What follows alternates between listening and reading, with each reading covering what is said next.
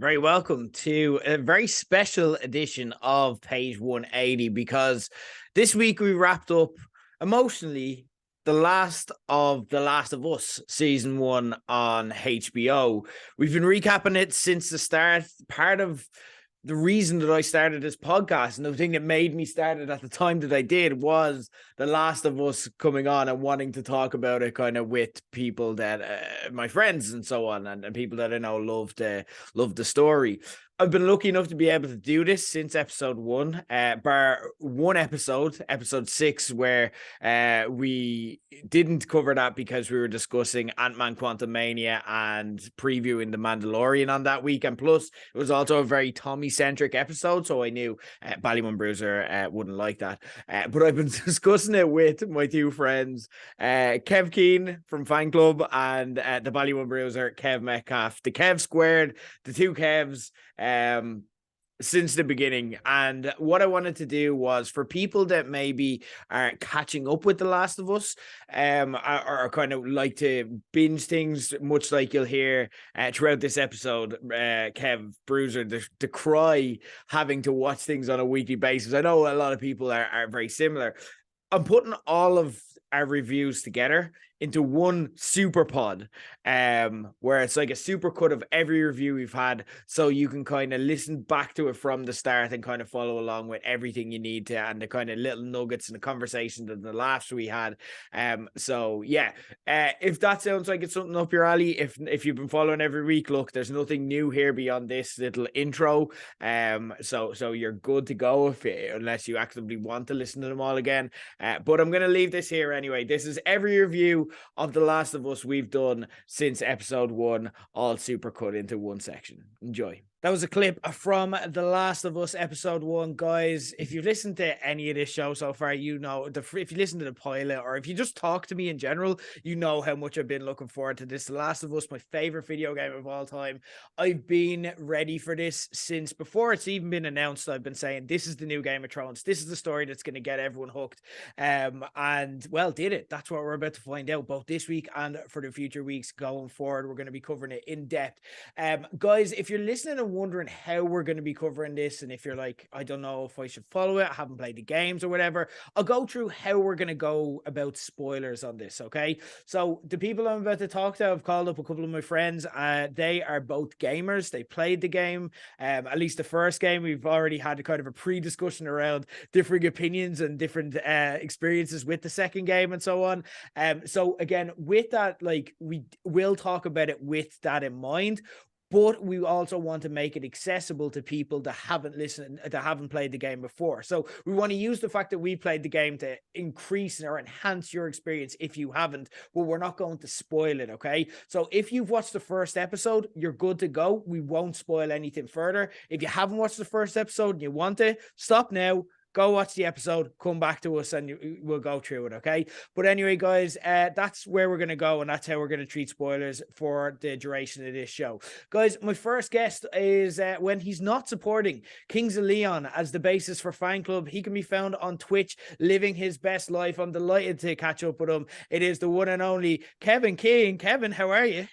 How's it going, man? I'm good. Absolutely fantastic. Can I complain? On a Tuesday of all days. Of a Tuesday. I know. We're recording the worst this day of the week. I know. Well, look, we're making it into the best by making it our last. Exactly. This is what we do. This is how we get through the week. Tell me a bit about your own Last of Us kind of origin story. Where are you at kind of with the game? Did you play it when it first came out? Are you like, because I know you as well, like kind of as a Resident Evil guy as well. So kind of talk me through that and your relationship between the two, or whatever your story is. The game's like 2013, I think, isn't it? Yeah, so I didn't have a PlayStation probably up till 2017.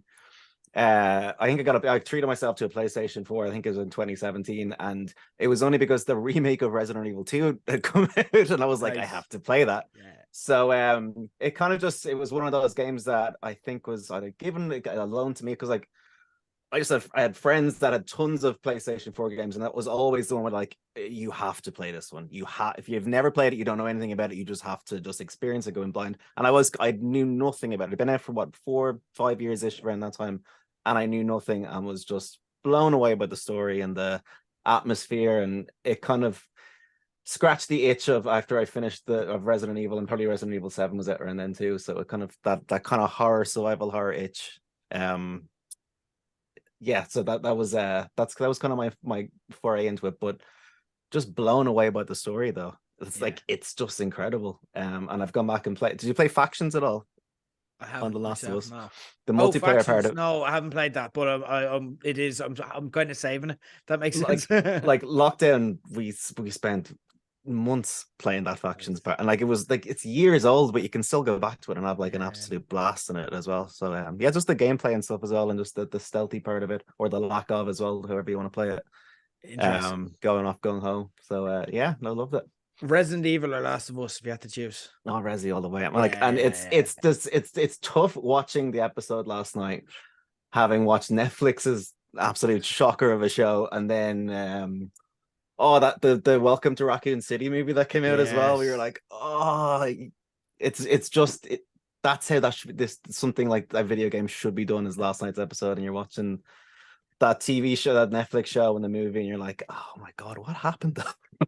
yeah It's just it's sickening, but yeah, it's I'm still Resi all the way though. Okay, interesting. The Last of Us has converted me, but I grew up, my first proper game was Resident Evil Director's Cut, like the first one on PS1. Like, so yeah, I do share that affinity, but Last of Us kind of won me over with that.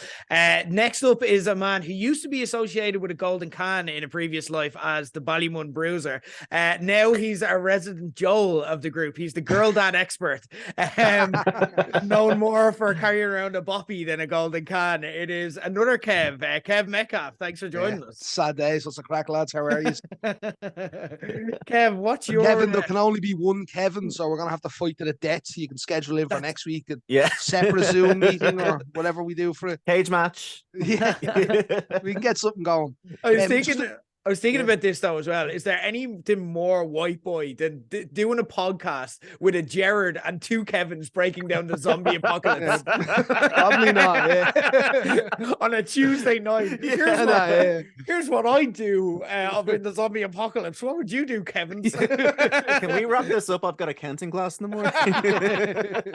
Yeah, so I think what we'll have to do is I never call you this like in real life, but I'm gonna call you Bruiser. I will call Kev Keane Kev. Is that okay? Do you hear that, Kevin? You're now Bruiser.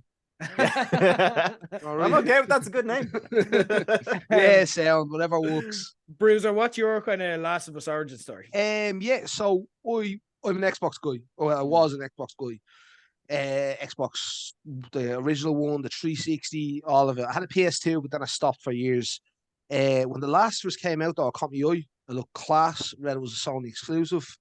I actually borrowed a PlayStation 3 from Cian Coffey. No, mutual friend. Yeah, and bought it in a GameStop just so I could play it. Gave Cian the game afterwards when I was finished with it. I only kept it for about a week or so. And killed it, loved it, couldn't believe it. Me missus and all was watching me play it because she was so into the story and involved in it. Now she didn't watch the whole lot of it, but she watched a lot of it, you know. It was just one of those enticing games. You just got caught up in the whole story. You went with it from start to finish. The gameplay at the time was very good. I went back and kind of replayed it and then replayed the mastered version. And obviously, it's a bit slow and clunky at times, but it's still a good game, you know, and it still holds up in my mind. But story-wise, I didn't encounter that ever like that. Like, and I kind of grew up with Resident Evil like yourself, and me and you have had countless conversations about it, and we've played it quite a couple of times. But to me, it's night and day. It's between the story and the gameplay, it's so much quicker. It's so much more free flowing. You know, it's just a much better game in my mind. And obviously, I actually liked Welcome to Raccoon City, but with the exception of that, everything else has been absolute shit. So it is good to see. You know, so The Last of Us has a beat on pretty much everything in my mind. Yeah, I think we could do a separate Welcome to Raccoon City podcast, and I think there might be an audience for that. We might do a special one day because I also liked it, and I remember. I can be the counterpoint. Yeah, that's it. Right, I remember we had these debates around the time though. But yeah, no, look, we're here to discuss The Last of Us anyway. So here's what we're gonna do. Every week, I'm gonna give you guys a kind of recap just so we know kind of what we're discussing and kind of bring us back into the episode that just happened, and then we're just gonna have a chit chat around it and give our own thoughts, Easter eggs, and stuff like that, and what we noticed as gamers. Like I said, don't worry, we're not going to spoil anything from the game. We might allude to things, but again, we're not going to give any plot points away. So you are safe if you haven't played the game. So we're going to start with the recap and what happened anyway as we go into the spoiler verse with The Last of Us episode 1. And basically, the first episode of the show began with a 1960s TV talk show interview with an epidemiologist warning of the danger of fungal pandemics. Like he was a massive hipster. He's like, "Oh, you like your viral pandemics, do you? Oh, yeah, that's cool. I'm more of a fungal guy, but whatever you like is fine." Like this was, I don't know if you remember, guys. This is a really weird level to play in the game. For those of you who never played it, you were just playing as a TV host. You were smacking your secretary's arse and as you walk by, saying the word "tuts" a lot. It was very, very strange and offbeat. But look, it worked in the show a lot better, I guess. Cut to me jumping in the air for joy as the familiar strings of Gustavo Santaolalla epic Last of Us theme song played to the opening credits. That was kind of like Game of Thrones in a way, except the map was your face and the castles were a piece of fungus penetrating your skin. We moved to September 2003, 20 years ago. Birdie Ahern is Taoiseach. Shake Your Tail Feather is the #1 song. The Rundown is top of the box office. And in Boston, where the show is set, the New England Patriots had just won their first Super Bowl thanks to the new quarterback Tom Brady. So basically, it was perfect conditions for the world to end. Sarah, played by Nico Parker, who, fun fact, is actually the daughter of Tandy Newton, who plays Maeve on Westworld, for any Westworld fans out there, wakes up and makes breakfast for her dad, Joel, before he goes to work with his brother, Tommy. She goes about her day as weird stuff seems to happen around her, like a watch repair shop she's in closes in a rush at 3:15 as sirens go off in the background. Then, after spending some time with her neighbours, later that night, her and Joel watch a movie as he gets home from work. Easter egg time, the movie they watch is actually Curtis and Viper 2, which is discussed in the Last of Us Part 2 video game as Joel's favourite movie. No spoilers on who discussed or how it was discussed, but it is mentioned in the video game. So first little Easter egg they've thrown in there for us.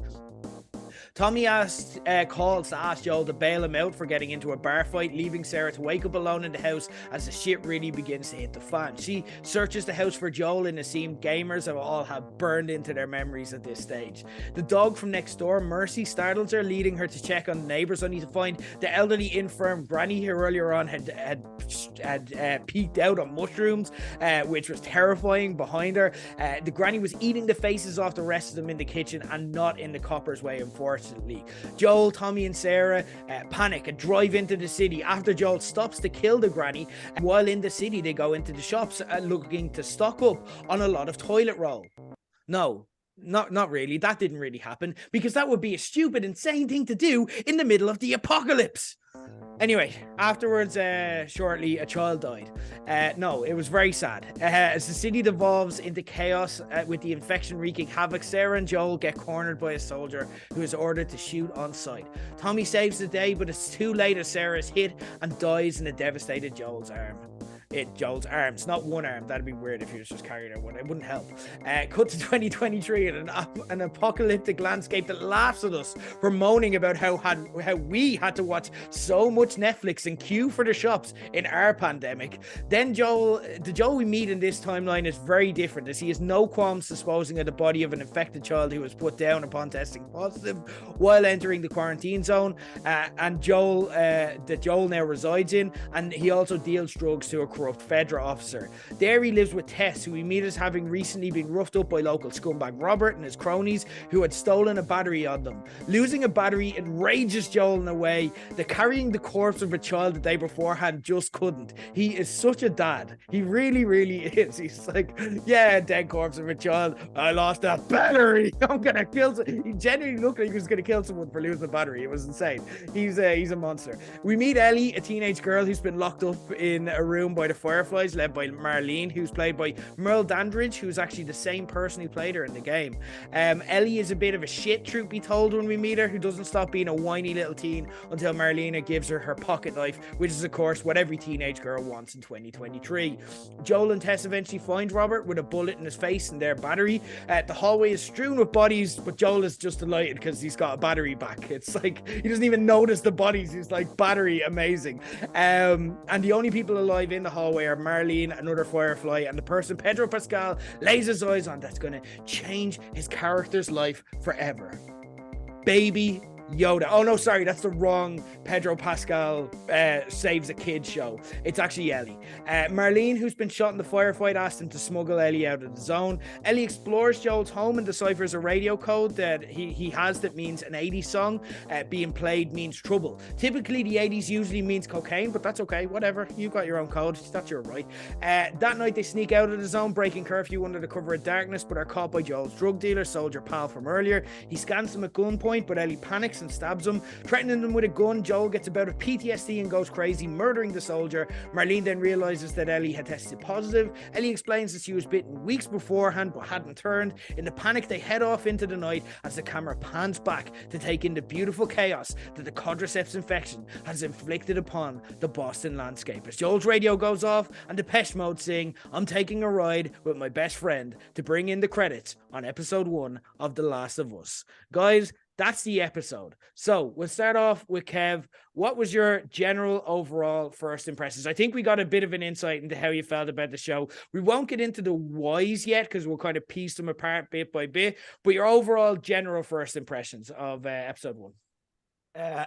As I think just as a gamer, probably more than anything else, and seeing how close it was to the game. And seeing, I think for one of the first times, a video game being properly brought to life on screen in a really good way. It was just, I had a bit smile on my face the entire time. If I watched it on my own, but if I was sitting next to somebody, I would just be kind of turning around probably every 5 minutes, being like, it's the thing. But I absolutely adored it. Yeah, it was great. The atmosphere, the acting as well, and the actors they have to play these characters is just phenomenal. Like as well, it's excellent. So yeah, I loved it, and we can get into the whys and stuff I suppose later. But yeah, my big fan of it though. Yeah, totally agree. It was phenomenal, and just to see that played out, it was literally like I was the Leonardo DiCaprio meme from The Wolf of Wall Street the entire time. Yeah. I'm like, oh, yeah. It was just everything. Yeah. But yeah, they got it so right. While also kind of adding their own innovations. Bruiser, what about yourself? General overall vibes on yeah, I thought the opening scene with the scientist argument was done really well. I love the fact we've seen that lad from The Mummy in it. Remember him? The very annoying guy from The Mummy. John Hannah. Yeah. Right. Yeah, it was just really nice. I thought it was starting off on a good foot. Going into it, they set it all up really well. The relationship between Joel and his daughter and everything else. And then slowly but surely, yeah, it's just really cool. What they really sold me on it was, do you remember the scene with the granny? Yes, and they're in she's just borrowing the DVD and the granny's being freaky as shit behind her. And I'm like, okay, I'm in. Like, I'm invested there because I know there's going to be a turn. I know this little creepy owl one is going to kill someone, and this is what I'm here for. So yeah, it sold me on that. It latched me in there, and it was fully on from there.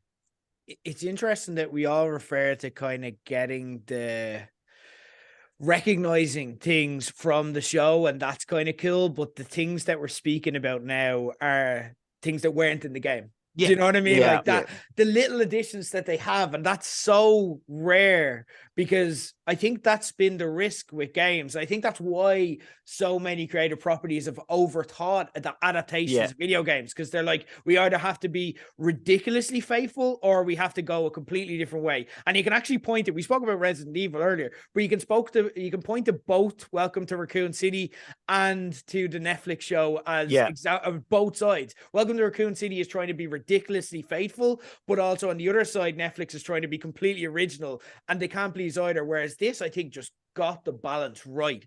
It just got the, like, we're gonna just pepper in extra bits so that they expanded on it lovely. Like, they thought about it, you know, they put some process into it and goes, what can we do here? You know, there's next door neighbors. How can we make them loving and caring for her, but at the same time, the complete demise of her, you know, that way. Like, Yeah. and that's what they tied in really well. But again, it's careful, thoughtful preparation, you know. Yeah. It wasn't just throw money at it and go, let's just go with this. It was clearly they clearly dissected the game and slowly added in things. You can see that. So Craig Mazin, the person who made Chernobyl, is co-showrunning this with Neil Druckmann, who's the creator of the Last of Us game. So you have the creator in the mix here. And Craig Mazin, like, he would pitch these things, but he's a fan of the game and he loves and adores the game. And that's what got Neil Druckmann to kind of sign up to this, because he heard that Craig Mazin basically idolized him for making the game. So you can see that attention to detail and that care that they put in, but also like they're adding value with these extra things. We didn't see the neighbors. Like the first time we saw the neighbors was in the game was when they, like, Sarah's looking around the house and that scene, and then one of the neighbors just comes in through the door and Joel immediately shoots them.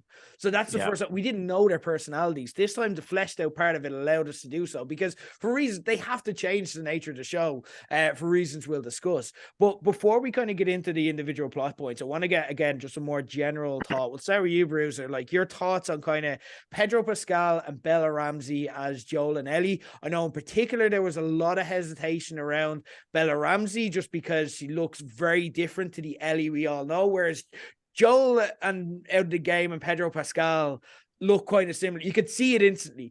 Bella Ramsey had a bit of a higher hill to climb, but what are your first impressions about? The only process I had with Bella Ramsey, is that what you said her name was? Yeah. So she's obviously fantastic. She's great. Doesn't matter to me that she looks like the character or anything like it. She played such an annoying little brat in Game of Thrones that it's ever hard. Like if you're that good at a character as a character actress or actor, and you have a lasting impression with me, how am I now to go from wanting that bitch dead to absolutely willing to lay down my life to keep her alive? That's my only struggle with it. I'm sure I'll get to see it more and more. It wasn't a great opening. You know, obviously she's quite nervous. She's quite worried. You know, she's a teenager. She's in a horrible situation. So she's very annoying. So she wasn't that likable, you know, that way. So it's going to be hard for me to know that she is the main character and she is a likable character, to just let that go. Joel's great. Hate Tommy. Hate who they picked for Tommy. Hate him. Hate him. Want him dead. He's not Tommy. Tommy's a rugged badass. He's not Tommy. He's just some lad that works. I feel like they picked him up. You know, the lads that stand outside Home Depot looking to work and get in the back of your pickup truck? That's him, right? That's who he looks like. That isn't Tommy. Tommy's a badass. This guy ain't no badass. That's my thoughts on him. That's the only thing I disagreed with anyway. I interesting points there. I think I agree with your. First off, I never heard people describe Leanna Mormont as that bitch. But like, yes, same. This is why I have you on. This is why I just want the wild left takes. But amazing. But like I agree, Ellie is quite dislikable now. I think she needs to be, because again, kind of at the start of the game, when you first encounter Ellie, you do kind of see her as cargo and you're like, why are they doing this? What's the deal? And she's cheeky and then it's everything else. And kind of, we've seen that there is, if you look closely at the trailers, you see a clip of the downloadable content extra left behind from the video game. That's going to be a part of it. And they're already kind of talking about elements from that, which we won't obviously get into. But that's going to do a lot for fleshing out, because that tells you Ellie's full story and how she is and why she is the way she is. And you understand exactly why Ellie is Ellie, to the point that when the second game came out, people were so overprotective of Ellie. They was like, she was like our daughter, you know what I mean? So with that, then I think they will get there. I like the way she's very good at being cheeky. She's very good at being a little shit, but also you can see, and they just haven't, her character just hasn't got a chance to get there, but you can see little bits of charm. Like, do you know the bit where she's like, she cracks the code and she kind of goes, I knew it, 80s means trouble. And then like, she just kind of gives that little bit of smile and a wink. And it's like, okay, I'm going to like you. And I'm confident you're going to get me there. The Tommy one is very interesting. And I agree with you. I wasn't a big fan of Tommy in this, because first off, they made him a fuck up. Like, Tommy in the game does not get arrested. That's not a thing. Joel goes missing because obviously shit starts hitting the fan, and that's when Sarah wakes up. But they needed a contrivance to get Sarah alone in the house, and that's fine. I don't mind that side of it. But Tommy isn't a fuck up. Tommy, if anything, is the responsible brother. Joel is the fuck up. Tommy. You know, you've got to like Tommy to like this journey. You know that way. If you don't want to see that connection being made, that you're not going on that journey. You know, that way, like in the game, why would we care about getting back to Tommy? Yeah, why would we care about dropping this package off on the way to Tommy? Fuck Tommy. Fuck that Tommy. You know what I mean? Like, stay in the city you're in. There's no need to go there. But look, maybe you'll grow on me as well. It's just that initial thought, because from the start and the kind of prologue, isn't it? Or the opening moments of that game, and then it skips 20 years. You're like, oh, here, where's Tommy? I want to see Tommy again. He was good. He helpful, blah, blah, blah.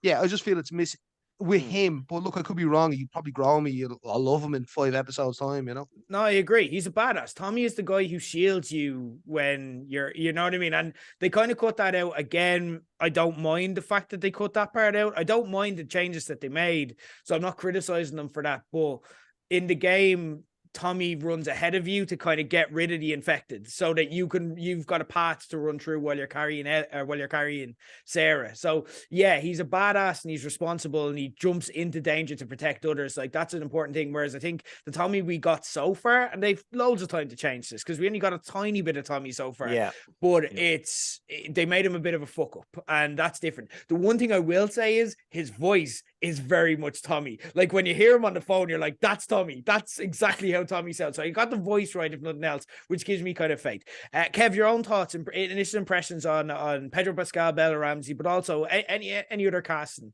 choices. Pedro Pascal was just perfect.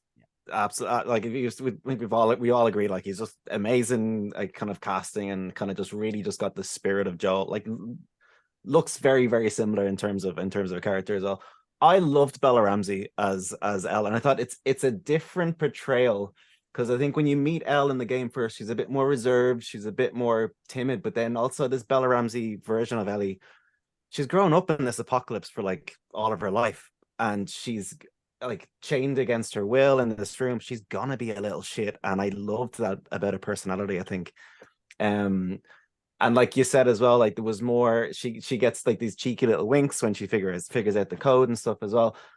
And I think, you're gonna get to like her a lot more. But I did love the fact that they made, I wouldn't even call her unlikable, just a cheeky little shit. And I loved that about it. Tommy, I don't think we've seen enough of him to really judge that too much. Like, I don't know, I'm not like a massive into Tommy's character, I suppose. I just don't really, I haven't played the game now in a while, but I don't really remember Tommy that well, or it's as a proper standout character to me. But we'll see how it kind of goes as it kind of goes on. But I loved Bella Ramsey, her portrayal of this. I also thought Sarah, getting to spend some time with Sarah was great. I really liked that, about giving her a bit more, just so you can spend a bit more time with her, because in the game it's quite brief at the start, but then getting to spend some time with her, kind of going about her day, you need that a little bit more, because it's quite quick even in the game as well, and it's an impactful death and stuff as well, but you need, because it's TV, they have a bit more time to play around with that as well, and to get to know her a bit more. I thought she had the same kind of energy as the game character, I think, as well. I think she was quite likable and just sweet and stuff as well. So I liked that about the start. Also, the opening bit at the start with the interview, if we can get back to that, was terrifying in like the best way, where you're like, the cordyceps is a real life fungus that affects ants, and that line of the earth getting warmer, it was just like, oh, and it's like back in the 1960s, and it's just like, oh fuck, it just brought that more like this realism, I think, to it. Also, the opening scene was it's that guy, because as I mentioned, it was John Hannah, and then you got Josh Brenner as well as the host, who, if you watch Mythic Quest, is the young CW. And I just love that opening to really set a tone for what this is, of like, oh, this could happen, like. And did we all go to Google and like be terrified by the fact that yes, that's true. Like what he said is true. Yeah. It's scientific, and like that just really brings it home. There was a lot of that though, because and I agree, I loved the opening. Like if you listen to the Last of Us HBO podcast, it is the two creators. So you have Craig Mazin, Neil Druckmann, and they're being interviewed by the actor who played Joel in the game. So he still has a connection to this, which I love. So it's great. Amazing. It's really worthwhile listen, and you get a lot of Easter eggs in there. And you get kind of a feel. It really reassures you as a gamer as well that they're going to handle this right, because you know they are gamers and so on. So in this, for example, Craig Mazin had to pitch the opening scene twice to Neil Druckmann, and it makes sense because for me, when I first saw the opening scene, I'm like, this is bold, because arguably The Last of Us in itself, the opening scene is Sarah, and that's kind of how we are introduced to Last of Us, and that's a cold open in itself. It's arguably the best cold open in the history of story ever. It could genuinely have that, and they went against that, and they go into something else. But I got it in perspective. I got it because if they'd had that as like, because the way the game opens is they go through all of that story with Sarah, and then as she gets shot, the opening credits go on, and it makes you go, that's just like, you're broken as a human being. Yeah.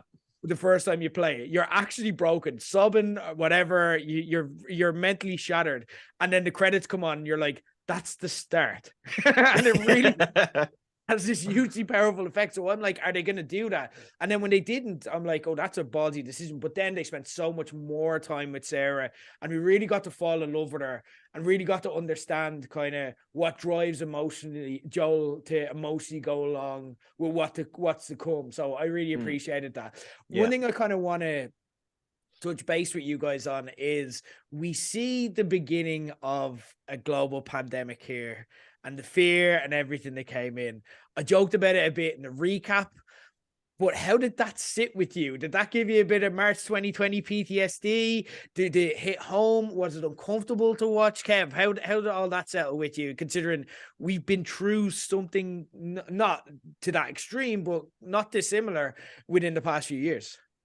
It's well, it was shit at the fan like way earlier in the show. Yeah. Like, yeah, I suppose it kind of, you can kind of compare it a little bit, yeah, but I think it's just the fact that it was just instant chaos so quickly in this. It was when I remember, like, we were in recording in the studio in Wales back when in 2020, in January 2020, and you'd be hearing like little bits and pieces on the news and the radio about like this virus in China, and you're like, it's never gonna fucking come here. And then as time went on over the next weeks and then months, it made its way here. And I love the fact that like you were getting those little bits and pieces, and you'll see like maybe police cars just drive by in the background, and it's building up that tension. So yeah, you can relate to that a little bit of just hearing just bits in the background, and then your anxiousness, I suppose, is kind of building up. So yeah, there is that there. Yeah, it was that was quite well done. They did that part, and when you're thinking about this and appreciating it as you're saying it now, they did that part very well, where it's like kind of you know, there was like little bits on the radio that they hear, and like you hear Sarah's like, should we be worried about this? Yeah, what's going on? And everyone else is like, it's fine, don't worry about it, you know. And that's kind of the way we were, you know, or just completely ignoring it, like, as well. Yeah. And it's like, no, it's coming for us, this can happen, and it's going to happen, and we know from the cold open that it's going to happen, it's going to be bad. Bruiser, your own thoughts on kind of that and the build up, and the, like, again, we can kind of contrast that because we've lived through something not 100%. Yeah, no, very, very similar to Kev there. I do imagine if we had something as aggressive as what's happening in The Last of Us, we would fucking all react the same way. We'd be shoving people off, you know what I mean? Like, I'd definitely run over some fuckers, you know what I mean? Like, so I get it. Like, yeah, I think it was done well. I do really like the fact that it was happening in the background. That watch scene to me is huge. The fact that the woman's trying to push her out of the shop, like, you can't fix it. You don't have time to fix it. Just shut the fuck up. We're going here. It's over. You know, and a clueless guy who's kind of like, what you mean? Like, let me work here. We're open for another 3 hours or some shit. You know, and so that was well done. Just the fact that you could see some people start to panic, like, no, stuff's real here. How are we going to get out of here? The only thing I probably didn't like about it was the fact that when the phone call happened to Joel that he left Sarah and just put her to bed like that. I don't think anyone in there would ever do that, regardless of having any idea of how it is, because she is only a kid, and if she wakes up, she's frightened and all that other shit. But everything else up to that, I thought was really well done. And then again, obviously, as the shit hits the fan and they're driving around and the cop cars are everywhere and there's army barracks and all, and it's like, well, would it happen that fast? You know what I mean? Yeah. It's kind of leaves you think. But no, it was good. It was good. And yeah, we shut up shop so quickly that I imagine it would go to shit very quickly if it was a real, aggressive people are dropping dead and being ripped apart situation. That's actually a very good point of how quick we did shut down on that day. So yeah, of stuff kind of just really hitting the fan like that. You touched on a couple of really interesting points there, like, because sorry, don't mean to cut you off, but I just want to kind of acknowledge, like, the stuff that I really don't think, if we'd have watched this in 2019, I don't think that watch scene would have hit as hard. But we lived scenes like that where, like, it's like one person's like, we need to shut this shop, and the other person's like, what are you talking about? And we're like, I know that's we're doing a Leonardo DiCaprio meme there as well. So that's really good. Sorry, Kevin, I didn't mean to cut across. Just as a maybe a little nitpick of when Sarah does wake up, she's very calm, I kind of think, considering all the shit that's going on, like there's big green flashes and stuff as well. I kind of feel like you'd be a bit more panicked maybe. She's quite calm, just like looking for Joel, I kind of feel like, but that's only I've never met a cooler 12-year-old or whatever bleeding age she is, like. Yeah, and who goes outside the chat? Like, no, come here, listen, love. You need a lesson, all right? Stay in that house. Mercy was sick. No, I'd have gone out after Mercy. Like there's a dog that needs help. That dog could have bleeding, dying on the street out and locked safely in my bedroom.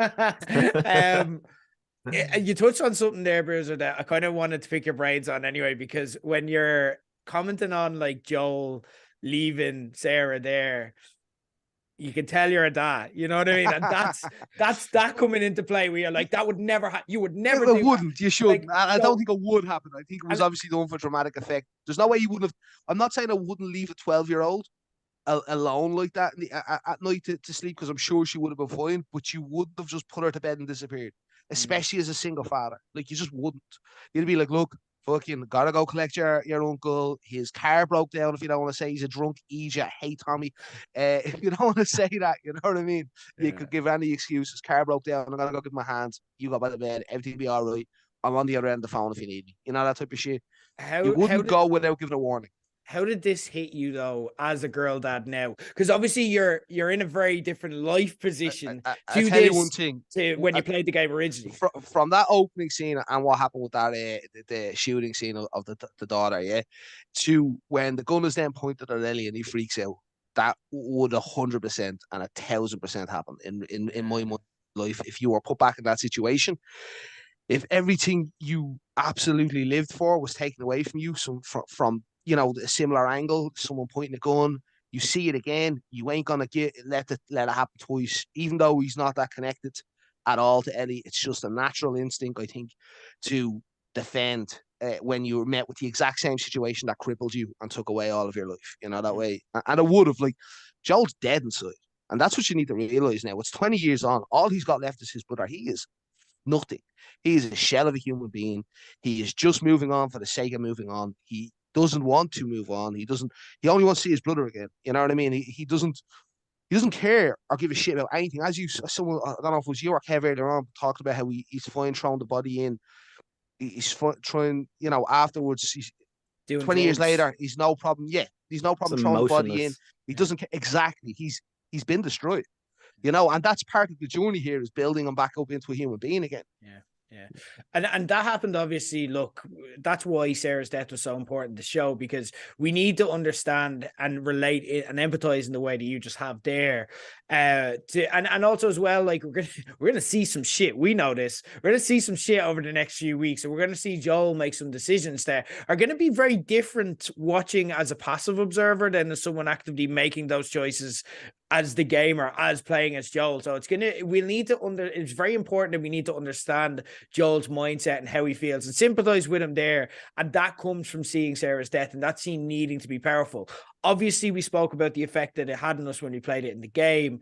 Kev, how do you feel that the TV show side of it played up to things? Do you feel that they handle it well against the game? There's obviously a lot of side by side. I don't know if you've seen the side by side comparisons. How do you feel that did they get it right, or did they miss things? Did the game hit more? What are your own thoughts? Oh, it still drew a tear. Every time I see it in the game, it'll draw a tear. I did the same last night as well. It's still the same impact. And I think, like I was saying earlier, it's the spending that bit of time with her and kind of just really getting to know her, and then it's spending time with the neighbors and stuff as well. You needed that, I think, for the TV show. And it's still, I think, just as impactful to me. I absolutely loved the time we spent even in the truck escaping as well. That state, the camera just staying in the truck from her perspective, I think, and seeing all this shit, it's kind of puts her fear in you then as well. And then the added plane that just gets brought down and explodes, and that's what knocks out the car, is like a slightly different thing to the game. And everything from her ankle then being broken, and him just desperate, not even trying to fight off, just running to get her to safety as well. And then there's the tragedy of it then as well. I thought it was just as impactful as the game was. Yeah. There's a Last of Us game podcast that I listen to as well. Can you tell I'm obsessed? But there's a podcast, and I found it really interesting when I listened to it a couple of years ago, where they spoke about the direction that Neil Druckmann gave Troy, I want to say Baker, when he was playing Joel in that, because he went in and he said it was one of the hardest days as an actor. I just broke down completely, sobbing and this and that and the other. And then the next day he came in and Neil was like, so we need to get that scene again. And he's like, what the fuck? I have given you absolutely everything that I have. And he's like, yeah, you did. And it was horrific and awful. But the problem was you were sad. And it's like, that's not how you'd feel in this scene. You'd feel like you're trying to fix everything and you're trying to put it back together. But what makes the scene sad is that it's so unfixable. And they changed it slightly here, but I feel they had the benefit of Neil Druckmann having given that direction and known that journey that the actor's going to go on, and being able to hammer it home. Because for me in this scene, this broke me yet again. And I didn't expect it to break me. I expected to look back with I expected to look at it with a critical eye, but it absolutely broke me and had an emotional impact, because Pedro Pascal leaned into that trying to fix it part. You know what I mean? Right up until the end, he's cradling Sarah in his arms. Tommy's like, holy shit, he's not responding. You know what I mean? And that's happening. And what he's doing physically acknowledges that he knows she's dead, but he's still being like, it's going to be okay. It's going to be okay. It's fine. It's okay. It's okay. We're going to get you. Come on, just move. And he keeps saying those things over and over. And that's what makes it horrific. It breaks you, because that's real. That's what you'd actually be like. You know what I mean? You're not accepting it, and you're just not going to process it. You're just going to be like, I need to fix this. I need to protect you, even when it's that horrific moment. And that takes us into his mindset so much. So for me, I don't want to say it was better than the game. I don't think anything can have that visceral reaction that playing this for the first time had. But I think if I hadn't watched it, and I don't know, again, feel free to join in, people who haven't played the game, listening, and tell me how you felt.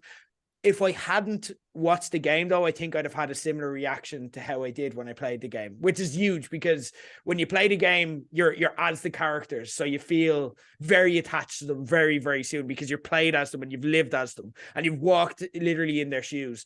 But I think they got there with how powerful this was. Bruiser, what are your own kind of vibes on that? Oh, very similar. You hit pretty much all of it. I would say the game took me in more, but probably because you are playing the character and you're there and you're living it, and it was just so out there. You know, when it happened, you were just like, hang on, what the fuck? You know what I mean? Like, you can't just kill off his bleed. You know what? So that initially that hit was probably much harder. The one thing, and I'm gonna think this is gonna be a running theme for whenever I'm on, is fuck Tommy, because he so quickly is kind of like, Joel, come on, like, she's dead. You know, like the way he's just trying to say, Joel, what the fuck, mate? He's holding his fucking, she just got shot. Yeah. He's holding her there, and he's just trying to convince him, like, it's a lost cause here. Fuck off. Pick the body up, pick the legs up, we're carrying her on. Fuck you, Tommy. Just this version of Tommy. I game Tommy is sound. I love that. I think it was like her gasps, and then it cuts over to Tommy, and he's just like, she's gone, and then it cuts back to her, and then she is gone. I thought that was really well done. But it just paints him as a prick. So there's two things going on here. Yeah, I get you, Kev. I'm on the same page because he kind of goes Joel, and you can hear her sobbing, but when he says Joel, you then listen, and she's not so, and there's no sound. And that lack of sound tells you everything you need to know before the camera even cuts back. And then because we know what's happening, we're not trying to take in her as much, but we're now looking at Pedro Pascal and his reaction. And that's where we need to go. It's so massive. It's such a little thing that's massively directed, but also I know what's going on because I know Bruce like nearly 2 decades at this stage. And what's happened here is he's decided I don't like Tommy, and everything he does, everything he does, I'm going to say, fuck that guy. Which I'm here for, and that's why we have you on the show. So no, running theme, I can't wait for it. Like, yeah, this is it. Like, no matter what he does, like he could. It's like I can't believe they rewrote it to save Tommy. To Tommy saved the day, and everyone loves this. And Bruiser has just been like, "Nah, fuck that guy." I didn't like him in one scene, so fuck him. And I'm right. So like if you never played the game, one thing that kind of might surprise you off this is that Tess, who we meet later on, absolute psychopath, like in the game. Like her default to every problem, it's like, hey Joel, do you have, like, Joel would be like, hey Tess, do you have change for 20? And she'd be like, we need to murder everyone in this room. That's not the solution to the problem presented, Tess.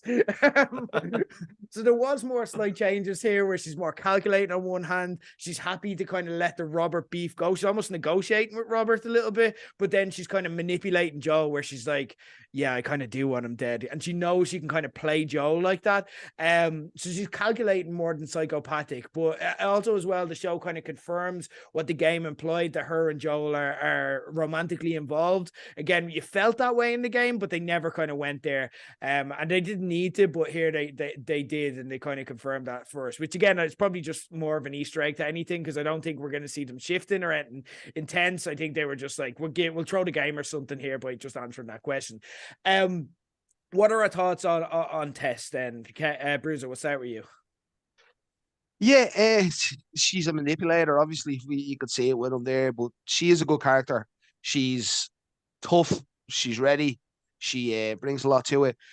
Clearly negotiating the deals, and clearly she's a large part of why this journey begins. You know, that way he probably wouldn't have taken the package, or Ellie, if you know what I mean. It wasn't for some convincing and edging along the way, and help with it. And she's a large part of it, but I do think that we missed a lot of how violent she can be, or how manipulative, or however you want to put it, that she can be, because as you said, she was trying to smooth shit out instead of trying to punch shit down, you know? Like, yeah, literally everything. It was like, oh, we need to walk into this camp, but there's three people who have families and people to go home to. Well, look, we got to murder them. And it's like, Tess, what are you doing? No, we don't. We could just literally, I'm a really quiet crawler. I could just crawl around. Nope, murder. I'm going to shoot this guy in the head.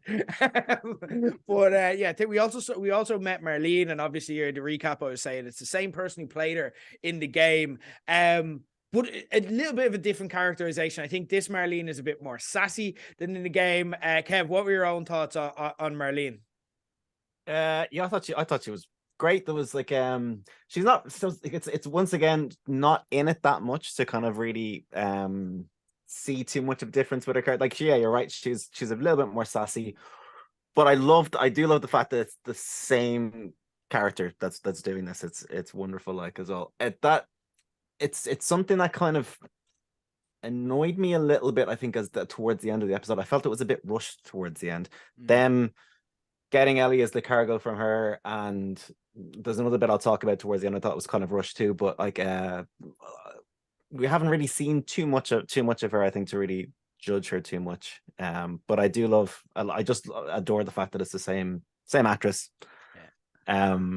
But yeah, I suppose we'll see how it goes. Marlene, Tess, you're right. Completely agree with you, Bruiser, as well. Like, you don't get to see the absolute psychopath that she is before, and then you kind of maybe need a bit of context. But it's nice to kind of see that her, like, and seeing how emotionless and the person that Joel's become, and the two of them are just kind of a match made in heaven really for each other at that time, as well, is kind of great. But you would like to see a bit more kind of the actual test you see in the games from her. But we probably will get to see that in the next episode. Yeah, we need a test heavy episode like coming up. We know what's kind of coming next as well. Yeah, so yeah. I imagine we will.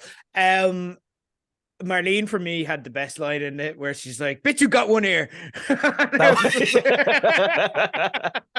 it was that was good. Yeah, it took me a second of like, is she insulting her? And she's like, no, she literally has one ear. Was it just me, or did it feel like they brushed over the Fireflies type of situation a little bit? So I was saying it's kind of a little rushed, wasn't it? Like the whole thing just brushed over. Like it is the game and it's the storyline. It is like it's the whole point of the series is what where you're trying to go, why she's so important and who she's so important for. But it really just felt like, oh, here's a little sign on the wall, and yeah, they're having some infighting. You should stay off the roads tonight. And then all of a sudden they tried taking the battery, and it just appeared. I felt it just wasn't explained too much, or where Tommy is even. Like that was brushed over. Yeah, like the Tommy thing as well was just kind of said in a way that gamers understood, but I'd love to know if people even picked up on like, well, why did Tommy, like if I hadn't played the games, I didn't know the backstory, I'd be like, well, what are they saying about Tommy? Like, why did he chase her? What's going on? So I agree, there is something there. I imagine the fact that we don't have to, like, so we won't have to go through the levels in the same way that they went through in the game. So there's a lot more, and they did a lot here, like where there's a lot more room for exposition and just telling us the backstory and stuff like that as well. So I imagine we're going to get to all of that with the Fireflies as time goes on. But I agree, like, yeah, there was very much glossed over. It's like, oh, here's the Fireflies, the Fireflies. And it's like, well, no, I don't. I've never seen this show before. I think if anybody hasn't played the game, if anybody hadn't played the game, I think that might have been very, very rushed for them. They're like, what the hell is this? Or who are they? Yeah. Well, especially considering how important they are to. Yeah, exactly. Yeah.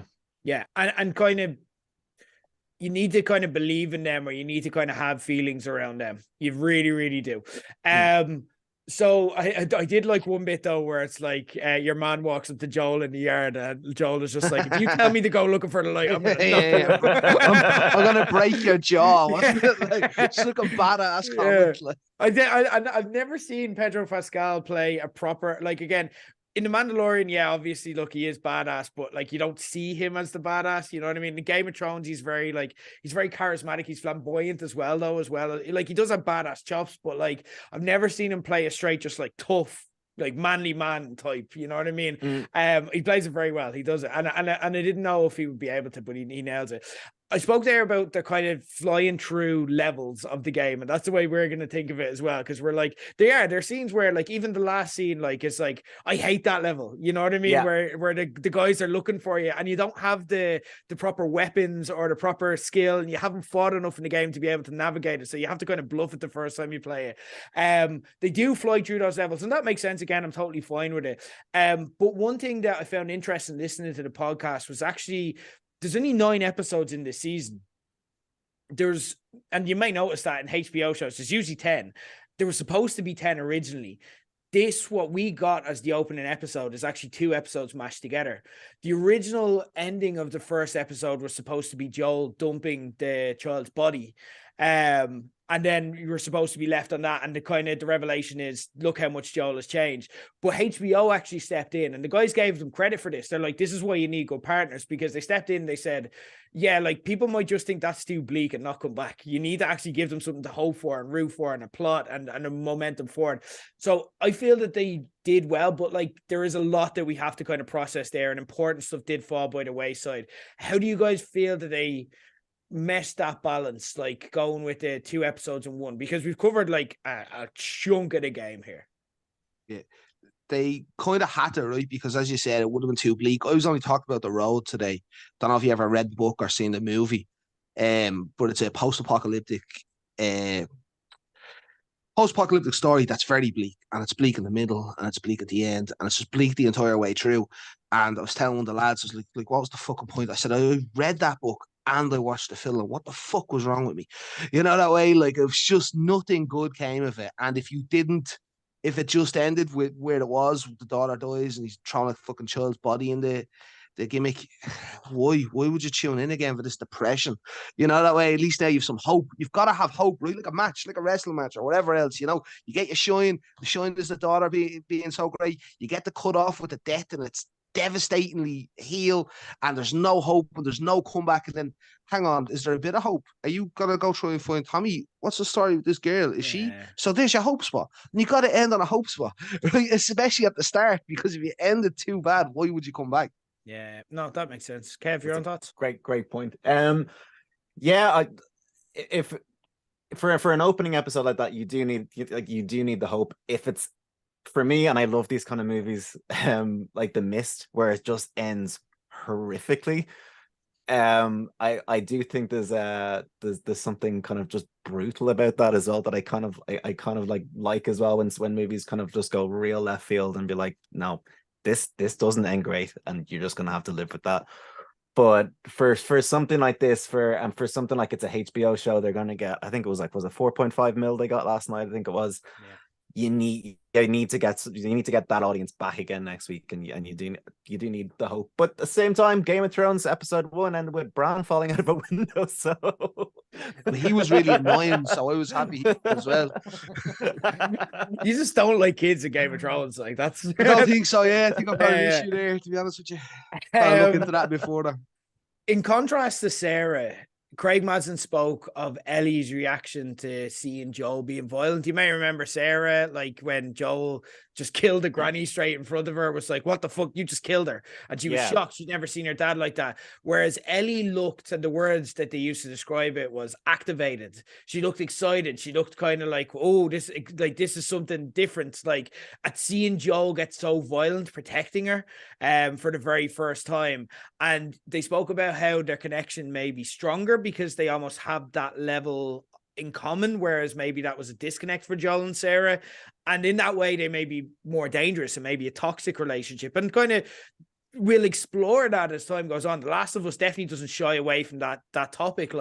And also as well, it kind of made me think about violence in this, because this is, when you're playing the game, you're very much, you've lived in these characters' shoes. You've felt how these characters felt, because Sarah feels like your daughter and you've experienced that happening, so you really feel it in a way, so that when you see the characters be violent, you're doing that as a kind of wounded Joel, you know what I mean? And you're playing that out as well. So you don't think about it as much, but The Last of Us obviously will make you think about it as time goes on. It'll put in these little inflection points and these questions after, and it's like, did you need to do that? And then you're like, oh my God, I'm a monster.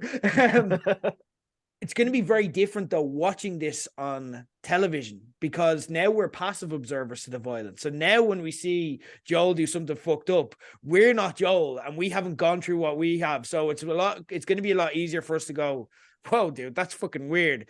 Do you think that there may be space for them to go a bit shades of gray with Joel and Ellie in the, again, there's questions, and one thing I kind of want to ask people as time goes on, especially people who've never played the games before, is, are Joel and Ellie good? Are they good people? And there's no good answer to that. There's no spoilers in that as well. Like, I can ask that question safe and not have spoiled anything. We know that because we have a full debate about it if we could talk about the entire plot, and probably all come away with slightly different opinions. Do you think that the TV show is going to explore that and that side of things? Kev, what do you think yourself? Like, you saw the little bit of like the start of that, I think, with Joel when they drove past that family when they were in the truck, and he was just like, no, someone else will get them. And there's a bit of there's that selfishness, and there's like a survival instinct there though as well. And it's apocalypse rules, baby, where it's like, some of the decisions, but like, you're right, like it's decisions you do in the game, but it's going to be interesting to see how that's going to play out as well. It's like you said with the whole toxic relationship thing as well. It's like they need each other, and in terms of surviving in this world, they need that violent streak and with each other. But is it, and it's necessary for them to survive, but is it healthy though as well? So that's going to be a really interesting arc, I think, to explore. One thing actually, just to go back to as well, with that shot where it kind of shows Ellie activating, where she looked like nearly like Batman in a silhouette with that flash of lightning just illuminate her, and like the look of her, like joy nearly in her face, was just amazing, like, as well. Love that. Like, and terrifying too, because like you're like, oh, a kid shouldn't be like reacting to this in this way. Like that's something that Bella Ramsey is bringing to it. Like that's new. That's completely new. And Bella Ramsey, I think, is going to be very, very good if they're going to play that kind of Ellie, where Is she a bit twisted? Is she a bit like, is there something there? We love her, but is there something wrong with her? Is there something kind of broken in there? And it makes sense if there is. We can totally empathize when we learn her story and stuff like that as well. But like that's a really interesting character wrinkle. What are your own thoughts, Bruce? Yeah. It's just on what you touched there on with Bella, and is she playing it with a broken, slightly broken, and doing her own twist on it? And how I said, oh, bitch, and earlier on about the Game of Thrones character. That's half my fear, though, is that I'm emotionally invested in these characters, and I like the characters that were created and portrayed in the video game more so than most television shows I've ever watched. Yeah. So you have complete artistic rights to put your own spin on things, but will your own spin make me have no sympathy for you? And will that spin make me go, well, she's a sadistic bitch there. Did you see her fucking spoil when he had to do that shit? He had to do what he had to do because that situation's explained. Where Smile isn't much so. Are they good people? You asked earlier on. I don't think Joel's not a good person anymore. You can't be. You can't go through the situation you went through, deal with this thing 20 years later and be a good person. You're just not. You're broken, you're twisted, you're fucked up. And that child as well, unfortunately, is the same. She grew up in that orphanage, wasn't it? She's not right either. So no, you're dealing with two completely toxic people already, completely broken, forced to go together. But where you get sympathy, and you fucking need sympathy in this show and this storyline to have this emotional connection to both of the characters. I think Pedro, all of the acting, it's nothing but sympathy, right? It's like, oh my God, mate, you've lost everything. Fuck. I'm like, my heart aches for you. You're a bit of a spoiled bitch. You know what I mean? Like, and I don't know if I'm going to get that sympathy arc that I need to get to love it as much as I love the game version. I know it's different. It ain't bit for bit, but that's just slightly my fear. It was a great scene. It looked class. He's a dead right. Was it my Ellie though? You know what I mean? And do I want to see a different version of that girl? You know, that way. I don't know. Here we go. It begins right now. Hashtag not my Ellie. I know, very, very good point. An interesting point. I think, to be fair, this is made by the creator of it, and it's also made by a super fan. I don't think they want to spin it too much, but I think they may want to kind of just widen it, and they have, and they've done that. It's just the subtleties, though. You know that way. Yourself. It's the subtleties and facials, and the subtleties that you're not saying that make you an incredible actor and great at your profession, but just might turn you slightly. You know that way. You might go, I don't know about that. Yeah. Like, and that's how I took that. I took that. Yeah, great scene. Acting done fantastically, shot incredibly. I don't know about that. I don't know if it's just that word. You know what I mean? That was a bit, and that's what I walked away with from that part. Yeah, I think if they do Left Behind, and it looks by all indications they're gonna. I think that's gonna be that's gonna be what I don't think anyone's gonna. Yeah, I think that's gonna get us where we need to be when it comes to Ellie. Guys, great chat, loving it already. I could probably go for like 3 hours. You want to get in? I have one question for you, lads. So. Okay, I just thought about this earlier. Joel is because she's a both Resident Evil fans. I played Resident Evil, big fan of it. Joel is a leading man or Leon Kennedy?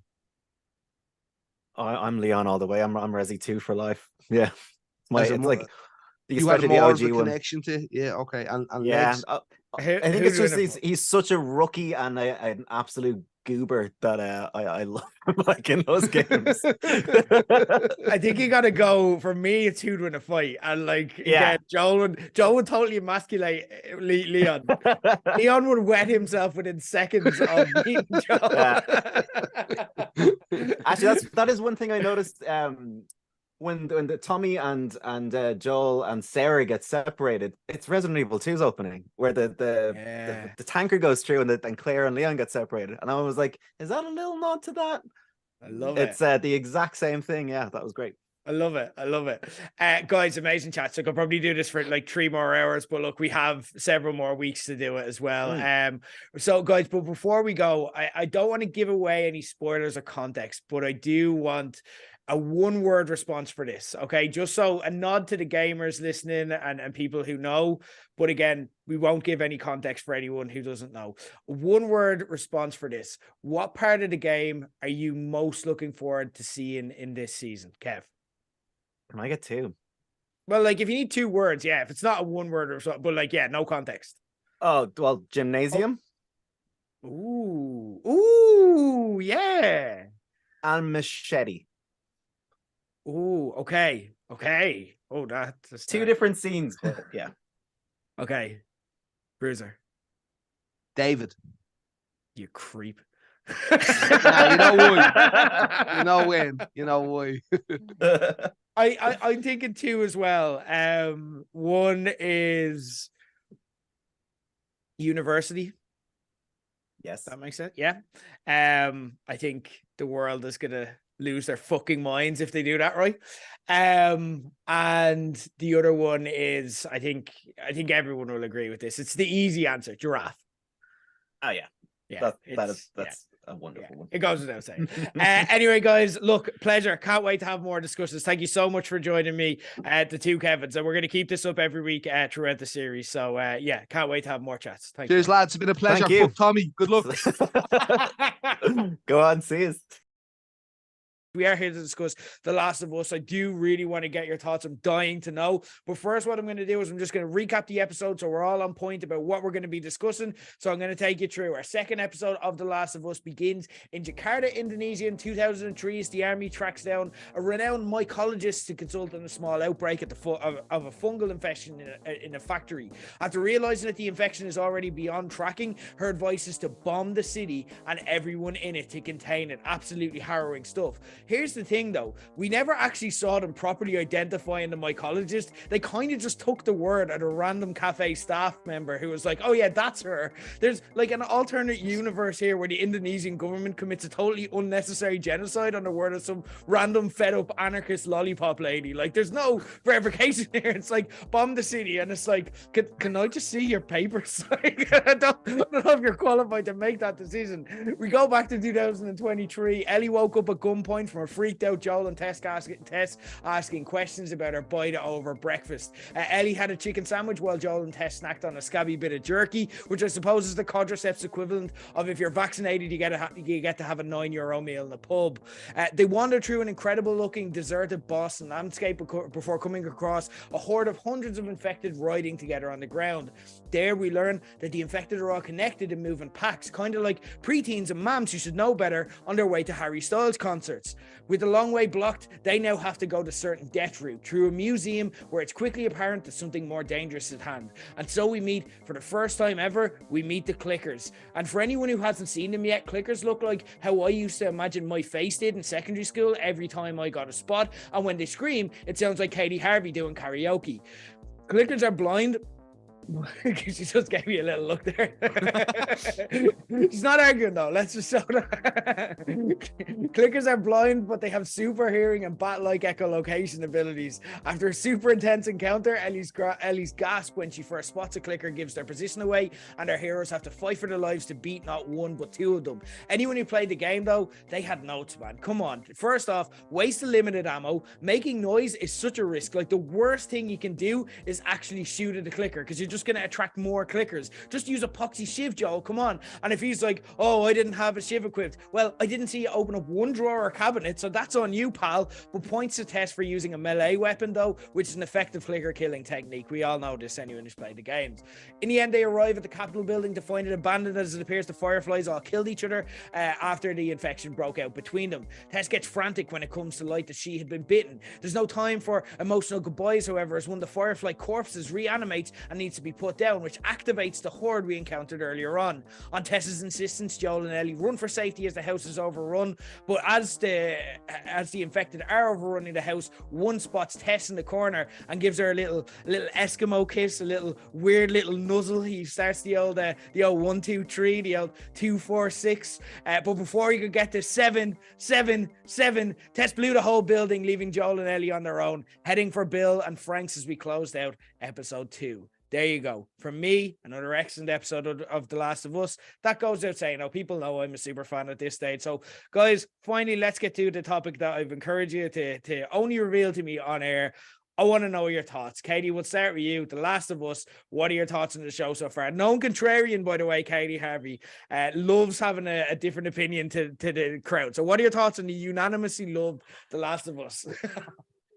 Do you think I loved it? I think you did. Yeah, I loved it. Yeah, I loved all of it. I loved all of it. Like, I knew I was gonna love it because I love Pedro Pascal. Yes. Like, you know, I'm obsessed with anything he does. So that was already a big tick in the column. The only thing that annoys me is I remember Phil playing the game, and I remember as he was playing, him explaining the storyline to me. So the more I watch, it's starting to come back in flashes what he was saying. So I'm like desperately trying, like, for once I want baby brain to kick in and just like erase it from my mind. But no, I do. I really love it. I think it's I'm not sure if it's going to fill the Walking Dead hole. I'm back rewatching that from the start. But like it fits in nicely because the last few months as well, I've been watching a lot of like creature horror movies. Okay. So like I'm very in this mind space of like sci-fi horror creatures, and it's just so well done. And like I think I'm like picking up little things watching it, and then I'll read a theory or something else that somebody's picked up, and I'm like, it's got layers, like it's gonna have that rewatch value where you're constantly just seeing different things. So I love it so far. Amazing. Okay, I'm delighted to hear that. Okay, can we go 2 for 2 here? Corporate Keane, you know, sometimes like with Game of Thrones, you know, you watched it, but you were a bit like you weren't as into it as everyone else. You know, you have your own individualized taste. So I'm wondering kind of what are your thoughts? Because I know you were very, very loyal to The Walking Dead. So again, sometimes when you get something that's too similar to something, it may actually put you off. So what are your thoughts on The Last of Us? Overall, I liked it. I thought the reason I liked it was the pacing. I thought like the first 2 episodes, especially the first one, was like the length of a fucking film. But it went by, I thought, at a reasonable pace, especially the second episode. Like I thought, as somebody who's never followed the games or knows what's going on, I thought it was kind of obvious that the woman, I don't know her name, is it Tess? Yeah. I thought it was obvious that she was dying, but I thought that was gonna be like dragged out for ages. Do you know what I mean? But like the fact that she died at the end of that episode, I was like, oh, that's good. I like that sort of pace. I don't think it's like The Walking Dead at all. I don't consider them zombies. And the one thing this is like the things I like and don't like, and the things I don't like about the show aren't things I would really like criticize or rip into it for, because it is really just personal taste. Obviously I don't like fantasy or like sci-fi or like, you know what I mean? All the sort of, unrealistic kind of stuff. And the reason why I love zombie apocalypse, even though it kind of contradicts that, is because most zombie apocalypse shows are like, for example, The Walking Dead is the present day world today, but with zombies. And that's why I find that the show is, for me anyway, like less and less appealing as time goes on, because the world is, as time goes on, more different to the one that's like, that we're in today. You know what I mean? And this is obviously right from the start, 20 years ahead of where, like, you know what I mean? It's like 20 years after the apocalypse. But one thing that I loved actually was the start of the first episode as well. Because I was like, why are we starting 2003? That's a bit of a weird, that's a bit of a random year to start with. Like, what's going on here? And I had no idea it was like a time jump right on that, because I don't watch trailers or anything like that either. So I was literally like fully in the dark with it. And then like when his daughter got killed, I was like, oh, that was another thing. That's why I was like, this is actually, again, really good pacing. It's like this happened like, halfway through the first episode or whatever it was. So I'm like, it's, it's not a massive compliment coming from me, because I refuse to ever give up on a show. Like even Fear the Walking Dead, I hated it, and I could literally talk about that. I should do my own podcast on that, right? I have so much to say about it. But the last few episodes, I'm postponing it for a while. I'm going to wait till every episode's out, but I will eventually get around to watching that, despite it being shite. So it's not a massive compliment, but I will watch all of The Last of Us if there's, however many seasons. I think it's definitely got my attention at least. Okay, interesting. It's interesting that kind of thinking about, could it happen, and is this sci-fi or not? I don't know if you've had much time to do Googling around the subject and the quadriceps and could this happen? It's scarily possible. And like I've been reading interviews with scientists who study this kind of fungi in particular, and like a lot of their opinions are, it's possible, it's not probable, which is not reassuring. Like we've lived through COVID. We're just like, if there's a chance, then I'm terrified. Like, and that's kind of what they go into. Like, the cold opens are kind of reinforcing this and making it seem more credible. And I think that's kind of giving it the depth that you're speaking of, that maybe The Walking Dead didn't have, because they're taking the time to kind of explain, this is how it happens, this is how it goes, this is how different people are reacting to it at different stages, rather than just focusing on our hero. We had kind of in this the mycologist, who was played by Christine Hakim, who's apparently the Indonesian Meryl Streep. Like, Indonesian people were like, going crazy that she was actually in this. What were your thoughts on this setup where it was just like bomb? Like we heard the clip there to kind of kick us in, like immediately going to bomb the entire city. What were your own kind of feelings? So that for me, I found that stuff is the stuff I find terrifying about this show.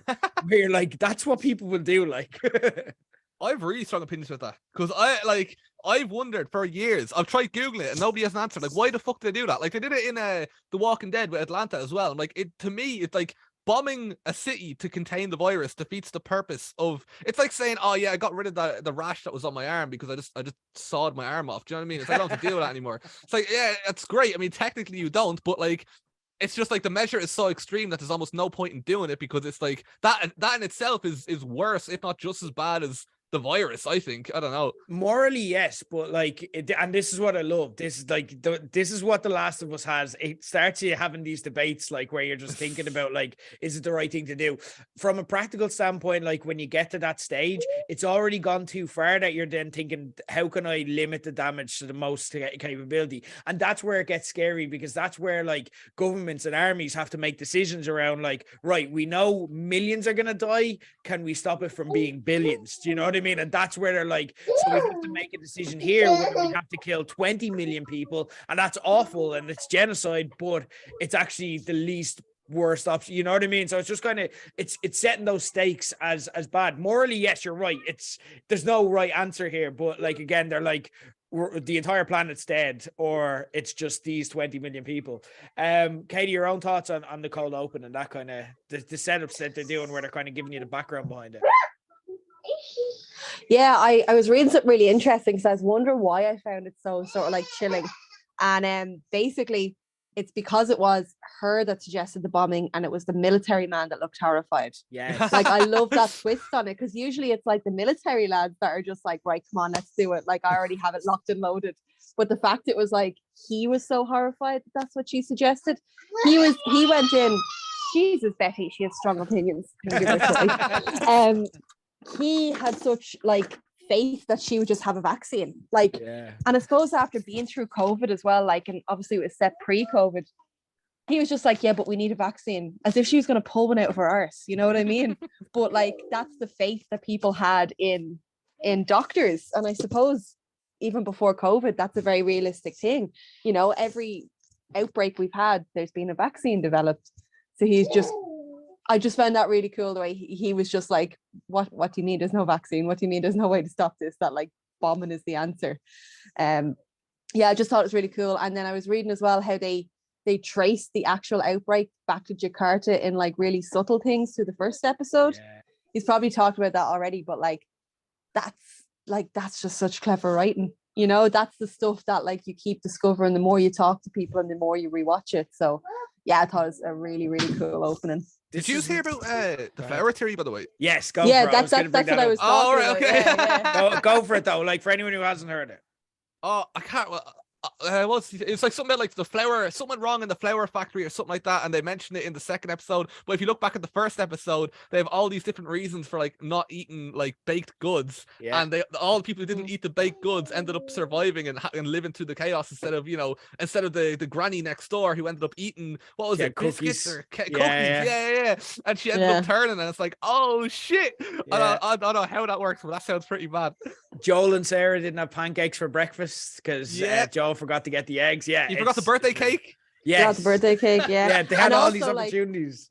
Like Jakarta is legitimately, apparently, the biggest exporter of flour in the world. So it's like, even on a real life level, that's another thing. Like that ties it in. This is what happens when you get the director of Chernobyl behind your show. Like, it's Craig Mazin so this is actually interesting because the first episode was Craig Mazin directing Neil Druckmann's show. So Neil Druckmann and Craig Mazin are making it together. Neil Druckmann made the video game. This episode was Neil Druckmann directing a Craig Mazin written episode, but it actually felt like Chernobyl in that scene. Particularly, I was just thinking, this is pure Chernobyl. This is about the nitty gritty into how this actually happened and what went wrong. Amazing stuff. I absolutely loved it. we got a bit of a deep insight now into Joel and Ellie. I know we were chatting last week with the two Kevs around like Ellie, and we didn't really get much of her and Bella Ramsey's portrayal of her to kind of make a strong opinion. We got more of that here, and we really got to see Joel, Pedro Pascal, for me. You learn so much about him by little choices that he makes. Like, even like he'll make little smart arse comments that kind of tells you he's had a teenage daughter before. Do you remember when like she's walking into the room and she's like, "Is there anything bad in here?" And he's like, "Only you," and stuff like that. He'll make little smart arse comments where you can tell he's still got a bit of humanity. But then there's other little choices that he makes. Like, this wasn't in the game or anything, like where when he realizes Tess is infected and she kind of walks towards him, he just flinches and he just takes a step back, you know? So you're kind of seeing so much into the characters through little things now. What are your own impressions of Joel and Ellie? Like, how are you kind of taking them as characters so far? Well, one thing, before I get to that, one thing I will say I found really funny was when Tess revealed that she was infected. I was expecting to be like, you know, like a bite, you know, like a nibble, like you'd see in The Walking Dead, and her whole fucking collarbone was like gone. I was like, Yeah. I should have noticed that like earlier. Like, how she managed to hide that, I don't know. But yeah, Joel and Ellie, I mean, like, I'll be honest, I'm not overly invested in the characters yet. But I would say a lot of that is because it's just still pretty early into the show. Sometimes I do take a while to warm up the characters, so I wouldn't say I've got a massive problem, but I did find it funny when I realized that it was your man who got his head crushed by the mountain. That I was like, oh my god, it's him. And then when I recognized Leanna Mormon, I was like, oh right. I was like, this is mad. But yeah, they're all right. I don't really have strong opinions either way in the characters just yet. Okay, interesting. Katey, your thoughts, Joel and Ellie, how are you feeling about them now? And do you have any kind of preference or like what's going on? This is what I love about people who like watch a show that you already kind of know. I really like how they wrote Ellie in the second episode, because I think it's hard to get smart ass teenager right and have it not be annoying as fuck. Yeah. So I think they're getting the balance right with her, where she's making smart remarks, but then like when they're in the hotel and like she reverts to like a scared little girl because she sees a corpse, you know. I think they're playing that really, really well. And then you can kind of see Joel warming to her slightly. And I absolutely loved the scene where they came face to face with the guard and he had the flashback to the first episode of holding his daughter. And it just kind of explained like, it kind of explained how he's going to be for the whole series to me. You know what I mean? This is his makeup, you know, for his daughter dying. It's like, okay, well, if I can protect this girl, it's going to go some way towards like making amends, even though it wasn't his fault what happened to his daughter.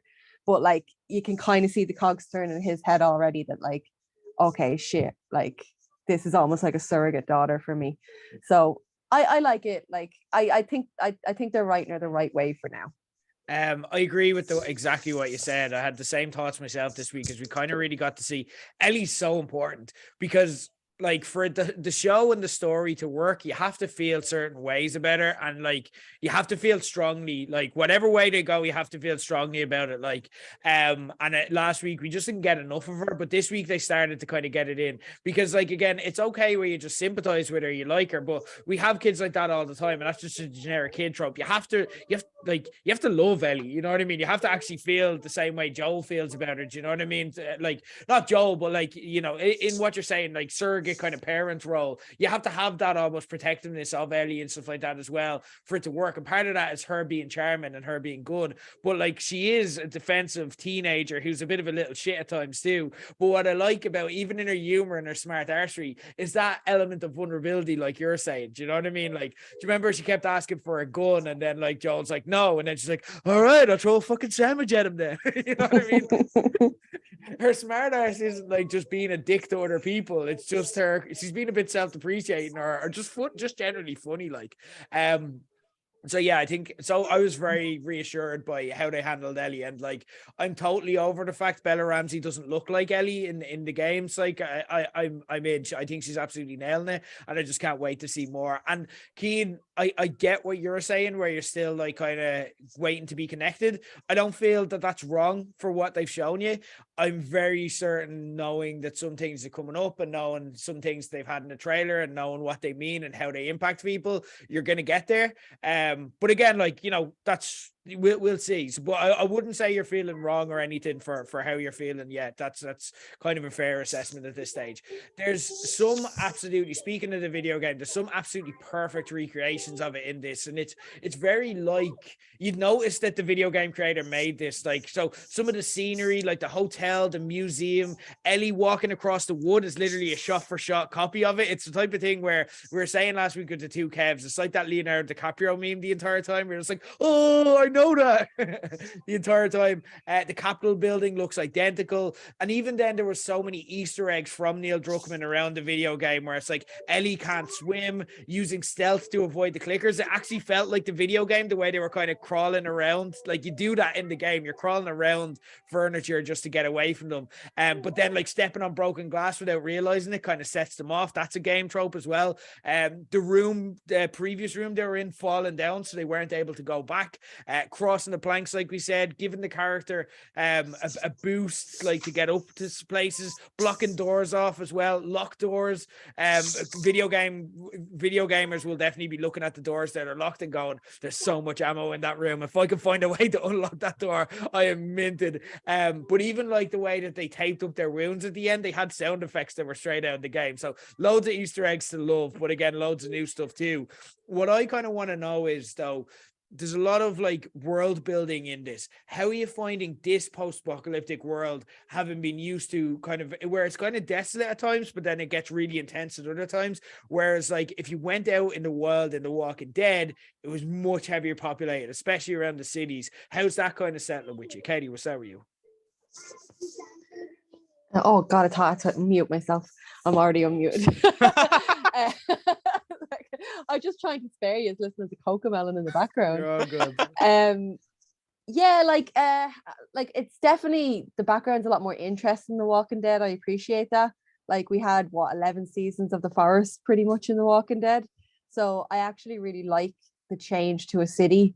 Though I have to say, when they went into the museum, it did remind me of that episode of The Walking Dead that started in the museum. Remember when they went in for the plow? Oh yeah, it gave me vibes of that. Good show. But yeah, I like, it's like Keane said, it's like it doesn't overly remind me of The Walking Dead, because the sets are different enough. One thing I kind of miss, like you said, is like a bigger cast, because in The Walking Dead, like you could have asked us all our favorite characters and we probably all would have had a different top 3 at least. Yeah. Whereas here, like I hope they do introduce more characters. I know I obviously haven't played the video game, so I don't know like who else there is to come in and out of it, but I would like some more population in it. Yeah, there is definitely other characters, but it's very centered on Joel and Ellie's adventure. So the characters they meet are the characters they'll come across in various different ways as the time goes on. But it's definitely different in that you don't have like a core set of characters. You've Joel and Ellie, but you're thinking about Joel and Ellie, but the story is designed to get you thinking about them at all times, because it's going to twist and turn from here. So, but yeah, I definitely hear that's a huge difference. Keane, what are your own thoughts? Yeah, I kind of prefer the Walking Dead setup in that respect. Like, I like being able to go T-Dog, he's the man, you know what I mean, or Eugene, or you know what I mean, like random characters that pop in. I'm like, yeah, but I'm not really.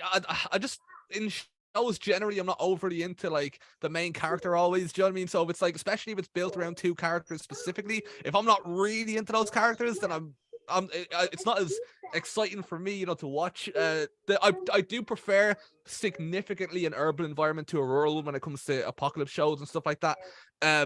It looks really interesting. I enjoy looking at the buildings and stuff and seeing like, you know, this is what like a post-bomb city, you know, 20 years on it looks like. The one thing I don't really like though, and it's just again, it's not a criticism of the show, it's not something they should change, it's just personal taste. I don't consider like the creatures in this show to be zombies. Do you know what I mean? Like this isn't like, for me, this isn't a zombie show. This is a different type of apocalyptic show. You know what I mean? One like the sort of zombies you see in kind of what is it? Is it I Am Legend and what's the other one where they're kind of running and screaming and jumping and clicking, and even like to look at, it's like that doesn't even look like an eroded human, you know, or they're not even supposed to be dead. I don't think they're supposed to be like living. They're being controlled. Yeah, they're being controlled by the fungus. Yeah. So it's not what. I was gonna say it reminds me of a film, but you will not get the reference to it at all because it's definitely one you have not seen.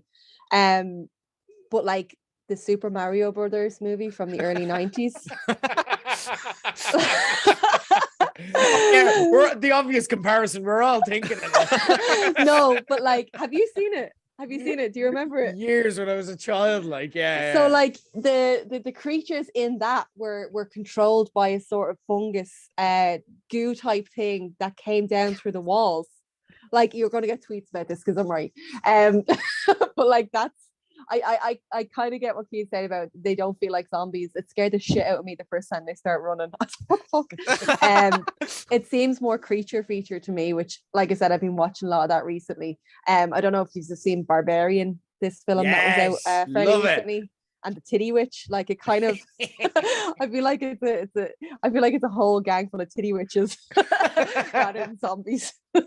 Yeah, you're right. It isn't a zombie show. And like, what I'll always say is it's a show about grief and loss that's kind of set in the zombie in the apocalypse, but it's not. They are very different, like, as well, like, kind of, you know, but there's a few different things that, for me, I find this much scarier than the Walking Dead so far. And again, like, that's completely talking about the show alone. Like, that's nothing to do with the game, because I'm having a completely different experience to what I did when I played it. Like, the intensity, the realism of it, the fact that it's based in science and reality. Do you know what I mean? Like, even today I was reading kind of a mycologist interview, and they were saying, like, yeah, COVID has actually made us more susceptible to fungi illnesses, because now many of us after COVID are immunocompromised. So whereas you need to go down that rabbit hole. I love it because it allows me to buy in so quicker. You know what I mean? It's terrifying to me that this could happen. You know what I mean? And then everything you watch has stakes, because we've lived through COVID and we've done that where we've seen the worst case scenario happen, and then it's like, holy shit. So I love that aspect of it as well. I love the fact that they're connected. That's such a unique idea. Like, they call it that, and that's a real thing. Like, when fungus take over ants, they'll take it over in the forest. It's called the wood wide web. Like, where they're connected to each other, and there's the kind of things you may have heard, like references to trees are able to speak to each other, and that's true fungus as well. Like, so it's incredible. Like, and I'm fascinated with that. So I agree they're not zombies, but I find them almost scarier. Like, disgusting. Those tendrils, lads. Those, like, coming out of their mouths, like, that's one aspect I found kind of interesting about the zombie kissing tests was that apparently, like, they can spread without being violent if you don't fight them. Apparently, like, you know, obviously in like The Walking Dead, it's like, well, like, here it's like their job isn't necessarily to like kill the human, it's just to get into the human. Do you know what I mean? So if the human doesn't fight, then it's like, it's kind of a different way of getting infected. I thought that aspect was pretty interesting. Yeah, I think as well, like, I think that was them identifying that she was one of them. And like, they could tell that she'd been bitten and she was infected, and they didn't see her as a threat either. So like, that's why so many were running by her, but then the one that stopped didn't kind of attack her or kind of get defensive, or didn't scan her to see that. He just went over and lobbed the gob, essentially. Clickers are kind of new, and this is kind of an evolution of it. I don't know, kind of, Keane, did you kind of, because there was a thing where I was listening to the HBO podcast with Craig Mazin and Neil Druckmann kind of talking about it, and they said that they had to reshoot the scene. Do you remember when Pedro Pascal kind of goes, they can't see but they can hear, and he kind of gestures that to Ellie? That had to be reshot because, again, they felt that they weren't clear enough in that. So do you guys get how clickers work? Does that make sense to you? Like, what's going on there and why they click? I didn't get that at the time, but obviously now I do. I think it's an interesting concept. So they have echolocation. So why they click is it's the same way bats do the same. Where they'll make noise, and where they make noise in that direction, if you move or make a sound, they can pick up where you are. They can see you, they can tell where you are, and that's how they're able to kind of go. Why? And that's why bats can kind of tell where you are in the dark or find a way around in the dark and so on. Just to kind of give a background for anyone who hasn't watched or who hasn't kind of played the games or something, clickers are like stage 3. So you have, like, you don't have walkers in this, you don't have zombies, there's different types. So they're kind of classified as the people you would have seen at the end, they're runners. You have stalkers who are kind of in between clickers as well. I won't tell you what stalkers do. You can kind of probably guess a fair bit of it. But then if you've been a zombie or if you've been infected for over a year, you then become a clicker. Right. And that's kind of like, so their evolutions, and again it evolves more, but I'm not going to tell you because I'll let it happen. That's but mad. With the clickers, why couldn't people just have thrown something so they make a noise somewhere else and have them run after it? you're right, and people who played the game are like, throw a brick, throw a bottle, like it's Oh yeah, okay, all right. I thought Yeah. I was missing some mad important detail there. When I was watching it, I was like, so why aren't they just throwing something and running away? Like, yeah. No, you're right. Like, but again, kind of, I also thought they did that scene very well, like in a very Jurassic Park kind of way, where they're like, if we get this wrong, we definitely die. You know what I mean? So it's very easy for us to sit back in the comforts of our own homes and be like, just throw a bottle and it'd be grand. But like, if we're in there, we'd probably be a bit more frozen. You know what I mean? Because you're like, I've zero margin for error here. It's my life if I get it wrong. You know. What are your thoughts on clickers? Did that scene kind of? How did you find that scene? Like, it was pretty intense. Yeah, like it was. I thought the scene was very good. I thought it was very. They did a good job of building tension and that sort of thing.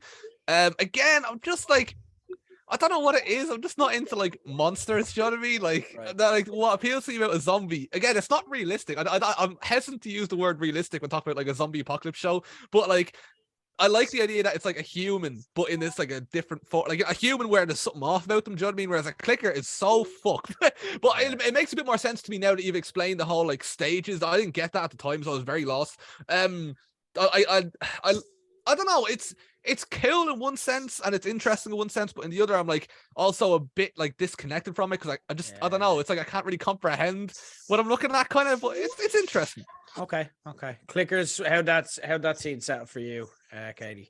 yeah, I really liked them, and I really loved where Joel had the flashlight and he was reloading, and you heard the click and get closer. Like it was very cinematic to me, you know, using sound to tell the story.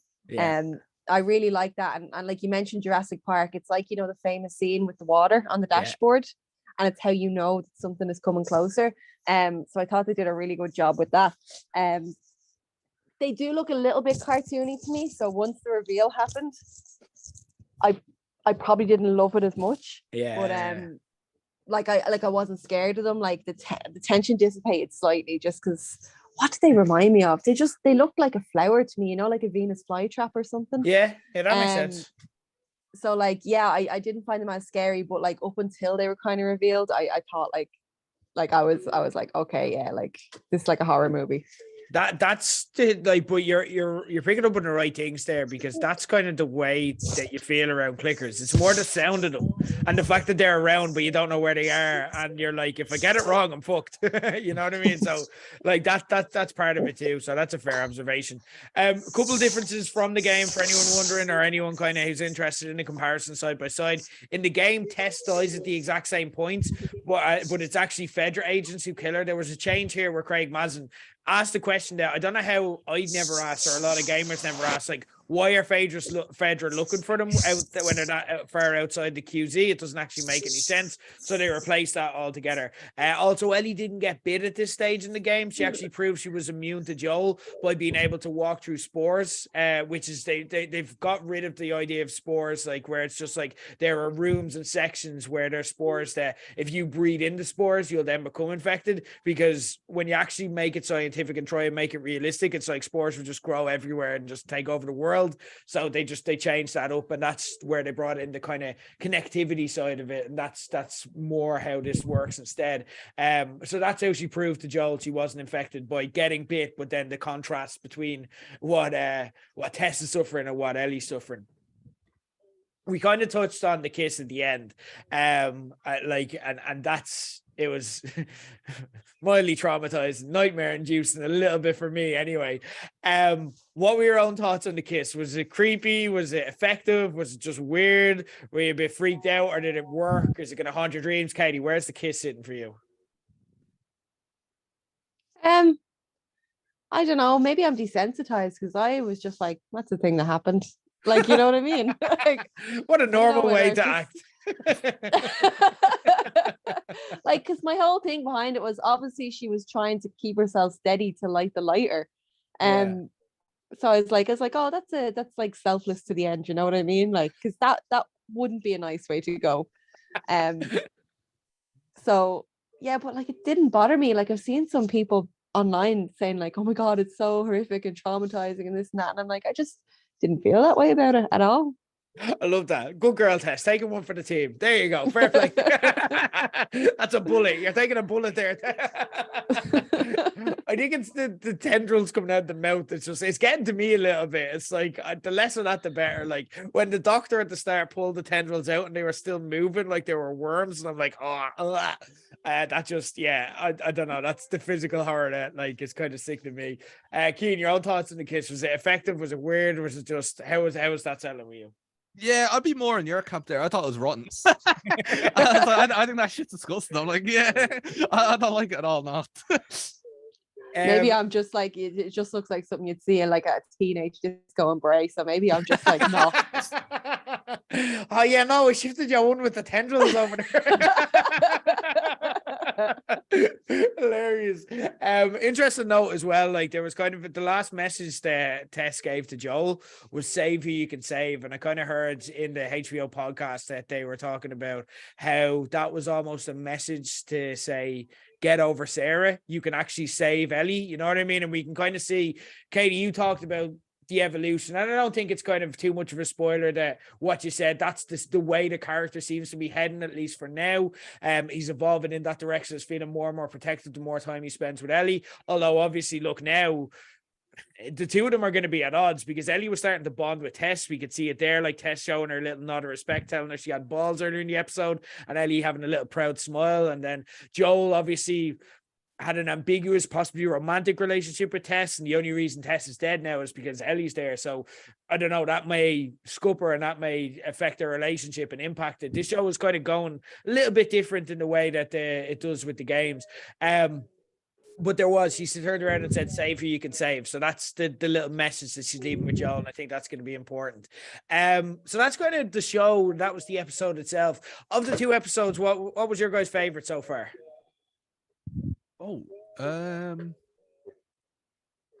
Probably the first. No, I'm going to say the first. Well, I don't know. Probably the first one. I mean, there's only been two, so I don't know if it's like the greatest, most prestigious prize in the world. But I just think, I think because with pilots, you kind of come in and you're like, you're kind of but with me anyway, there's a bit of like, I don't want to say skepticism because I wanted to like the show obviously from the start, but there's almost like a kind of nervous sort of like, oh, am I going to like this? Am I not going to like this? You know what I mean?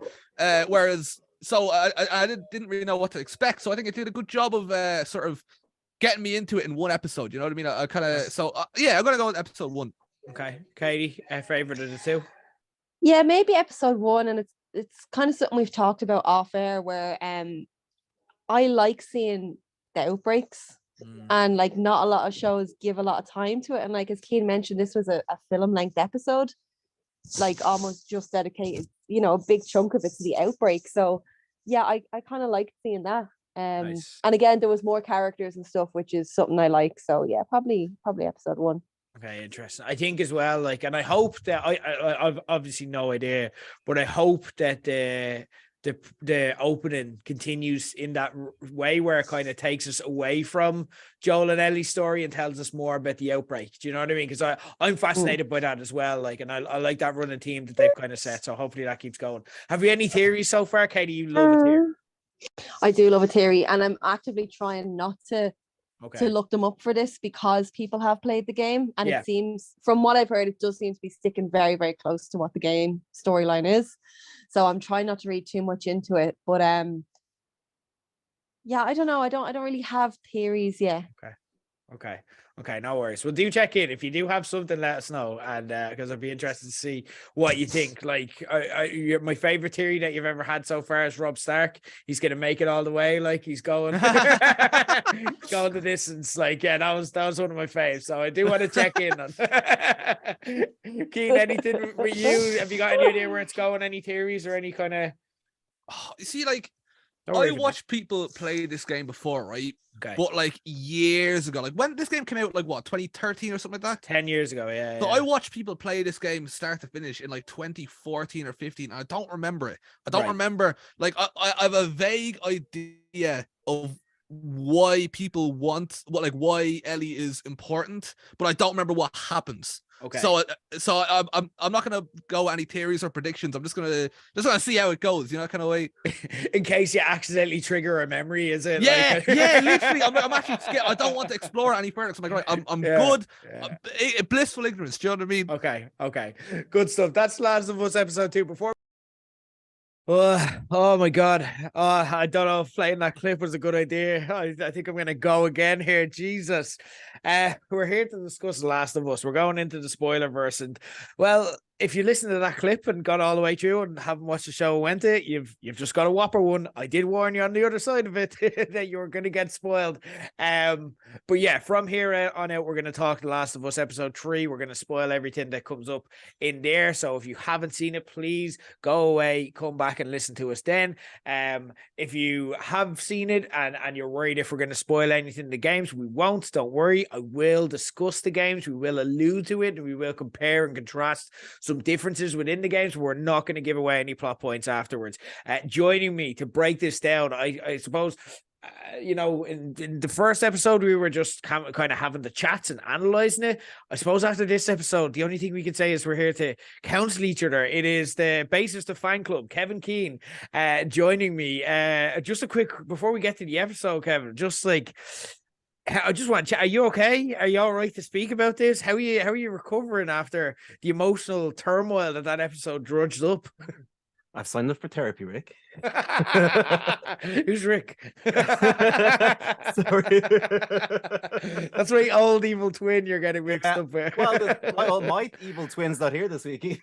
Yeah. It's go for his cage match. I know. Your actual evil twin. There you go. But yeah, I had to sign up for BetterHelp after that episode yesterday, man. Oh my God. It was just, when you know the storyline in the game going into this, you're like, this is going to be an absolute action-packed kind of chapter of it. And man, what they did. They just said, no, we're going to do up. Yeah, no, there we go. That's what we're going to do. I was not expecting to feel like, oh my God. It was wonderful and heartbreaking and just incredible. Yeah, I think you can just stop it there and it's like I wasn't expecting to feel, but like wow, we all felt. Well, look, I want to break this down. I want to discuss it with you, and I want to discuss some of the changes they made because there were massive changes obviously from the game. But first off, we'll get into the recap so we're all on the same page about what we're discussing and we'll kind of relive it all. Don't worry, I won't go too heavy on the emotions. So let's get into it. Last of Us episode 3. We begin with Joel getting all wistful, stacking rocks in memory of Tess because, you know, bitches love stacking rocks, I guess. Ellie goes full Gene Snitsky on him and tells him it wasn't her fault as the two embark on a 5-hour hike.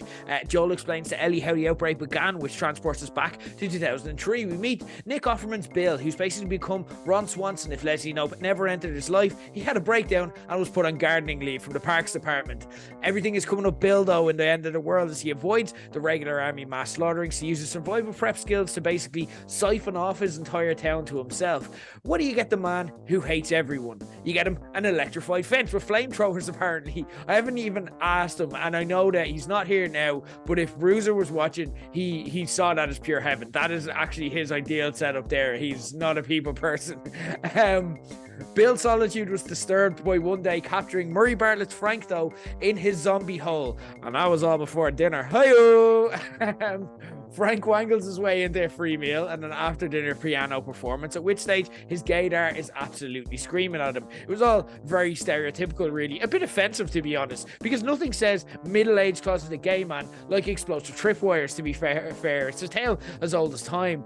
We followed them through the years and seen their lives unfold in a kind of typical post-apocalyptic love story. All the classic rom-com beats are here. Like, you know how when you're arguing about how to decorate your murder fence, or how you're trying to have a nice double date while your partner awkwardly starts pointing a gun in your visitor's face, or how about the time, we've all been through this, where we wake up in the middle of the night to find our partners firing a rifle at the few surviving trespassers that they haven't yet burned to a crisp. How about trading strawberries for guns, or the eventual obvious ending, a dual suicide pact? All your typical bog standard rom-com stuff. It was beautiful, really.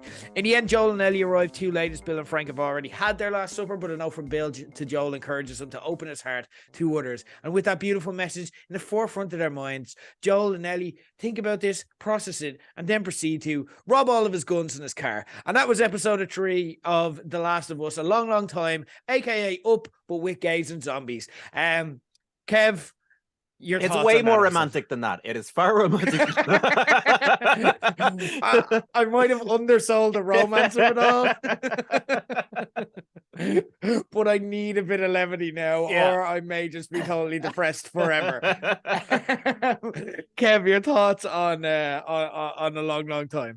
I loved the start of it. I loved that Joel still had the cuts and stuff in his hand, and he was putting them in the river, and he still hasn't properly healed yet. I didn't know what to make of that. The stacking, is it like a tribute to Tess, or is it? Apparently, it's like an ancient. I think I read on Twitter. It's an ancient India. I didn't understand it either. It's like an ancient burial routine for like hikers who get lost along the way. Okay. I think I could be getting that wrong. Again, Twitter. A lot of stuff gets said on Twitter, especially in the Elon Musk era. So, like, again, don't take my word for it. That's blame whoever said that. I'm sure there's lots of different meanings and culture for it, but I thought it was nice though. Like, it was a nice little touch, and I just loved the immediate kind of conflict of I'm not saying sorry. Well, I don't want to say sorry. It was brilliant. Like, and then they kind of just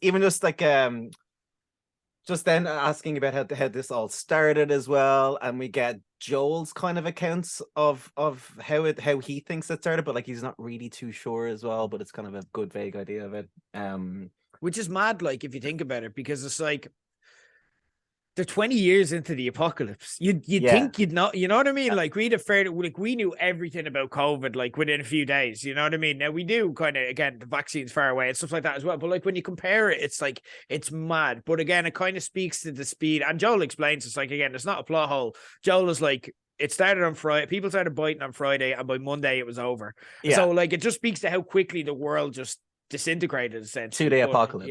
Yeah, exactly. But 20 years later, they're still like, I think it was the flower or something. I don't know. It's maddening. How could you live that way? Like you didn't know your world has ended, but you don't know how or why. That drive me insane as much as that. But I loved the just the kind of start of their relationship a little bit. They're kind of chatting a bit more, and she's just appreciative of the fact that like he's telling her about like how he got his scar and just said like his version of how the outbreak happened and what planes were like and stuff as well.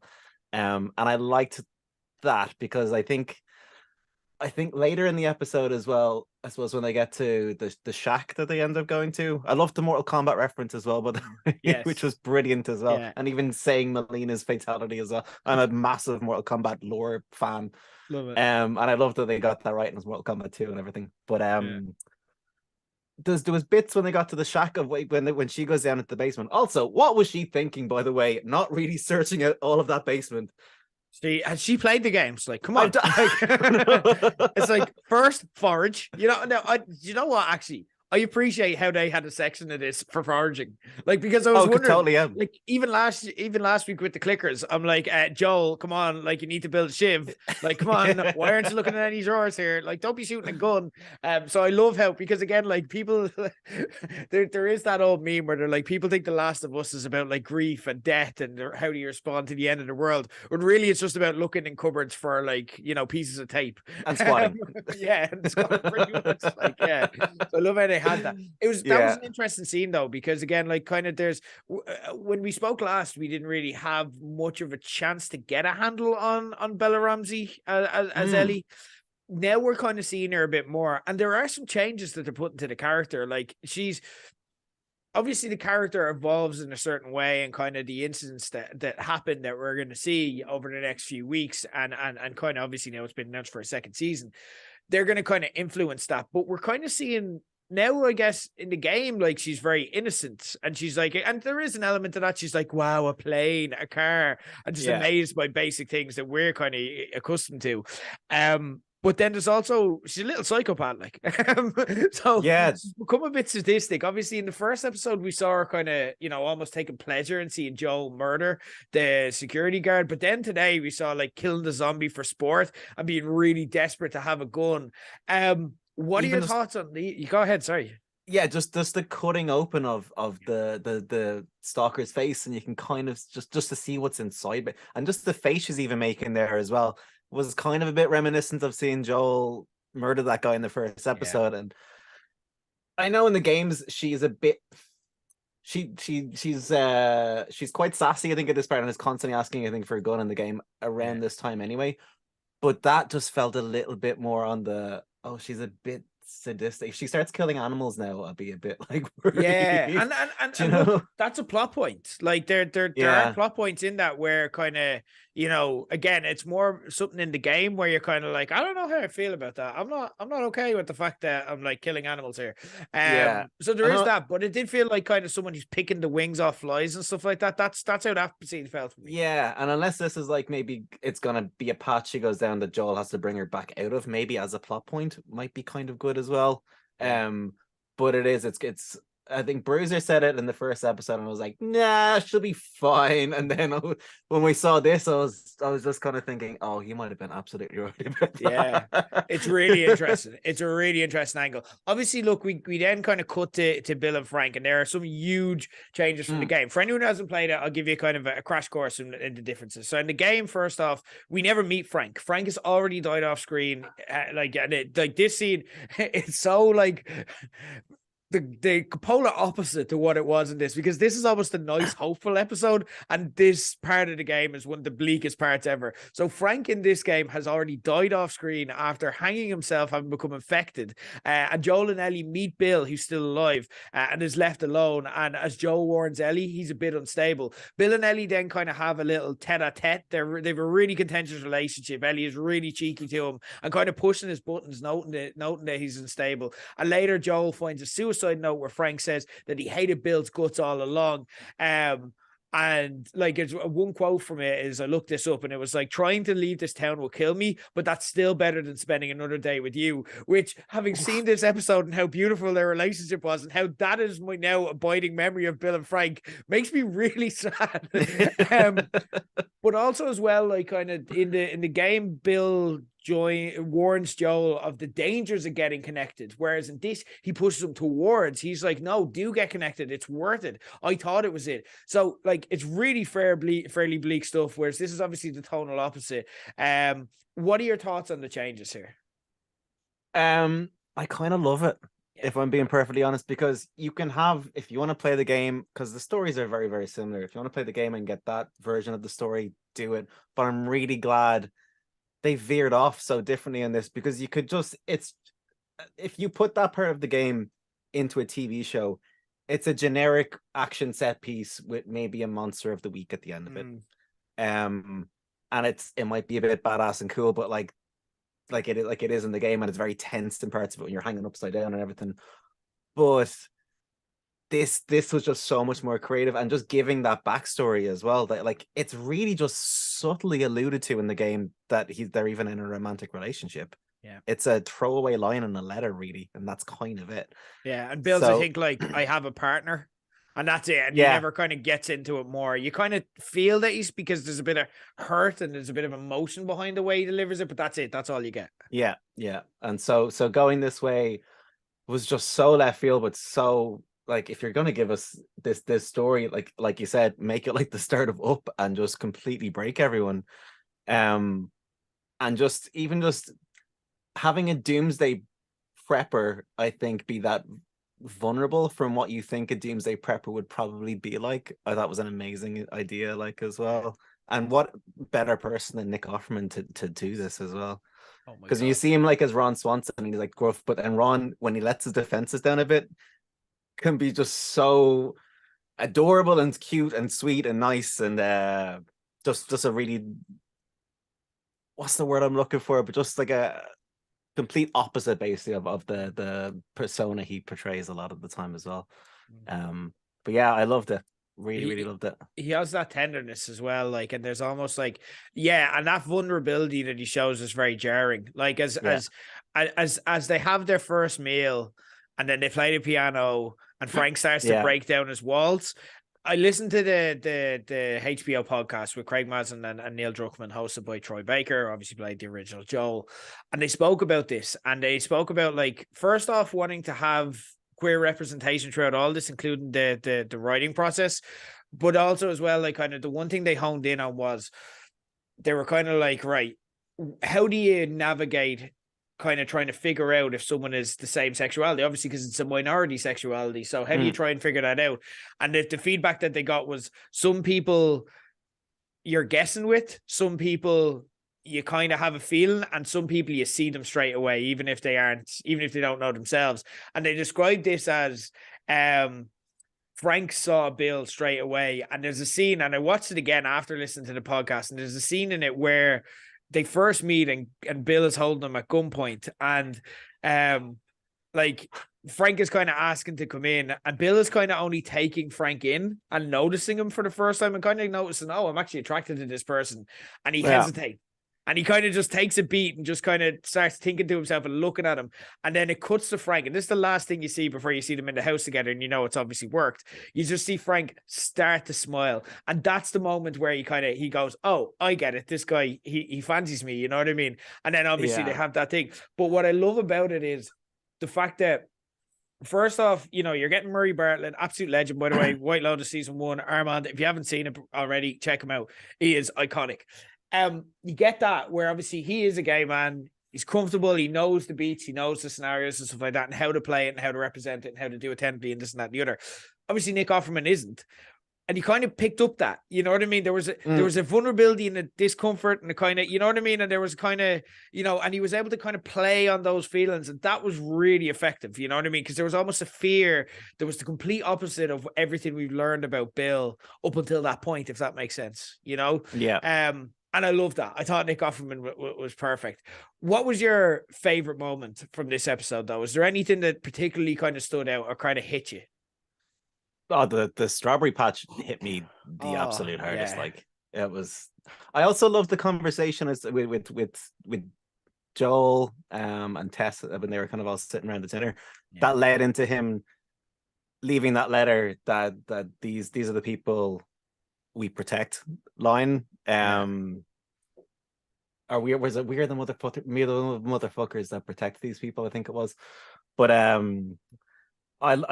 love that, and I loved what else was there? One of my favorite things, and I think it's going back to what you're saying about Nick Offerman as well, and just their first meeting when he's making him dinner, and Nick Offerman's kind of got this nervous energy about him when he kind of comes in the door with the 2 plates and kind of like looks up and just sees that your man's taking some dust off the mantelpiece. Yeah. There's just little moments like that is just creating chemistry between the two of them, and it's just the start of something. They just nailed it so much, and I loved little things like that. I also loved when they're just being at such a romantic state that it just cuts to them having this incredible argument as well. Like, full-blown argument about decorating the electric fences, essentially. Yeah. I love the bits of humor as well that are in that, and that kind of touches on that as well, like, because it is, but there's bits of humor, but there's intertwined with such meaning that obviously plays the full way out. Because why are they arguing about decorating the fence? Because again, it's like, this is Murray Barr or Frank is like, this is how I love, you know, let me love the way I love, you know what I mean? And then the end of it, how they kind of talk each other into what happens at the end is kind of, you know, love me the way I want you to, and that ended up being a really powerful message. But I loved the bits of humor that were in this, and this is what I'm loving about the show as well, because I think this episode reminded me a bit of Station 11. If anyone's ever seen that, I don't know if you of yourself, Kev, but I'd really recommend it, because I talked about it in the episode where we discussed the first episode of something I binged over Christmas, and it's a post-apocalypse show, but it's one that chooses to look at, obviously it looks at all the horror that can happen, but it doesn't focus on that. It focuses on the possibilities of the nice things that can come from the apocalypse. And in this is a story about 2 people who essentially one the apocalypse, you know what I mean? So there were so much moments of joy and happiness because we got to share that kind of 20 years together throughout the course of the hour. There were bits of humor in it as well, where it's like, oh, you think the government are Nazis, and it's like, the government are Nazis. Well, they weren't then. Or like, what was it?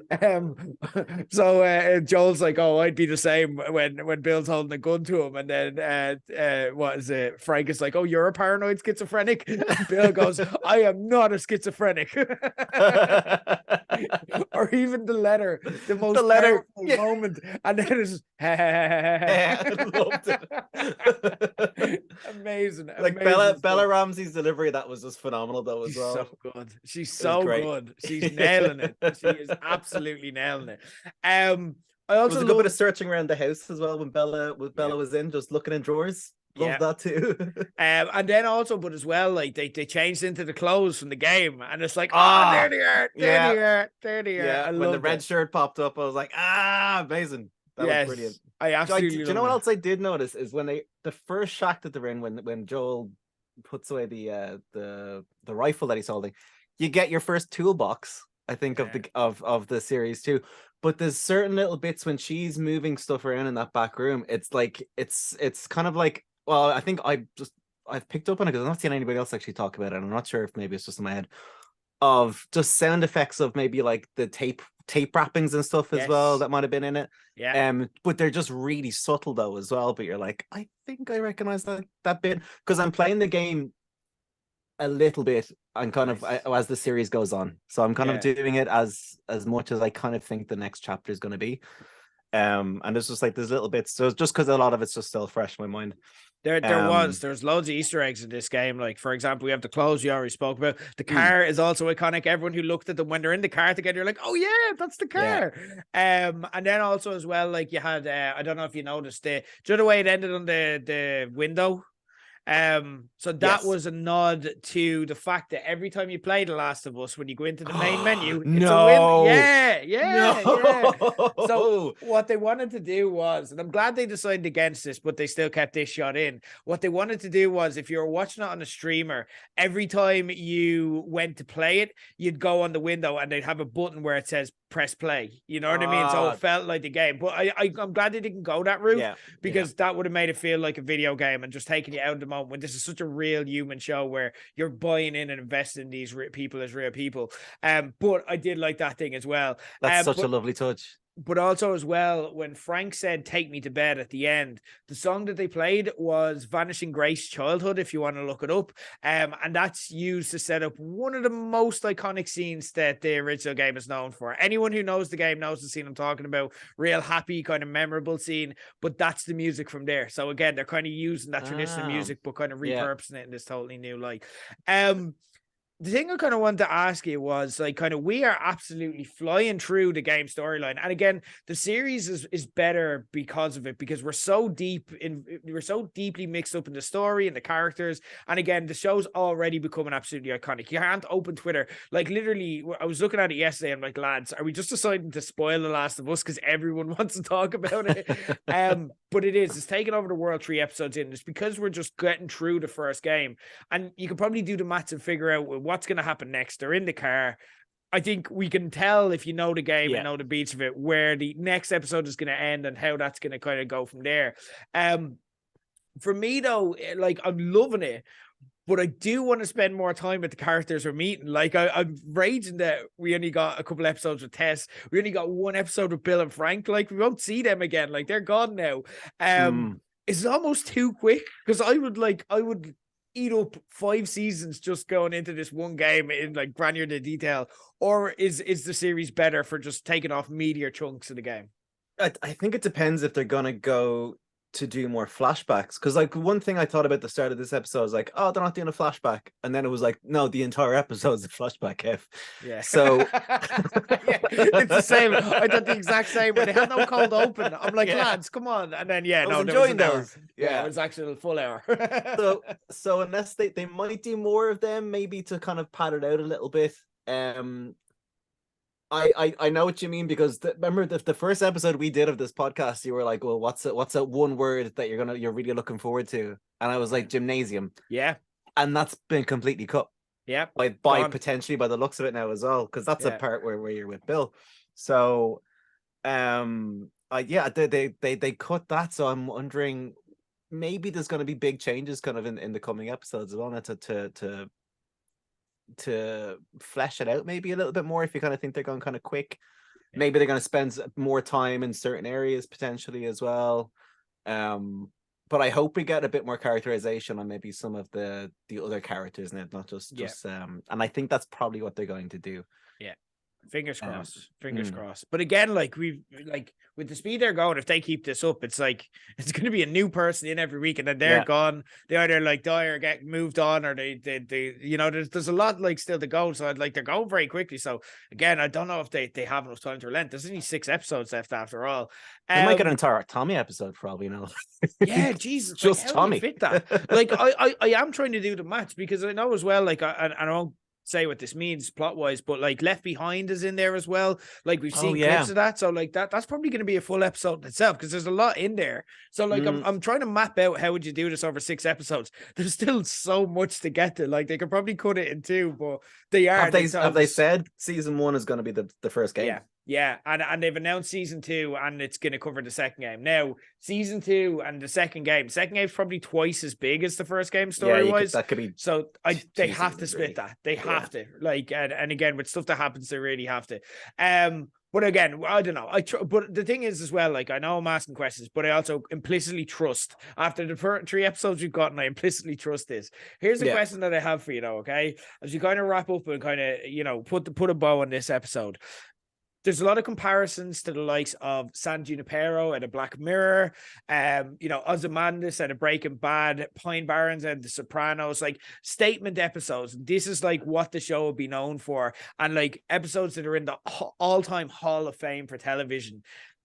I'm caught in 2 minds about this, because on one hand, I'm like, was this one of the best episodes of television of all time that we've just seen? And the reaction might indicate as much, because people are going absolutely insane for this episode. It's everywhere. But also, there's another part of me that's like, was it even the best episode of the show? And there's only been 3. Where's that falling for you? Kind of, what do you think?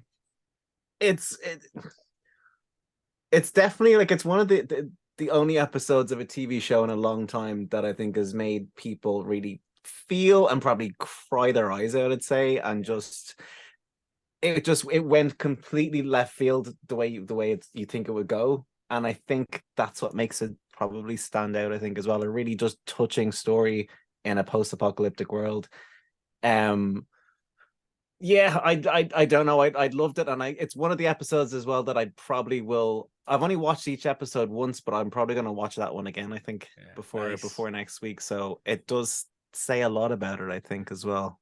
It's mad, because I was looking at IMDb, and it's somehow the lowest rated episode of the season so far. Now, look, it's an episode about 2 homosexual men. There's probably a bit of toxic fan, you know what I mean? Yeah. And it's an episode where also they went away from the games. So again, I don't put too much stock in these ratings, because again, you'll have these pockets of fans that'll just shit on it for those kind of horrible, toxic reasons. Like, so I don't worry too much about that. But like, again, it is the lowest episode of the 3. But also when I look at it, I'm going to think about this episode. You know what I mean? Yeah. In a way that last week was a really strong episode with the clicker and everything, and Tess and kind of what happened. But like, I don't think I'm going to be thinking about that episode a year from now. I think I'm going to be thinking about this week's episode 10 years from now. You know what I mean? Like, because it really hit me. Also, as well, like, what I'll never forget about the experience of this episode was, obviously we know that at the end of it, we don't know what happens with Bill and Frank, but we know that Frank ends up like hating Bill's guts. And as it kind of went on, I had this feeling of dread the entire time of like, how is this going to get to there? Like, what? I was just about to say this about the episode. Like, that's why I want to rewatch it without this feeling of terror of, I'm like, oh, someone's gonna die here, or something really shit's gonna happen. So just being able to rewatch it with like, oh no, this ends tragically but very romantically and nice. Like but yeah. And also I love the touch as well, where if nobody resets the music, it just keeps on playing the 80s tune as well, for Trouble. I loved that too. That was a nice little touch they put in. But yeah, there's the sense of dread of like, what's gonna happen here? How is this? This is so beautiful. How is it gonna go so horrible where they hate each other? And you know what? In the game now, because this is my Bill and Frank. This is my headcanon now. Fuck the game. Like, you know what I mean? Exactly. Because this is so touching. So now I'm like, Frank's a bit of an unappreciative dickhead. all Bill did was care for him. Like, also, fair play to them for not really having that much attacks on their fence in 10 years. Yeah, it's a really good fence. It's that aluminum coil. It's that coil that Joel got him. He gets some good shit, baby. Yeah, and I loved as well the sparks from the buzzsaws were what ignited the gas and that made the flamethrowers. Like, that's fucking genius. So like, or like the secret gun, like where he's sitting watching watching it over dinner, like, and he's just like. But also as well, like Nick Offerman, the strawberry scene. Another little thing that I love, the strawberry scene. Nick Offerman, and we know this from if you watch Parks and Recreation, he does a really funny kind of girly giggle where it's like, when he's on the strawberries, he's just it was just like, that is adorable and works at the moment, but also fucking hilarious. Peak Nick Offerman. So that's the episode. Amazing stuff. Loved it. And again, can't go wrong. Fantastic. The Last of Us, absolutely. For me, I like, again, I know I asked the question, but again, like what I'm looking at now and where I'm judging this is this one of the best series of television? Like by the end of it, like 3 episodes in, they're pretty much perfect. They're playing a perfect game here. And in a way that I don't know we've ever seen a series of television do. And I'm so happy because it's like, I tweeted this out earlier and I've said it before. Great stories are meant to be shared. I have said for so long and I've wanted to share The Last of Us with everyone that I knew, and now the world is buzzing and we're getting to see it, and I love that. I'm so happy, and it's just a testament to how well they're doing, and I'm so glad that for a game that I cared about this much, they're doing it justice and they're doing the thing. They have announced that the second series has been announced, and like we said, it's going to focus on the second game. I won't get into reasoning or anything, but very controversial, split the fan base, huge toxic discourse around it at the time. Like it's much more conversation piece. I love it. I think there, in many ways it could be considered better than the first. But like, again, it does split the fan base because of certain things and certain decisions. I know you haven't played it. Are you gonna like look into playing it once this is over, or do you want to kind of follow the TV show and then kind of play, or like kind of where are you thinking around that? Like, no, I think I'm enjoying what I'm doing at the moment of playing little sections of the game from where I think the TV show is going to go, and I'm actually doing kind of well at that at the moment of just kind of playing little bits. But as soon as the TV show is done, I think it's going to hype me up to want to play the second game, to be honest, because I'm playing the first game at the moment too. It's probably gonna hype me up to want to play the second, because it's just been sitting here for ages and I just have never got to really the chance of doing it really. There's always been something else. It's amazing. I'd recommend it because a lot of playing The Last of Us is about you are the characters and you're empathizing with them, and a lot of it is you're feeling things that there are things in the game where you're like, I have to play as this character and I don't want to do this, but I have to go through it. And you feel the emotions of the character. And there's a lot of that. And the game is around that. So it's going to be a completely different experience. And as we see, you might think you know what's going to happen, but they'll just do an episode like this and they'll just twist it anyway. So you can kind of have the best of both experiences anyway, if it is something you want. Anyway, I did have one of the creatures spoiled on me, but that's about it. Okay. Which creature? I won't just Okay. Well, we'll say nothing, but yeah, exactly. Okay. Well, there is some big spoilers out there, so be very careful on Twitter. I've seen things that are just huge, just like absolutely thrown away. So be tread with care, guys, out there. Anyway, look, they're absolutely nailing it, and I'm loving these conversations with yourself as well. So can't wait to have more discussions and continue to get into this, because like I said, great stories are made to be shared. Kev, absolute pleasure as always. Thank you so much. Check out Fangclub on Spotify. Is there anything you're kind of doing at the moment, or anything and you want to plug or mention, or is that will we save that for a later date? We are just recording music at the moment, so something will be out later in the year. So amazing. I'll you'll know when. Keep us updated. Don't worry, I can't wait. Exciting stuff. Chat soon anyway, Kev. Thanks for joining us as always. Man. Thank you. All right, guys, it's that time of the week. Getting some feedback on the show, and people are regularly saying that this is the moneymaker. This segment, this is what the people are coming in for. We're going to talk about The Last of Us and give context to the episode that was. And joining me to do so, we have not one but two Kevins back again. There we go. So from Fangclub, we have Kevin Keane, and we also have from the world of professional wrestling, the Ballymun Bruiser Kev Metcalfe. Kevins, how are we? Hey, how's it going? How are you? I'm liking this talking in sync business. It's like, which one are you talking to? So economic, like, yeah, it's about just throwing it out there. Whichever Kevin wants to go, just throw it right back at me.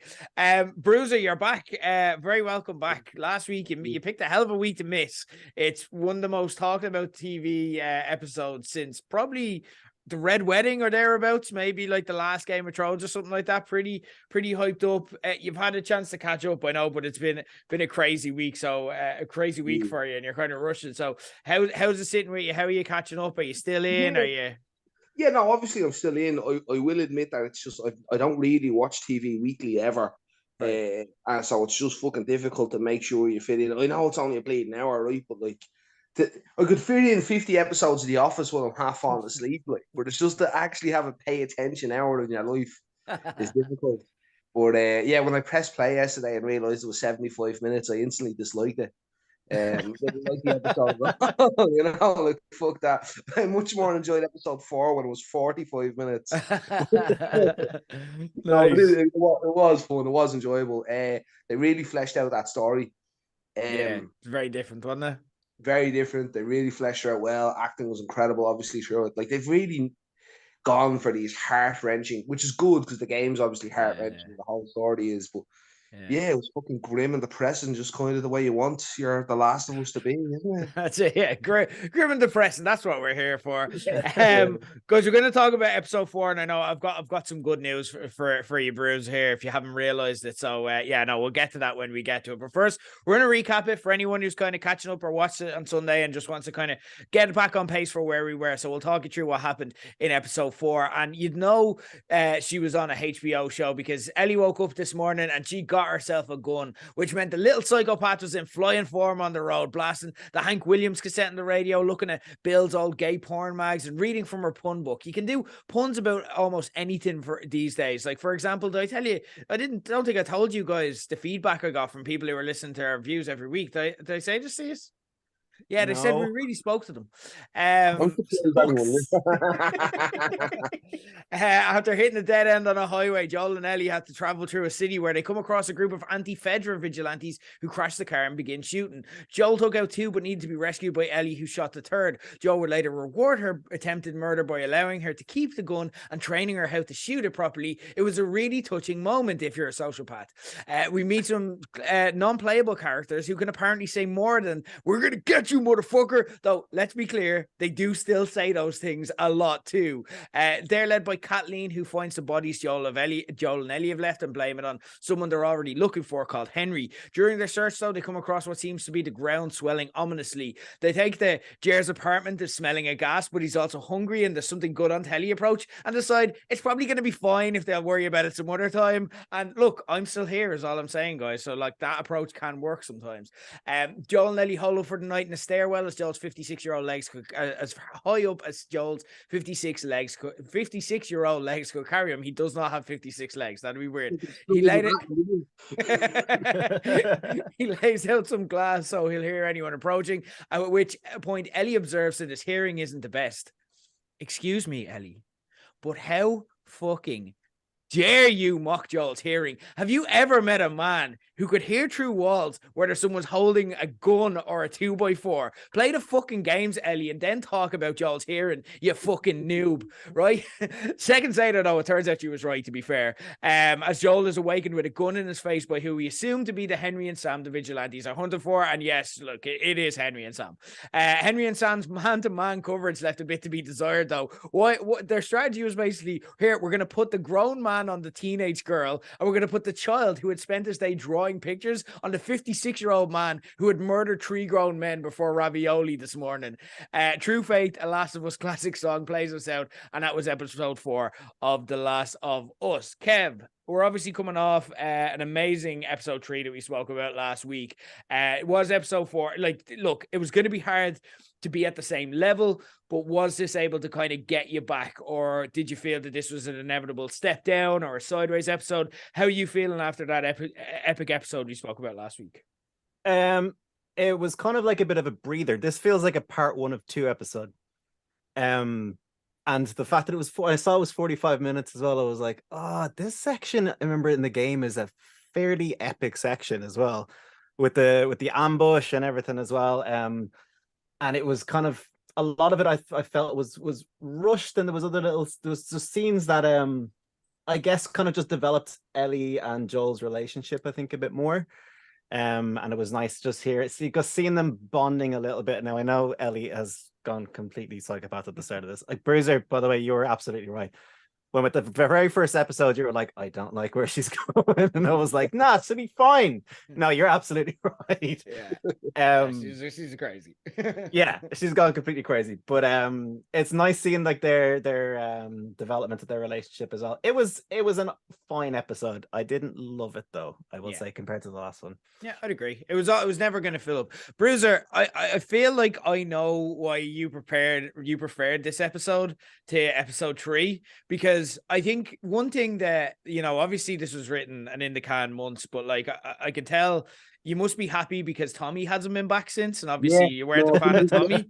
But not only that, but in this episode, I don't know if you realized it. Did you know that we got the OG Tommy in this episode?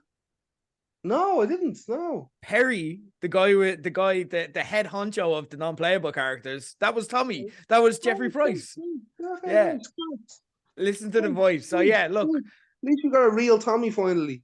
That fucking Walmart wannabe. Not my Tommy. There you go. You're like, literally, that's my Tommy right there.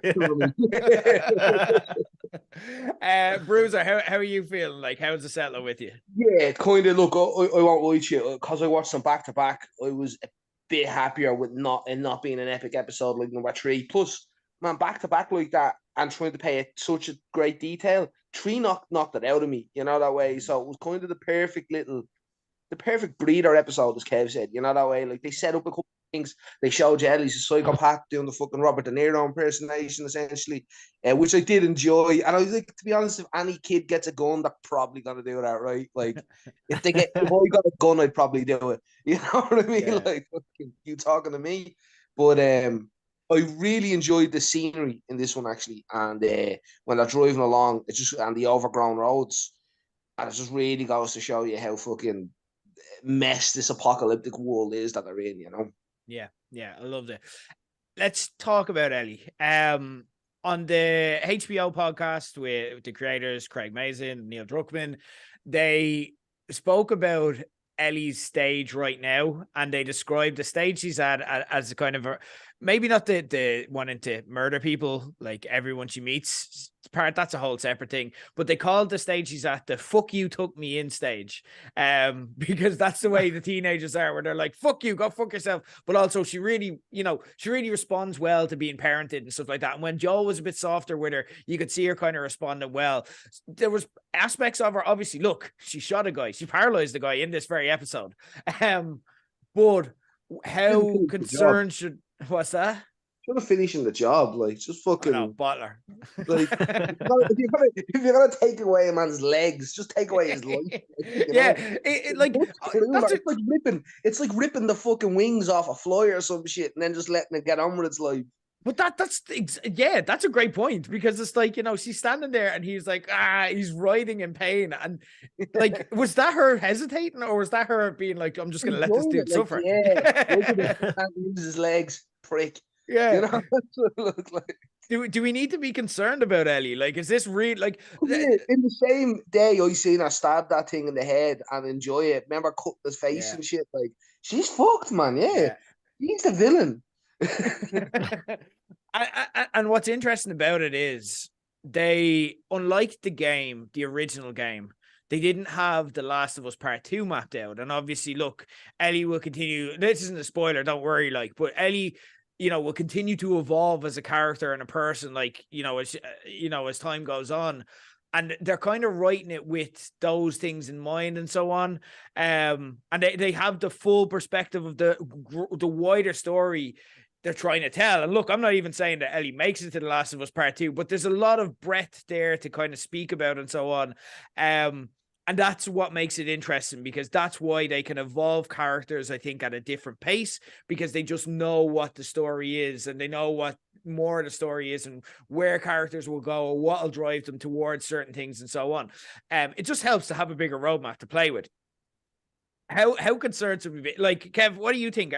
Do you think that it's like that it will turn into a heel turn? Do you think there's going to be a point where we don't like Ellie, or do you think that we're going to have a road back from this? Was there any redemptive kind of features in this?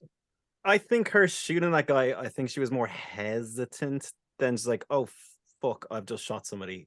Because I think she did feel, she said she killed somebody before, I think later in the episode talking to Joel, and I think it's like it's a kid taking someone's life, really. And I think she did hesitate because she's like, oh my God, what have I done? Because then he starts pleading with her as well. I think that maybe was it maybe set something off in her, maybe a little bit, I think, as well, when he was begging for his life, which was horrific, by the way, as well. So I think that's what maybe they're alluding to more. But I do, like I said last week, I think the arc potentially might be, if it's not that, if it is going down the road of going a bit psychopath, that Joel will have to be the one to bring her back, and that'll be the arc that she goes on. I think that'll be an interesting arc, I think, to maybe do. And it's just for a more paternal kind of figure teaching her, I guess. And I think it's getting back his humanity, I think, but a little bit as well. He's like, whoa, don't become like the way I was.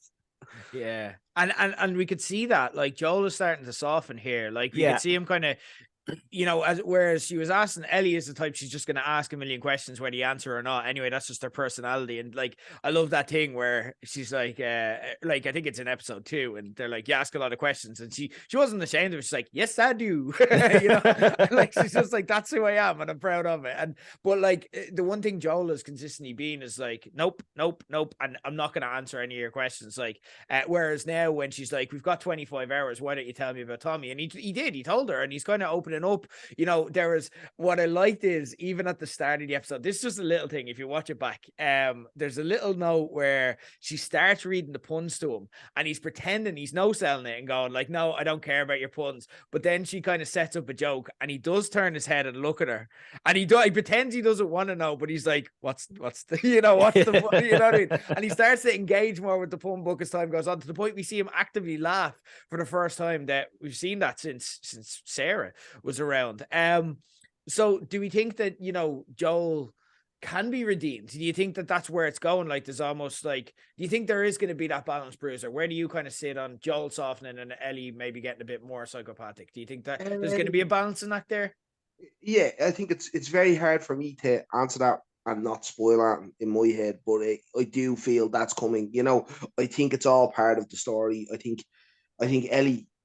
Ellie can't survive in this world unless she does grow a pair of balls, and which you're seeing her grow on, you know, on a fucking everyday basis, basically, in the show. You know, she had, I think they were Dexter eyes, by the way. I didn't see any fucking sorrow in her eyes after she saw. I thought she was fucking happy. But, yeah, I think slowly but surely she has to become hardened, and Joel is definitely, understandably, does not want to get close to anyone since he lost his daughter. But I think he's slowly but surely kind of getting a small soft spot for her, you know. Yeah, she's charming him, and she's charming us at the same time. Yeah, I think I love he's that joke. Was it the scarecrow joke? Oh yeah, outstanding in his field. Yeah. How he reacted to it and the rollover and all. It was just like, it was a cozy moment in a horrible situation. You know? Sorry, Kev. Just I think Joel probably, I think, felt bad because he scared her when they were going to sleep in the forest by saying like, there's people, it's not the clickers or the runners we need to worry about, it's the people and what they might do to us. And I think he scared her there to the point where he got up out of bed and just kept watch for the entire night. I don't think he slept that night as well, and was just out there with a gun looking into the darkness of the forest for the entire night. And I think that's where the paternal thing of like, oh fuck, I really got to protect this kid. Yeah. Really kind of kicked in with him. That's him softening, I think, maybe a little bit as well.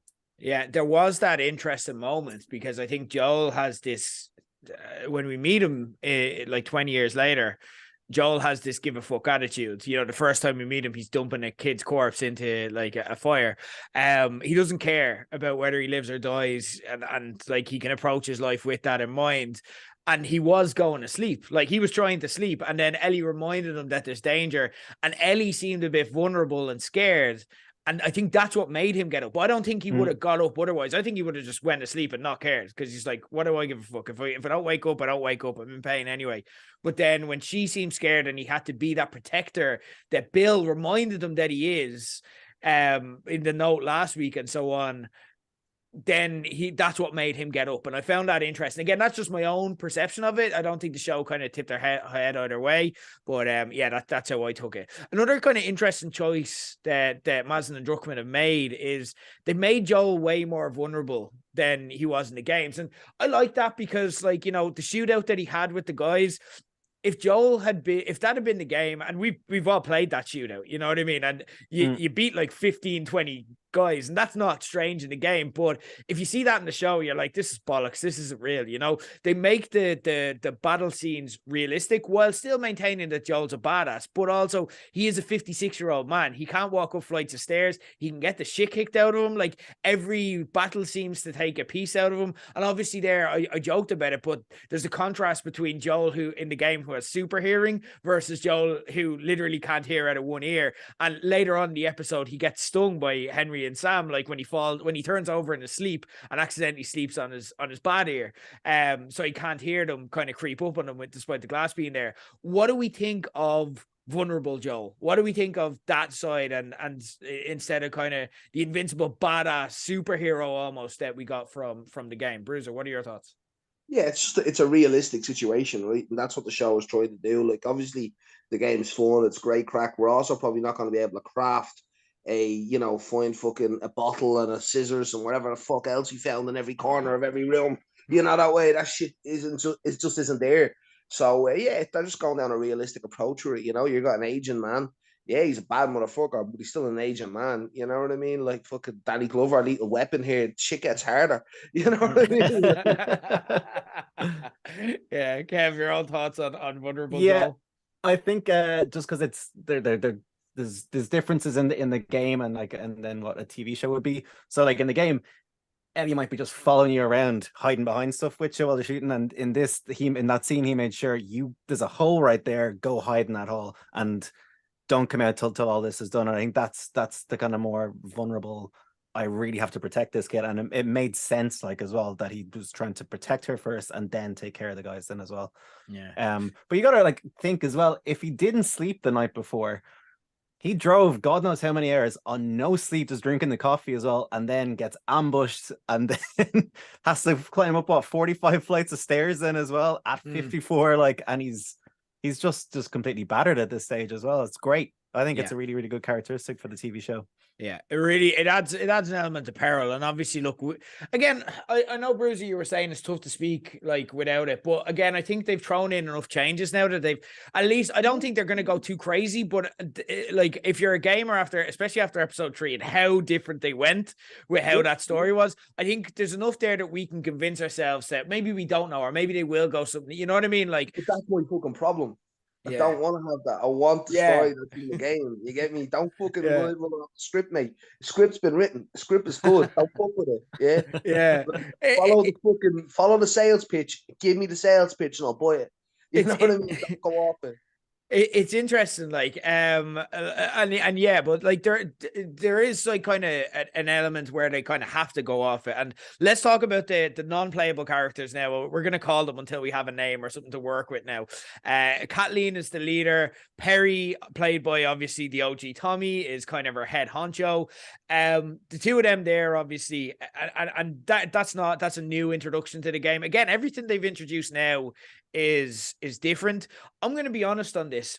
one of the things that, and I'm someone who stayed with The Walking Dead until the bitter end. And look, it got quite decent for the last few seasons. Again, they kind of picked up the pace after the world has kind of switched off. But I'm still something in this genre of show that I'm very kind of jaded on, and I just don't have any time for anymore, is the random group of humans, like, you know, where they just have this is they're like in The Walking Dead, they always had a name where it's like the kingdom, the this, the that, the other. And it's just like, I don't care. It's like, what if humans are the real problem? And they're kind of going down that path with the non-playable characters now, where I'm just like, I don't like, for me, I'm not hooked on them yet. I kind of see them as, it looks like, you know, we're heading towards seeing the next, we all know, I think, what's coming when we saw the ground heaving.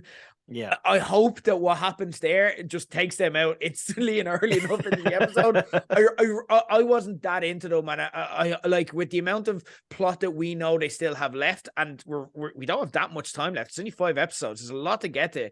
I'm okay if we just, like, they're dead within the first 20 minutes of next week. But are you guys different? Like, Kev, are you kind of feeling? Are you intrigued by this, or how are you feeling towards non-playables? It's just, there's no backstory there towards them as well. And when she went in and was interrogating the doctor, and then they found the kid couldn't be saved, and then just shot them, and shot the doctor, and you're like, that's a fucking doctor in the middle of an apocalypse. Like, what are you doing as a leader? Like, Yeah, it was just a really bizarre, dumb decision. It was like, are you supposed to be like portraying her as like this really evil person, or just completely just out of your mind set on revenge then as well? But I don't have any context for why you're that annoyed, really. yeah. Or what Henry did, this Henry person they're looking for. So if you've no context on that, yeah, I don't really care about them all that much, to be honest, either. I thought it was like one of the weaker part of the episode was anything with them, really. Even them storming the houses, I was like, do you know people that live in these houses that are definitely gonna be like, yeah, they've betrayed the cause? It was just random and bizarre. I don't know. It just didn't really work for me at all. It's context though. So maybe next week they'll clear a bit of that up, and it'll be a better episode looking back on having got the context of season 2 or sorry, episode 2, because I feel like this is a 2-parter. But yeah, it's just, it didn't work for me in the narrative, really. Bruiser, how are you feeling? I know obviously you're probably happy to have OG Tommy back, but the characters. Listen, right, makes a lot of sense. Everything you're saying is correct, and it does feel like filler, yeah, which it is. But like the character, like making NPCs just seem important, seems like a bit of filler time. But you know how the second game went, yeah, and you know a certain amount of backlash for having no certain build. Mm-hmm. And I think now they're just trying to flesh out the world. Yeah. And I think they're trying to correct the mistake that was possibly made. Mm-hmm. And I think they're trying to go, if we slowly flesh here and there, everything is more believable. That's how we look at it. Okay. I tried to flesh out a little bit more that they didn't do in the first game, that they wished they'd done in the by the time the second game came, they had wished, I reckon, that they fleshed that out a bit more. Yeah. And I think the season that the TV is just trying to make up for a few accidents. Okay, that's fair. That's fair. It's kind of tough to talk about Henry and Sam. What can we say without giving it away? You know what I mean? Like, I will say one thing that I'm looking forward to with Henry and Sam, and it isn't even to do with them, and I do really like them as characters and where it goes, and I think it's really interesting. But there's one thing, when I did the playthrough of the PS5 remastered version, just kind of getting ready for this, and with this TV show very much in mind and what I wanted to see, I don't know if you remember, there's a series of notes by someone called Ish. And oh yeah, I was looking at that, and basically, like, I won't get into it, because again, like, whereas the TV show can kind of veer off and show you flashbacks and show you more, and that's where Bill and Frank came from. The only reason we learned about Frank was through notes that you found along the way, because in the game you're playing, so you have to stay with Joel and Ellie the whole time. So the backstory is fleshed out through finding different notes and artifacts and this and that. Ish, like, you found a series of notes as you walk through the game, and like basically they basically found, I won't get into what happens and stuff like that, but they found a hideout with a load of different children and stuff like that. And I was like, this would be an amazing, like that's almost like a spin-off series of The Walking, or not The Walking Dead, The Last of Us, that I'd love to see fleshed out. I don't know if we have the time because, like I said, when I'm trying to map everything out that they still have to get to by the end of the game, there's not a lot of time left. But I don't know, is there anything you guys are kind of hoping to see, again, while being conscious that we can't say too much about Henry and Sam without spoiling, because yeah, we can only talk about like what we want. But yeah, what are your own guys' thoughts of having Henry and Sam here? I think maybe what you're alluding to, even with Ish, they might do something next week with it. I hope so. Yeah, because like where all that happens, I think might be underneath that crater. Ooh. Potentially. Ooh, we're really annoying people who haven't played the games. I'm so sorry. That something like that might happen, I think, potentially under there.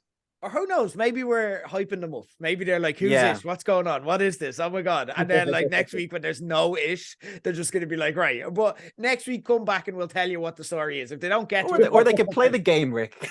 Yeah. Jer, sorry. I keep calling you your evil twin's name. Yeah, that's fine. He's not here. He's gone out. It's fine. Speaking of games, we're just going to go through some of the Easter eggs that we had here. Again, there's more. The opening stretch, the first 15 minutes was just pretty much word for word. The parts of the games. The pun books is pure Ellie. Hank Williams, that exact song is in the game as well. The gay porn mags, that whole scene, like even right up to bye dudes, the clip we had at the start of this, that was all there as well. Why these pages stuck together, all iconic lines from the game.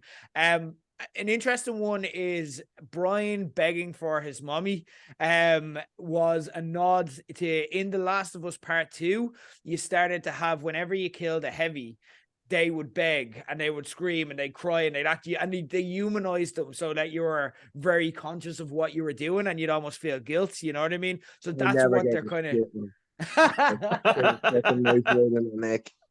and also as well, Ellie moving stuff out of the way to let Joel in for doors, and even Joel when he's kind of coming in with his shoulder, I'm like, that's in the game. Is there any other Easter eggs you guys picked up on or does that kind of cover it? Okay. Yeah, I can't really remember anything else. Okay, good stuff. Well, look, guys, the next episode is available. Good news for you. Bruiser, you'll have a few extra days to catch this one. It's available due to the Super Bowl being on Sunday. It's available on Sky or Now TV from Friday night or Saturday morning at 2 a.m. So you can stream it from then on. Yeah. So happy out. Before we go, I want to get to a question. Keith Hanley, our old pal, writing in since the low blows days. Any old listeners will know him from doing the World Cups, will be how you remember him. Keith Hanley has wrote in going, what's your favorite or least favorite changes from the game so far? And in a spoiler-free way, what part are you hoping they don't change going forward? Love the show so far. My favorite addition has been the context of the start of episode 1 and 2. So favorite changes from the game, the show so far? Oh, that's a tough question. I think it's easy. For me, it's Bill and Frank. I'm like, I know it's a layup answer, but like for me, it was fleshing out the daughter's day that day and the creepy ass scene with the granny. That's creepy scene with the granny sticks with me. Like that's the type of shit that, like, if you're into horror or whatever, that was horrifying. You know what I mean? Like that was terrifying. And so that's to me. If I had seen that shit in the fucking game, I probably would have knocked the bleeding thing off. You know what I mean? Listen, lads, I'm not going down this road. I'm out of here. You know? So, Love it. Kevin and Dad?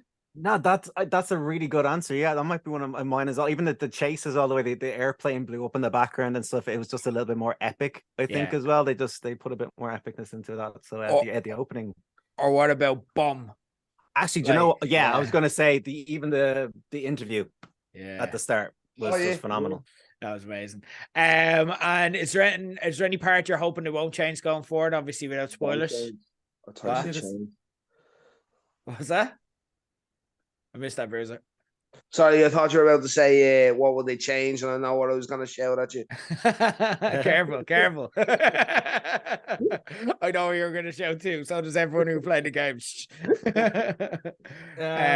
Can we just say David? Yeah, and like David's in this. We know that. Yeah, I hope they stick fairly close to how that played out in the game. Yeah. Yeah, even though it's traumatic, but yeah, that's a good show. One of my favorite parts of the game. Yeah. Yeah. Okay, weird thing to say. I understand what you're saying, but like everyone's gonna judge it when they see what.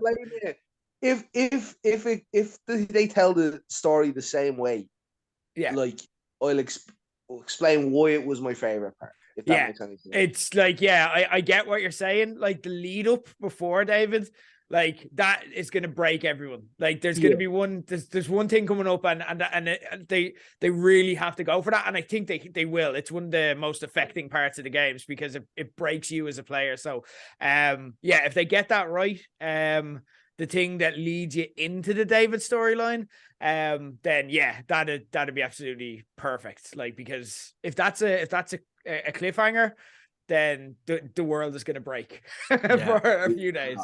I wouldn't be opposed to them maybe introducing a completely new, unique enemy as well, specific for the TV show. Okay. Maybe some like, I don't know, some new form of clicker or I don't know, some other kind of evolution might be kind of cool. Interesting. Okay. Well, look, we all have it ahead of us. We're going to be back next week having the chats. Great to have you back, Bruce. Always a pleasure, Kev. Thank you so much. Thank you. Good, guys, have we got anything on in general, or are we all good? Tommy. Fuck Tommy. There you go. I think at this stage, it's just going to be fuck Tommy. I'm in. Fuck it. Always a pleasure, guys. Well, all right, here we go. For those of you who were on it early, obviously this week due to the Super Bowl, The Last of Us aired early on Friday night. It was on demand over here via Sky or Now or on HBO Max internationally. So we obviously got on it and we're meeting up earlier than usual. We're having this conversation on Sunday because we just couldn't wait to talk about this episode. It was absolutely phenomenal. The story of Henry and Sam, endurance and vibe. We're going to go into the spoilerverse, guys. So look, there will be spoilers from this point on. The usual rule of spoilers that we have here. If you've seen the latest episode, you're grand. You're up to date. You don't have to have played the games. We're going to discuss some of the games, but we only want to do that to be able to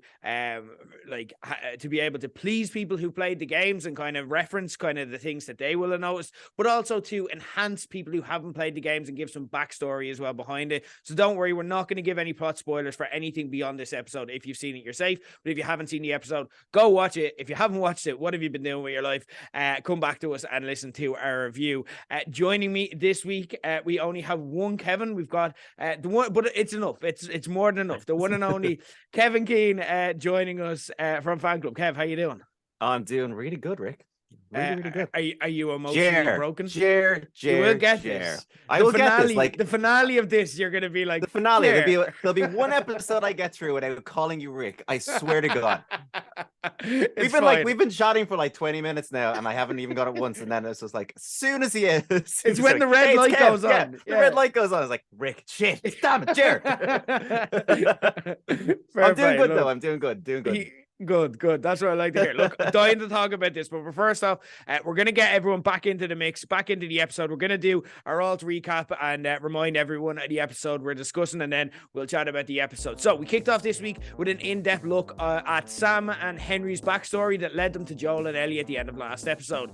We learned that Sam is deaf, as is the actor who plays him, if you didn't know that, which some might call a handicap, but I think is a real advantage here in a way, because now he doesn't have to listen to the loud minority, a toxic video game fans whine that it wasn't like that in the games. It was different. Back in the present, Henry and Joel agreed to team up and try escape from the underground, where they encounter an old makeshift classroom where people had obviously tried to care for kids. There was toys, there was comic books, and there was even a soccer goal. Joel and Henry rest their feet and have some gruff dad chats like they're dropping the kids off in the giraffe center, while Ellie and Sam play some soccer. And in true American style, Ellie was pretty class at it, while the lads, they were a bit muck, to be honest. Just as it seemed like we made it all the way to safety, they came across a sniper, which Joel had to sneak sneak around to dispose of in a kind of scene that was like all of us, anyone who's played the game has it burned and seared into their memory. In this case, Joel finds an elderly man with a terrible shot behind the scope. And this is where like Kathleen's plans start to come apart for me, because I don't know why Kathleen thought that sending Uncle Albert would work as the last line of defense, but it goes down alongside, I'm going to shoot the only doctor in the village out of anger because some bald lad told me my mate couldn't be saved, in the terms of awful decisions made by the lead of the NPCs. And just as it appears that our heroes are in the clear again, the entire NPC army arrive to take out 4 people. Again, awful strategy by Kathleen. What is she doing? This is like goes down in the pantheon of sending all the king's horses and all the king's men to mend an egg. Who's minding the town, Kathleen, so you can try to murder children? What are you doing? Why is this the plan? This is literally the definition of putting all your eggs in one basket. And the plan works about as well as it deserved to, as an absolute shitload of infected emerge, presumably from underneath the sign that Kathleen and Perry encountered last week saying, warning, a shitload of infected. And with an assist from Joel behind the sniper rifle, our heroes make it to safety. Or so we think. As in the safe house, Sam confides in Ellie that he got bit during the melee. Instead of, telling a grown-up, Ellie tries to heal him with her blood, the drama of which was a bit undermined a bit when she started singing da-na-na-na-na-na-na-na-na-na, like Jesus from Family Guy. Shock horror, the cure for mankind isn't wiping your bloody hand on someone's cut, as Ellie awakes to an ambush in the morning. Out of instinct, Henry stops Joel and takes out Sam himself before turning the gun on himself when he realizes what he's done. I don't have many murder-suicide jokes and would really rather not start bawling my eyes out again by reliving this on a Zoom call, so I'll just say it was all very sad, and that was episode 5, Endure and Survive. Henry and Sam, we met them here, Kev. Very important characters to both the story, to Joel and Ellie's evolution, but also to like their characters that gamers like us hold deep in our hearts. Yeah. Did they do this justice? They did in a different way because of the way TV is formatted, I think. Because I don't mean to kind of start being like in the game, but in the game you spend a lot more time with them, I think, and there's even a section in the game where you and Sam get separated with, so it's Joel and Sam and Henry and Ellie, and there's you've a lot more time kind of getting to know the characters. So in the way they did it this way, they did do it justice, but I kind of felt like it was an overly complicated way of doing it. Okay. I think the whole story of why Henry had to do what he did to get Sam's leukemia medication as well was a far too overly complicated plot point, instead of just like in the game where it's just they're on the run from raiders and that's it, and that's all you really need to know. But I get why they did it, to give you a bit more, to give them a bit more heart, and think you give a shit about them a little bit more. I think that's the reason why they did that. But it was just, for me, it didn't really work in a way. I kind of felt the game did it a little bit better. Yeah, and that's fair. And like, again, with the advantage of having games is, look, you're spending 20 hours with these people rather than 9 or 10 that we're getting, so that makes sense. And you're actually living with these people. And there's, like you said, the kind of part where you're broken up, and like it's I think it's Joel and Sam and Ellie and Henry. Yeah. You get, as Joel, you get to kind of know Sam, and you kind of get to build a relationship with him in a way that you just don't get the opportunity, because most of the time you just see, as you saw in the episode, they covered this very well. You see Ellie and Sam playing in the background, but that is very much happening in the background, and Joel's focus is where it is. It's similar to the way it is in the show. What I think they were going for here is, I think they were going for shades of grey. And what I liked about the way they portrayed Henry and Sam was Henry kind of doesn't even see himself as the good guy. When he speaks to Joel, and in the clip we had that preceded this, he kind of says, I'm actually worse than Fedra, I'm a collaborator, and Joel gets up on his high horse, like, I don't work with rats. And it's like, you were literally dealing drugs to a Fedra guy like a few episodes ago. What are you talking about? But with that as well, like, there was kind of this aspect of, we learn how good of a person Kathleen's brother was. And I kind of had a feeling, like, we even texting during the week where I'm like, could Kathleen's brother have been Ish? Like, I was kind of getting a bit ahead of myself, but like, I was kind of thinking, could he be a good person? And could there be a bit of more complexity there? And I think that's what they were going for.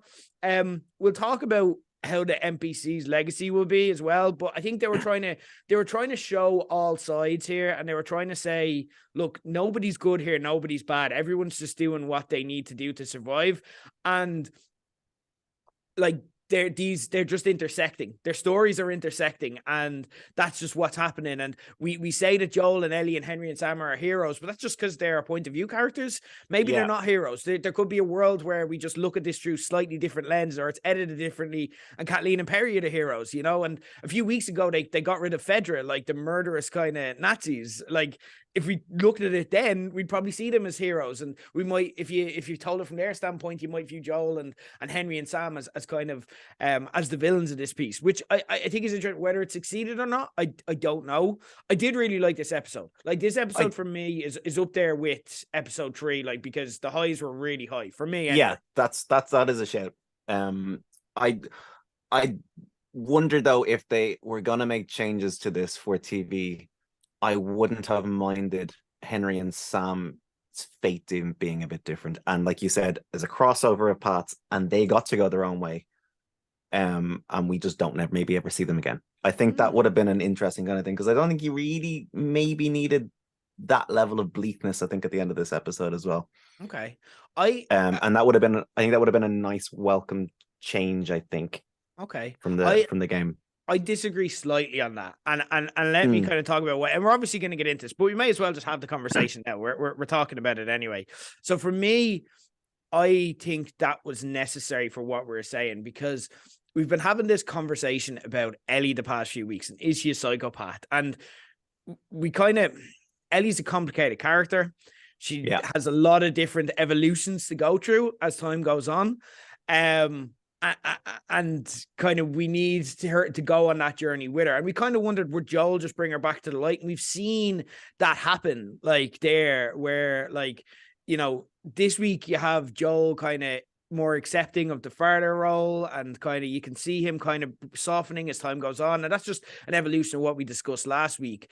But I think there's a bit of push-pull now with Joel and Ellie. Like, for me, the ending and the way it happened was important to keep, because it humanized Ellie. Having Sam around humanized Ellie, and losing Sam really brought it home. It made her a bit more like Joel, if that makes sense, because she kind of learned what it was to, not that she was Sam's carer, but like, she did care for Sam and she looked after him and she tried to cure him. Do you know what I mean? And then she kind of felt what Joel felt when Sarah died, for example, like in caring for someone and losing someone, and there's her stakes. Whereas Joel, for example, I think it was important to get this, because when that happened, we're seeing Joel soften, but when that happened, I think Joel was reminded of, oh, that's how it feels to lose someone that you care for. Like, he saw what Henry did and how Henry reacted, and if Tommy hadn't been there, Joel could have done the exact same thing once Sarah died. You know what I mean? He could have easily done it himself.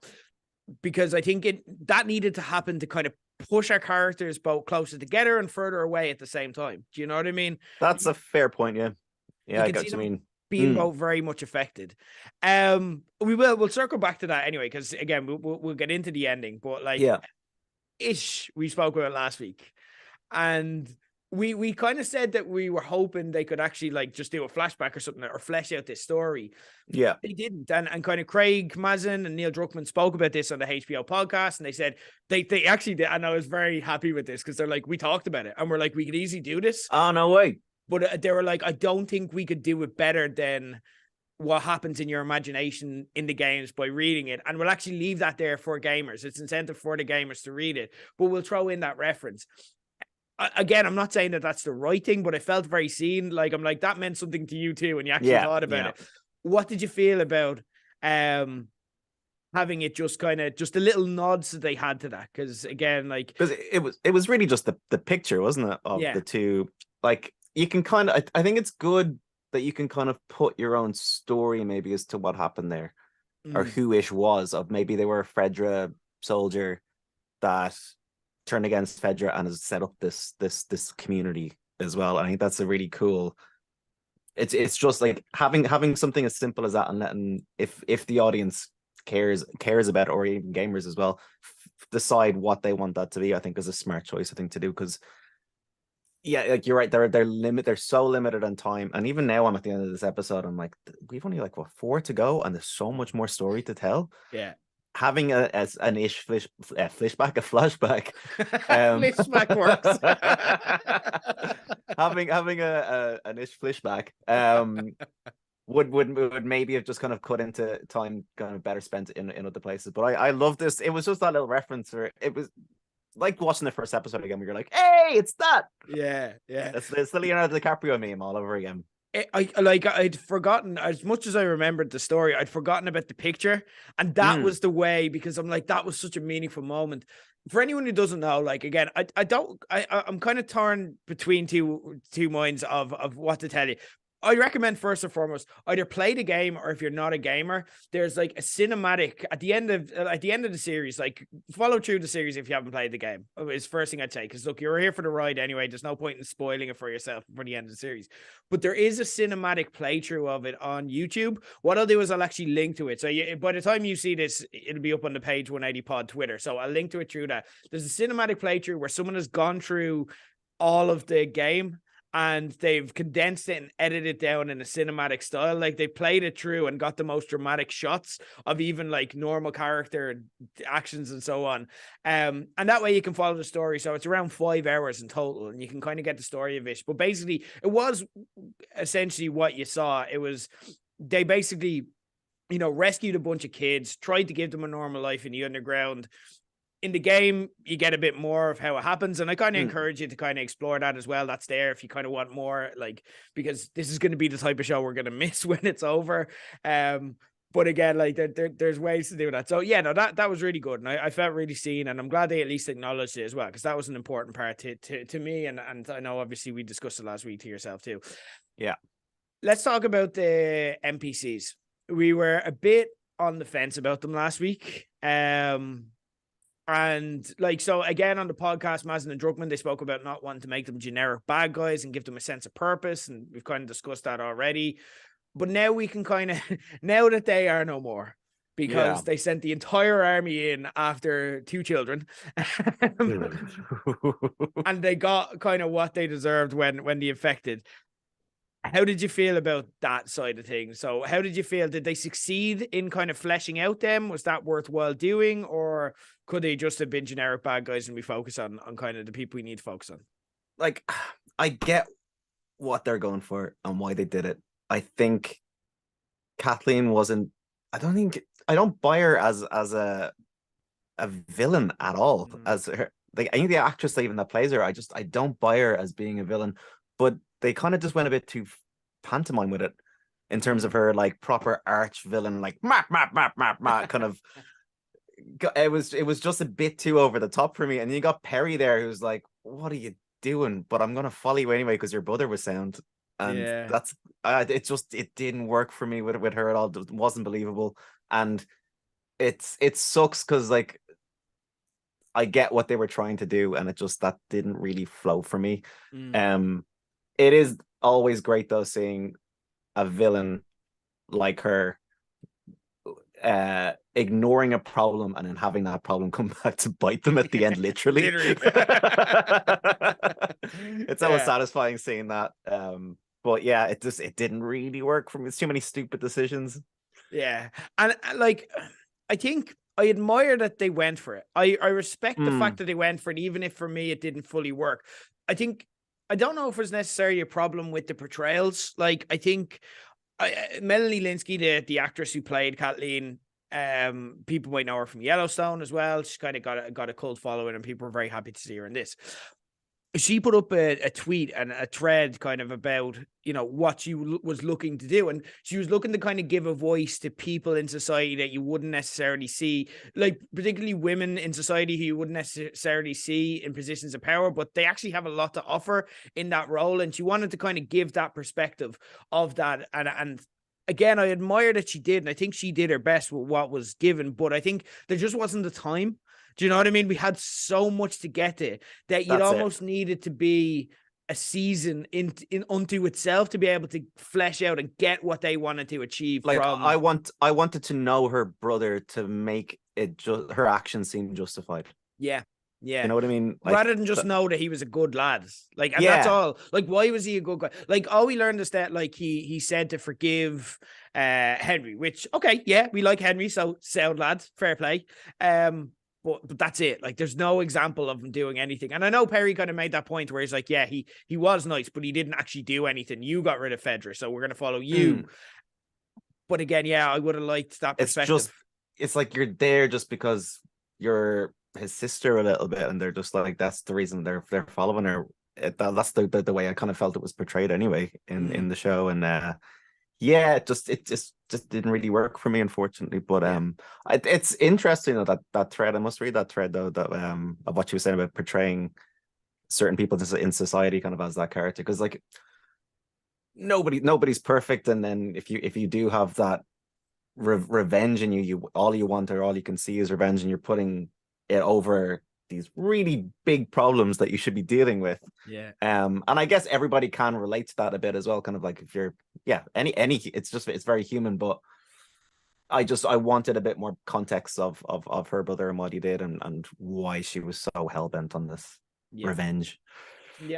I'd agree. And again, like, you know, it'd just be, if they had 5 more episodes, I probably loved everything because they would have had time to flesh out. But it is what it is, and that's fine. Again, this is a good episode. I enjoyed it quite a lot. So, I do feel like we're being a bit negative because I also loved it as well. I feel like we're getting nitpicky with it. Well, like, it is what it is, and I think it's fair because, again, I think other people probably might have felt that way as well, or maybe you didn't. And feel free to tweet us in if you think we're being too harsh now. Let's talk about things that I think we'll agree on in terms of positives. Okay. Let's talk about the infected for the first time, as expected. We got a bloater here, and we got the attack. And if you're looking to make, now, again, I'm not going to do, the past few weeks, I've kind of done a video game section where I'm like, this is the similarities to the video game. I think now, and I think from here on out, as I'm trying to map it out in my head the last few episodes, I think it's going to be very faithful to the game from here on out, because there's a lot of story. I think early on, they needed to kind of flesh out a lot of stuff, because there's a lot of empty gameplay that happens in the early stages, because you need to learn how to play the game, and you need to just learn how to fight and take out characters and stuff. Whereas once you know how to do that, they get really into the story, and there's constantly stuff coming at you. So I think it's going to stay very faithful. So I'm not going to do that side by side comparison. But and I kind of assume that everything is like the game unless we tell you otherwise. But this was, in one hand, very similar to the game, like the sniper part, and again, Joel trying to take out the NPCs, and then the infected coming along, but it was much more intense in the game. There was a lot more, and they happened a lot faster. And again, we not only did we get bloaters, we also got child clickers, who are contortionists, which we don't get any of that in the game. That's brand new. What were your thoughts on the first real big infected attack? The only time we've seen them move in this is kind of the end of tests, and there wasn't really a battle there. This is the first proper big infected battle scene, which people said they were missing out of this. So what was your thoughts? They really gave it to us here. What was your own thoughts? In spades. Like, one thing I will say, I didn't curse as much watching this as I did playing the game with a fucking sniper. I got killed so many times in that. But as the first huge proper wave of clickers and stalkers and runners, it was panic, and it was just the intensity of them coming out of that of that hole.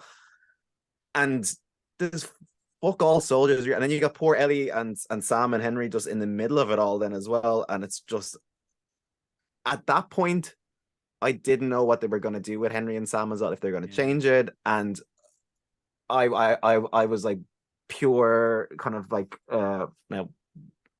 being a little bit drunk watching this last night as well. But I think my emotions were probably a bit higher. But like t-shirt over my face, just being like, oh shit. But the pure panic in that was geniusly done. And then you have the initial wave, and you think, oh, this is absolute terrifying, and then you see the hand come up with the bloater. And from playing the game, it's like, you know how badass this enemy like is as well. So it was great. I really, really loved it. One thing as well, actually, that was mentioned earlier in the episode, which I think gives this scene even more gravitas, is they're talking about having killed clickers before, and Sam is like, you've killed 2 clickers. It's like such a huge big deal to Henry and Sam that they've killed 2 of these guys. And then you get this whole emerging of tons of them coming out, and the pure panic I'd say Sam and Henry probably had of just seeing all of them compared to just 2 which they were terrified of was brilliant, like, as well. And I love that they emphasize that how big a deal it is killing clickers, because it should be a big deal. And I love really that about it as a little detail. And when you do that, like, again, look, being honest, in the games, killing clickers, when you figure out how to do it, go out behind them, shiv them, grand. But like, it's not that hard after you get used to it. But the first time you come up against them, you're terrified, and you're like, oh my God, they move so quickly. As soon as I step on glass, they kill me. It is terrifying. So yeah, I agree with that. The power scaling is something they've got really right here. I loved how they handle the bloater. The bloater is essentially unkillable, and that should be the way. Now, it's in the video game, you have to kill him because you can't move without killing him. You can't have a bloater without fighting him, and you can't continue the game without killing him. So, but like, you have nail bombs, you've got Molotov cocktails, you've got flamethrowers, you've got stuff and you've got the shotgun as well, which will do the job for you. You're obviously not going to have that, and I love the power scale in here. Like Perry, the one thing we know about Perry is that he is a badass, and like, I loved the way that they showed, like, because again, that is the way that they did that was like just the pulling, the beheading, just literally beheading. It's the game. Yeah, it's how you get killed in the game, isn't it? If you get killed by the bloater, it was awesome. But I love the fact he was just firing shots after him, and the bloater's just like, you're tickling me, mate. Yeah, it was like, and that's what I like, because again, they've done that really well in the show. Because first off, there's a difference between you being Joel in the game and killing 300 people, and also like infected as you go throughout the game. That's different because you start the game having your daughter killed, and there's this a big emotional reaction and this need for vengeance on behalf of the player, as well as just necessary to get through the stages of the game and wanting to continue onwards, that you have to kind of do that. So there's almost a disconnect in the way that there is with video games. We spoke about this, I think, in the very first episode. I don't think you can do that in a TV show. I think if you see Joel just walking up and straight up murdering people, like even the fact that they made a choice here, like when he encountered the sniper and he didn't want to kill him. He saw this is an old man and he's like, please, just put the gun down, wait here an hour. That's it. That's all you have to do. I don't want to kill it. And he's begging him not to do it. And then I think he goes for his gun, doesn't he? Yeah, I think, and Mazin and Druckmann called this, he's like, he's going for death by cop. He knows he's going to die here, but he's like, look, I'm old. I've lived a life. Like, fuck this. Yeah, I'm done. And he's happy to kind of kill himself by kind of going after Joel, or take his chances at least. But like, again, it doesn't hit the same scene murder, but also it wouldn't hit the same. We would, if it was as easy to kill the infected as it becomes in the game, as you have to get used to it, I don't think they'd have an impact. Whereas this had an impact because it's like, the guys are fucked. Did you know what this reminded me of? It reminded me of Game of Thrones. And it reminded me of... the Bastards, is it? No, it reminded me of... Do you remember Hard Home?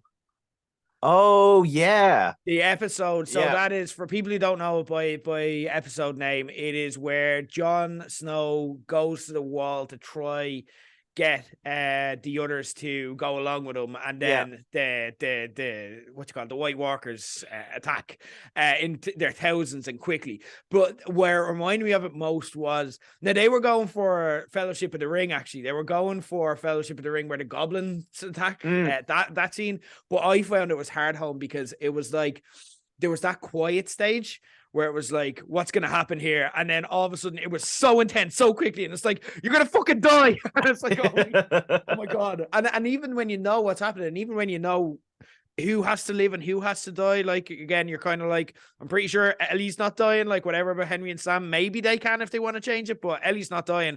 But even then you're kind of like, no, everyone's dead. Like when the kid clicker gets into the car with Ellie, you're like, she's dead. Yeah. There's no way out of this. There's no way out of this.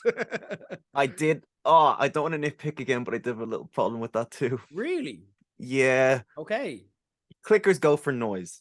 There's a gunfight happening outside, and that clicker went in the car. I'm like, it probably would have gone towards the gunfire, but you needed to have that moment. It's a silly little nitpick, but I kind of felt like that clicker probably would have probably gone towards the gunfire, but at the same time, it's TV. You need some moments like that in TV, so I get it. Yeah. And it was nice, having that weird fucking contortionist clicker. Oh my God. It was, you know what it reminded me of? Have you seen Twin Peaks? I haven't. No, I missed that. There's a character called Bob. It's a scene where, and he's a demon essentially that's climbing over this couch in a living room, and it was just in a really hot, just non-human-y kind of way, and it just reminded me of that. The way the clicker was just kind of contortioning over the seats of the car to get to Ellie. Yeah, that did give me kind of just that vibe, and just made the hair stand up in the back of your neck kind of thing. It's grim. I hear that, and like I get what you're saying, and yeah, from like that part of it where, you know, we are going to be kind of, it's stupid nerdy nitpicking. We have man, this, but like I do get it, but I think where you're going to use artistic license, I feel that both that, and also you could say the exact same thing about Kathleen's death, but it worked. Like, and then that even reminded me a bit of Game of Thrones. It was like the Arya Stark with the Night King. Kid just like jumping up from out of nowhere and just being like, you're dead. It was so bad. And it's just what you wanted for Kathleen as well. It's like, thank God we got to see her like get got. Yeah. So I loved it, but I get it. I do appreciate that. And it's a fair point to make. And that is something though about her character that was, she's purposely annoying you, so when that death does happen, you're like cheering. And I think that's kind of maybe what they were trying to go for, and I get that like as well, because I did cheer. You had to. She was a good heel in that sense. Like, that's exactly what it is. That's a really good point. Good heel. Let's talk about the end then, and kind of where they re-traumatize us with the kind of retelling of that. Certain like obviously creative license taken to kind of amplify it as well, like Ellie kind of trying to cure him with her blood. And then there were little bits where, like, for example, he told her that, like, I don't think that happened in the game where he told her that he was sick, but they had that relationship. And then like Ellie kind of trusted him. Like she didn't go out and tell Joel, because like Joel would have been like within seconds, Sam would have been dead. Like, and I think she knew that as well, so she wanted to kind of believe. How did that hit for you, the Henry and Sam death scene? I know obviously we had a discussion around whether they should have gone different, but like with the way that they did it. I will say I loved, and it was heartbreaking, I say, but I did love how they did it, of just the desperation of Ellie trying to use her own blood to cure this. It was absolutely heartbreaking, because you're like, that's not how it works, but she's just trying. And I was seeing a lot of people complain about that online, that it was a bit silly, like what are you doing trying to like rub your blood on it? But I think it was just because she's a kid, like she doesn't know. He is a kid. She's just trying whatever she knows. And I loved that desperation, like, you'll be fine, you'll be better in the morning, and they just leave it in the morning. And it was that, will you wait up with me all night as well? Oh man, that was hard. And I did think that was done better in the show than the game. Yeah, like they're able to kind of have those little character beats in that, because they needed to kind of flesh it out. I didn't hate it at all, because there's two different things at play there. Ellie is, for the first time in her life, getting to experience being a caregiver and being the person like in that role rather than being cared for. So there's part of it where, you know, she doesn't want to, like, I don't hate that decision to do it, because first off, she's a child. She doesn't know how vaccine works. She's just told that, like, you know, she's immune. You're immune. And she can help save humanity by doing it. So she's like, you know what? We're gonna bust out the vaccine powers. But kids don't know how vaccines are made. Fucking A. None of us knew how vaccines were made until COVID happened. You know what I mean? Exactly. And we learned a lot very quickly. So like, again, she's like, I'm gonna just go for this, and I'm fine with her doing that. Why not? And if she's ever gonna go for it, it's gonna be now. But there's also two other things at play. One is there's a kid who's confiding in you, who's worried, who's scared. First off, she's not going to want that to happen. So she's going to like try convince herself that this kid's not going to die on my watch. But then there's that part of it where even when you know, like, if you're looking after a kid or someone vulnerable like that, and even if you know they're fucked, you still have that instinct to want to protect them or make them feel better. You know what I mean? Yeah. And I think part of it was that as well, where she's like, no, it's okay. Don't panic. Please don't be scared. You know what I mean? And I think it was just a combination of things. So I didn't hate that decision at all. I thought that was really good. Him kind of clearly being scared because he's bit and he didn't want to tell anybody about it. and then they kind of exchange what they're scared of then as well, their fears, and that it just got more and more just heartbreaking, and it really, whatever it was psychopath Ellie we had in the last few episodes, this really humanized her in a huge way. It's interesting because we didn't see that coming. We're like, she has to come back in some way. She can't just continue to go down this path. And obviously we were talking about whether it was Joel. Again, for what we think is coming, I don't think that could have been possible here. We didn't think it would be Sam. We just didn't see that coming, but that's exactly what happened. Also as well, that's a great call out. And I love that scene where they were kind of sharing their fears. There's one thing that, again, I think is an important takeaway from this. Ellie kind of sharing, I don't want to end up alone. That's something that I think, take a mental note of that, everyone. And this isn't giving away spoilers. It'll just, knowing that and remembering that, that wasn't a throwaway line. That is Ellie telling us something fundamental to her character. And when you see her make decisions, and I think even as far as the next episode, this will begin to become relevant. When you see her making decisions, that fear of abandonment and that fear of ending up alone, that's core in everything that Ellie does, and it's very crucial to her character. So again, just view everything Ellie does through that lens of she's a person who doesn't want to end up alone, and even the decisions that she makes that are nonsensical, like seconds later trying to cure Sam with her hand. Like, you know, that's what's driving that. You know what I mean? She'll try anything to not lose people around her, because think about it, she's an orphan. She suffered a lot of loss, presumably. We haven't really got into that. I feel like we're going to. She's spoken about hurting people and stuff before, so she's alluded to stuff like that. So yeah, there's I think, yeah, that's something that's very important to kind of take away and understand about Ellie. The ending then, obviously Joel burying Henry and Sam, taking time where I don't think Joel necessarily previously would have done something like that. That's a fair point, yeah. Yeah, what did you think of that? And as well, obviously, then you kind of led Ellie on. I'm sorry, that broke me. That just killed me. Like that killed me worse than anything. And I'm like, I knew all of this was coming, but that I'm sorry just ended me completely. I was watching it with a friend there. I watched it a second time with a friend, and they were kind of being a bit cynical around it, and they were saying like, oh no, this isn't that bad. Like, again, like, you know, it's sad, but like, I'm not going to cry. And then it's like, that's not the part. And then literally when they did, I'm sorry, they're like, oh my fucking God. Yeah. And I'm like, yeah, that's the part. That's the part. Yeah. What were your thoughts on that kind of little addendum that's...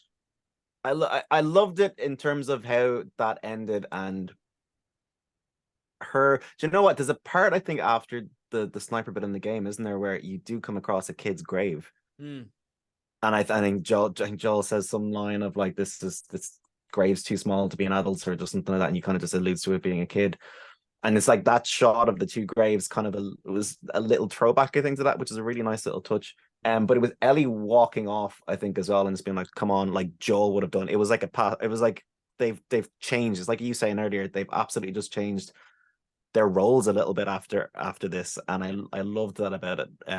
Brilliant end. That's what really, and like you said, it's heartbreaking, but that passing, I don't even say a passing of the torch, but it's just switching of roles, really, I think it was just a great way to end that episode. And it's going to continue to be in flux. Like, so like, you know, now you have Ellie being the hardened one and Joel being the one who's like, we have to pay respect to these people. Yeah. You know what I mean? Whereas previously Joel's like, yeah, let's leave these people dead in the highway because I've got to protect the people I care about. You know what I mean? That's how far Joel is coming back. But also as well, now you have Joel obviously being very, like, he's going to have time to think. Like, they say they're going to walk to Wyoming. That's a long ass walk from Kansas City. They're going to walk to Wyoming, and presumably during that walk, he's going to think and reflect on, Jesus, I just spent time with someone who lost everything. Like we kind of said, Sam, the way Henry's life ended could have easily been the way Joel's life ended. You know what I mean? And that's going to kind of be playing in his mind. So I think now they're both in very traumatized, vulnerable states. They're both bonded, I think, because of that trauma. But I think they're also going to be mildly pushed apart because of that trauma, because I think it's setting off fears that they have. It's setting off fears for Ellie of her not wanting to end up alone. And it's setting off fears for Joel of, if you care about someone too much, you know, You're you gonna can get get really hurt. hurt. Yeah. And like I think that sets us up in a really, really interesting place ahead of next week. So overall thoughts, reflections, kind of where's this sitting with you in terms of the overall episodes? Is this the best episode of the season? Where are you kind of ranking this one? This is number 2 for me. I still think episode 3 is the best one they've done, to be honest. It really is. But this is probably number 2, I think. Even though, like, if you've listened to this entire thing now, you mightn't feel that way. I hated this episode. No, I did. I've loved it. I watched it twice now, and I've loved it both times. I just kind of had different, like, experiences watching it drunk and sober. I think. Real duality. Like, this is a guy, he's doing his homework. He's getting drunk, especially to see what's the drunk experience like. Better. That's amazing. I thought it was gas. It's like, wow, you're a weird drunk. Anyway, look, emotions are running high.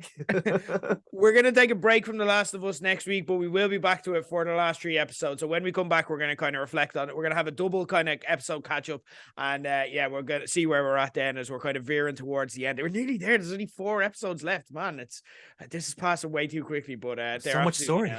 I know, so much good stuff still to come, though. I cannot wait. Kev, always a pleasure. Follow Kev online at Kev Fangclub. And yeah, looking forward to continuing to discuss this with you in the future weeks. Can't wait. All right, there we go, guys. It's time to go into the spoilerverse for the latest episode of The Last of Us, episode 7, Left Behind. Guys, if it's your first time listening to our recap, just to cover what we're going to do spoiler-wise, if you have watched up until the latest episode, you are safe. If you haven't watched episode 7, watch it and then come back and you'll be good to go. We are gamers and we are going to talk about The Last of Us game, but the way we talk about it is we want to kind of give you backstory and enhance your enjoyment of it. So we may make comparisons, give you a bit of extra background, but we're not going to talk about any plot details that come in after episode 7. So we won't give away anything you need to know, but we may kind of allude to it or kind of use our game knowledge to kind of just enhance your experience and enjoyment of it. This week, to join us, to discuss this as we jump back in, I'm being joined by not 1 but 2 Kevs, because we can't do it. 1 Kev just wouldn't be enough to tackle this episode. Kev Keane of Fangclub and former pro wrestler or current pro wrestler. I don't know what the status is there. Ballymun Bruiser. No, never again. I think I just like sidetracked you into retiring. I'm so sorry. I just kind of assumed I was over. Heard it here first. There you go. We got an exclusive. I just forced it out of him. That's the way to get news.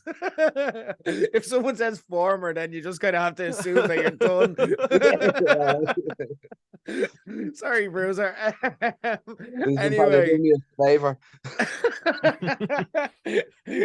You're very welcome back to page 180. How are we feeling now? We're heading into the home stretch. Are we getting emotional? Are we ready for it to end? How's it kind of settling with Bruiser? How are you feeling?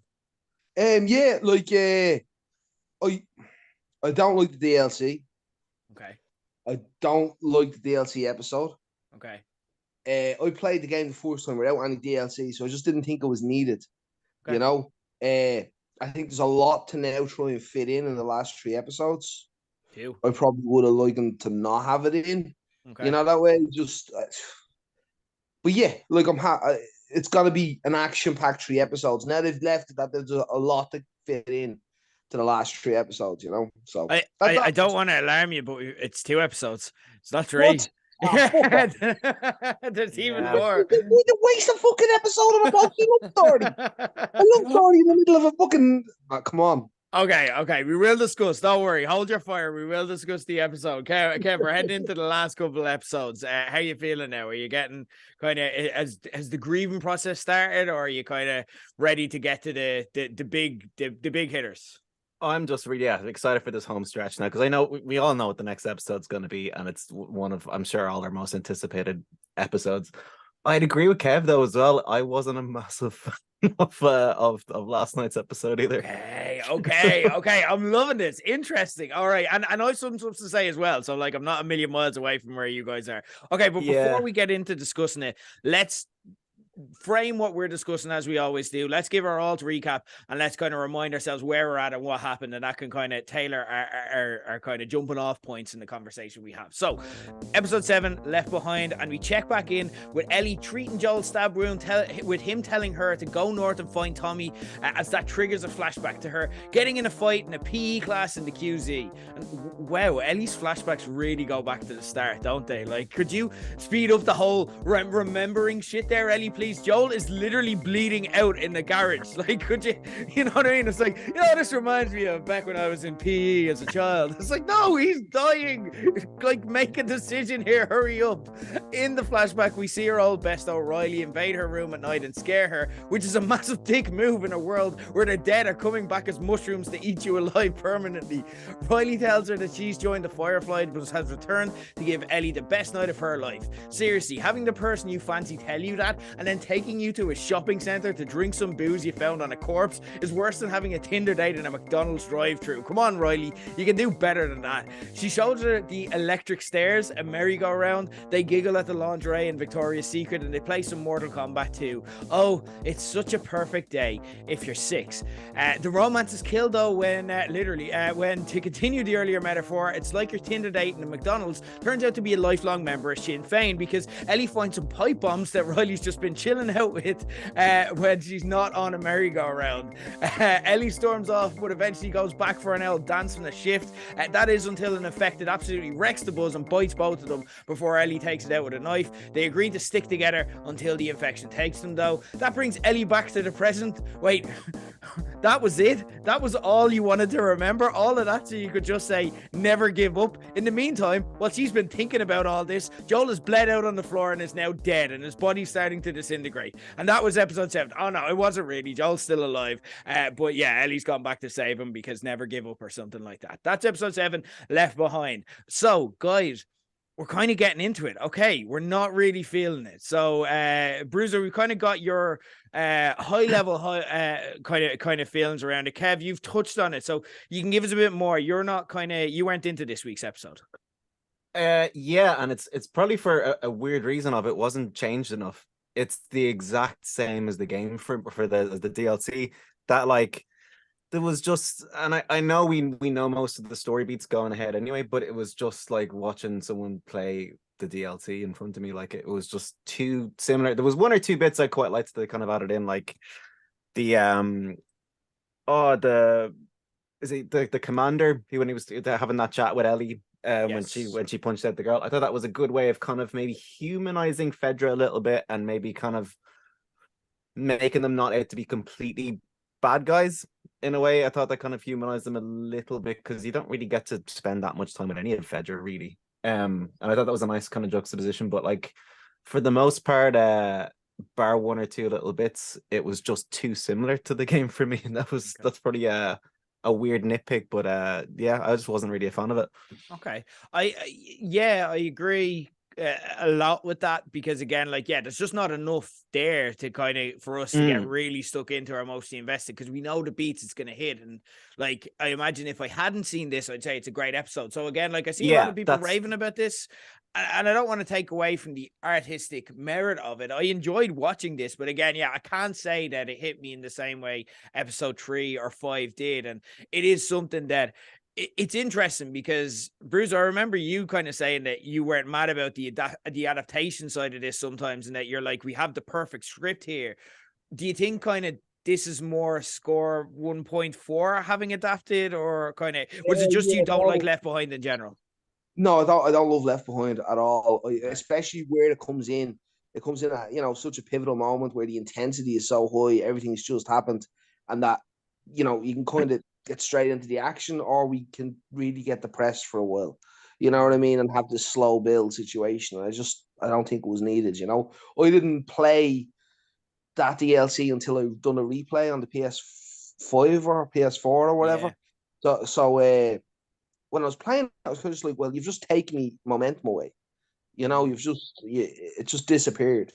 And I felt the same again in the episode, kind of taking the momentum away. As you said, he's bleeding out, and we have a 45-minute cutscene. Like, fuck off, come on, he's bleeding out. Like, sort this shit out.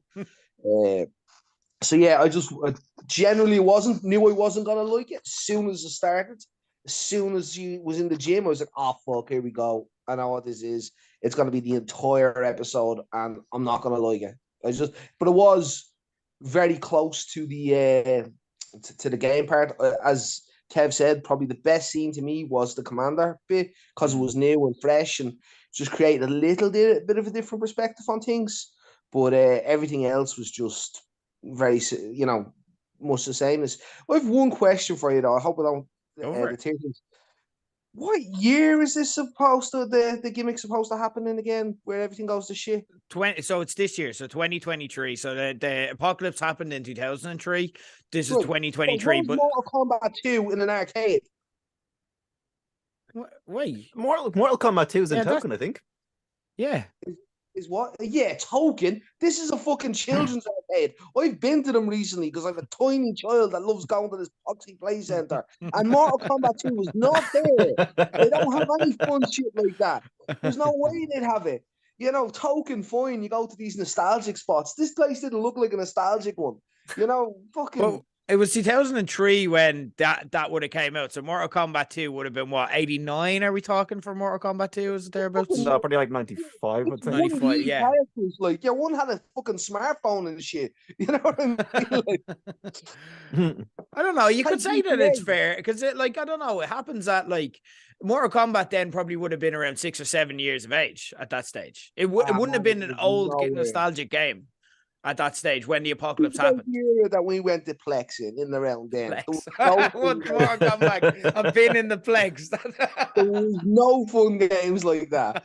You would have had Dance Dance Revolution. Yeah, fuck. Yeah, I suppose. Yeah, a lot of pool. Yeah, there you go. That's interesting. Yeah, okay. Well, who knows? Maybe Americans do things differently. I'm gonna kind of agree, and again, I did enjoy this episode. I want to kind of give credit to the actress who played Riley. I can't remember her name off the top of my head, but as well, I thought Bella Ramsey is doing excellent as Ellie, and I kind of want to touch on that in a little bit as well. And she brought a lot of heart to this and humanity to this, and this was really good as well for people who don't like. Again, I kind of get why gamers would feel as we feel because again, we love Ellie. You know what I mean? So Bella Ramsey is just like bringing us up to an emotional point that we're going to be at. And to be fair, I'd like to discuss this more in detail, but I think she's kind of got there, and I think she's done the thing with Ellie, really, really effectively. But as well, like, it's not new to us to be there, so I think this is more important for other people. It is interesting and maybe a little bit concerning as we head into the last 2 episodes, knowing that we know what episode 8 is going to be, and we know what episode 9 is going to be. But also we now know that we don't necessarily have an appetite for seeing the game just played out as we know, as the beats we know. We do want that extra content, and we do want to kind of be stimulating the way that people who didn't play the game are as well, which is interesting because the series is made. Maybe they don't have time. They don't have time to change it or learn that lesson. So we maybe might set ourselves up for, I don't say disappointment, because I don't think it's a poorly made show. Maybe we've just been a bit spoiled in the past few weeks with the stuff they've got added on. But for me, the impression of this week and last week was, and I never wanted to be one of these people, especially with this show, because I was so enthusiastic for it, but I couldn't help but be like, they did it better in the game, the way they formatted it. Okay. We obviously didn't get a chance to talk about last week, but when we spoke a few weeks ago about things we were dying to see happen in this show, the end of last week's episode was the answer that I gave. So when Joel died, I was expecting it to be like, and again, we know that Joel doesn't die, but when he gets stabbed in the game, for anyone who's never played it, okay, you die with Joel. And because you play as Sarah at the start when she dies, you know that the game has the balls to kill off a character that you play as. So you can literally, like, you don't get stabbed, you actually get impaled. Like, he gets into a brawl similar with the hunters that he did at the episode 6, and then you fall off a ledge and then you get impaled. So you're like, holy shit, like, you don't come back from that. And then you're trying hard to get away, and Ellie's trying to cajole you in the way that she was. But you can feel like the more you try, the slower Joel gets, and you can feel the life be drained out of him. I was in bits for that part of the game. I was even worse than the Sarah part, because it's like I felt myself dying. You know what I mean? Like, you're so entranced in it. And I was like, if they can capture that feeling, or just capture the feeling of, like, even then you start the next episode again. And I won't get into kind of the plot because it does start to get into where we go next week and at the start of next. But you start it with the time jump that we had at the start of this, where all of a sudden it's snowy and it's different, and now we're kind of in a different level of the game, or a different timeline, so to speak. And then Ellie's by herself, hunting and trying to just fend for herself. So now you're like, Joel's actually dead. I watched Joel die and I was sure he died. And now, because Ellie's by herself, Joel's dead.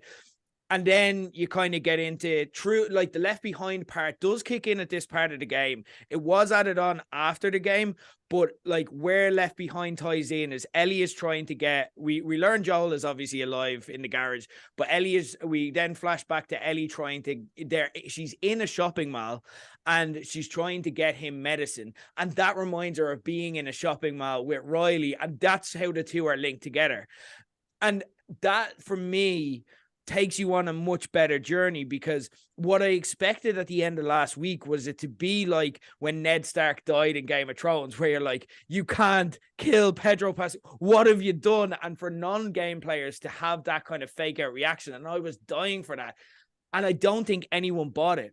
I didn't see people go crazy. I don't think they sold people on the fact that Joel could be dead. I think it's like, oh yeah, but Joel's going to be fine. Pedro Pascal's going to be fine. And it's like, you shouldn't feel safe in this story. You know what I mean? Because they are not afraid to kill big people.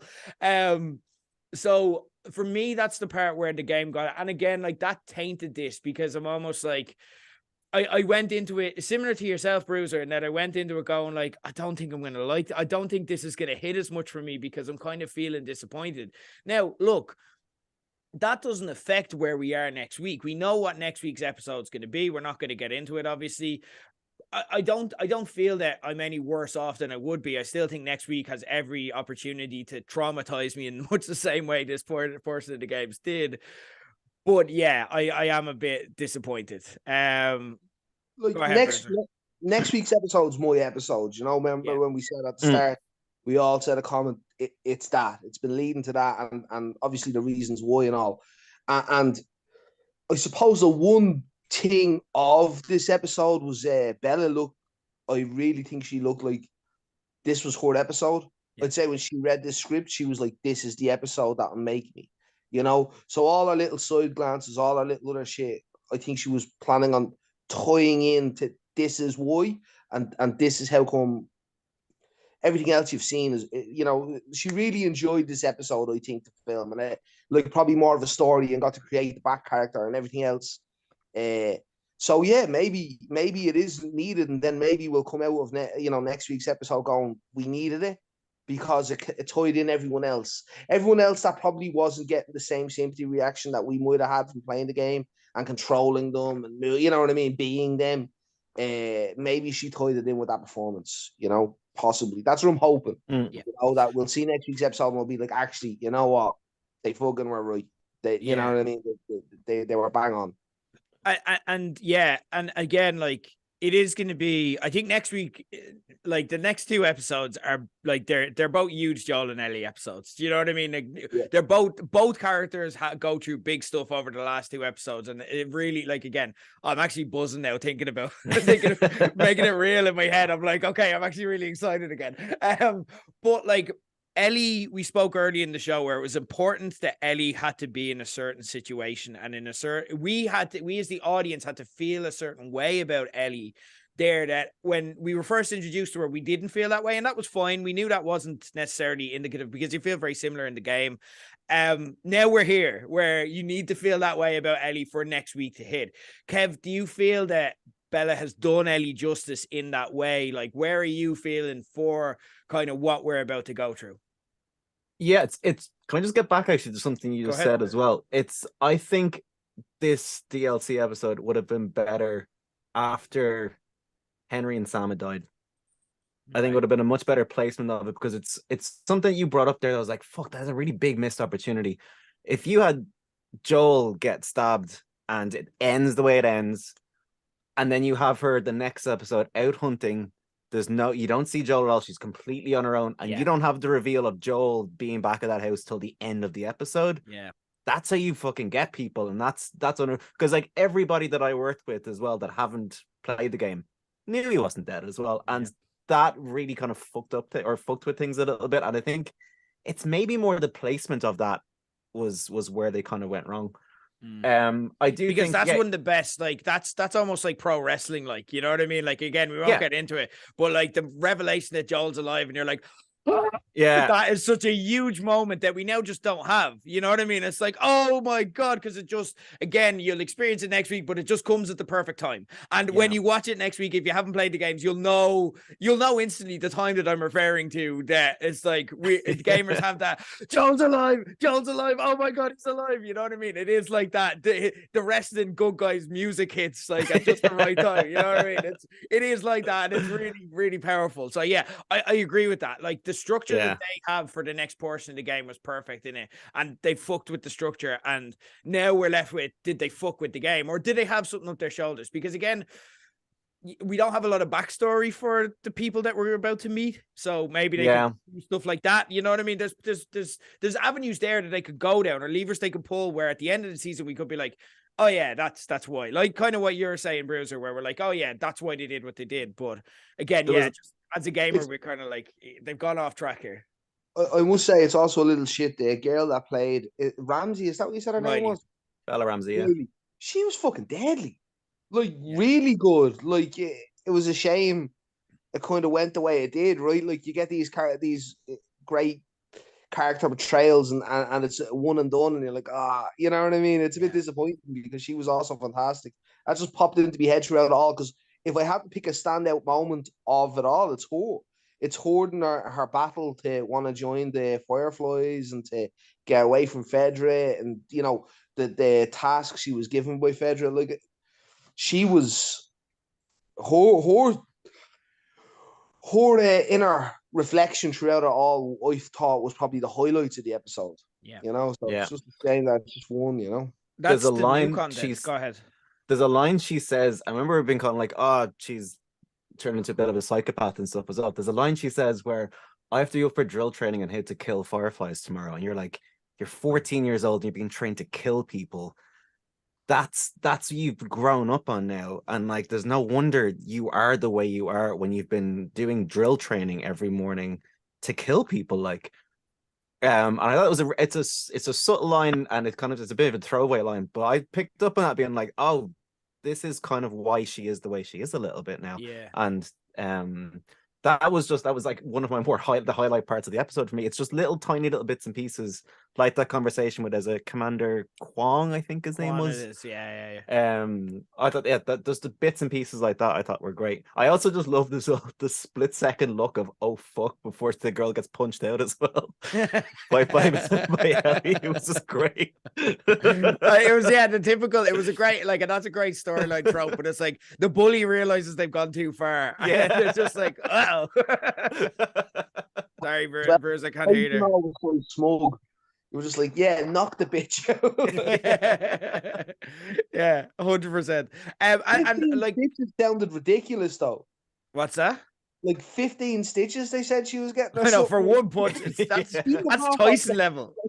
What the fuck? Well, who knows? Maybe she like carved up her face with her like pocket knife or something. You wouldn't know. She was mad for the pocket knife here. Which again, interesting bit. Just remember that. But you have, so like here it's interesting because the things we're talking about are exactly the new bits of information we got. You know what I mean? We didn't get Riley, by the way, was played by Storm Reed, by the way. I want to give that a shout out because she was fantastic in this. And again, I don't want to, like, I feel like we're almost being hard. Like, we're kind of, I think what we're speaking towards is more a disappointment to this. Like, at least for me personally, I enjoyed watching this episode of television. I was not thinking, this is terrible, I hate this the entire time. For what it's worth, I don't know about you guys, but like, again, I'm more speaking towards my maybe high expectations that I had versus kind of where I landed. And I was more just in hindsight, I started to have these thoughts. I enjoyed the stuff like that, like Storm Reed, absolute powerhouse performance, but also like, again, Quan and the bit we got into Fedra, because again, you get none of that in game. Fedra in the game are rent a bad guy. You know what I mean? We just need people to kill because you need to learn how to play the game and you need to learn how to fight. You know what I mean? So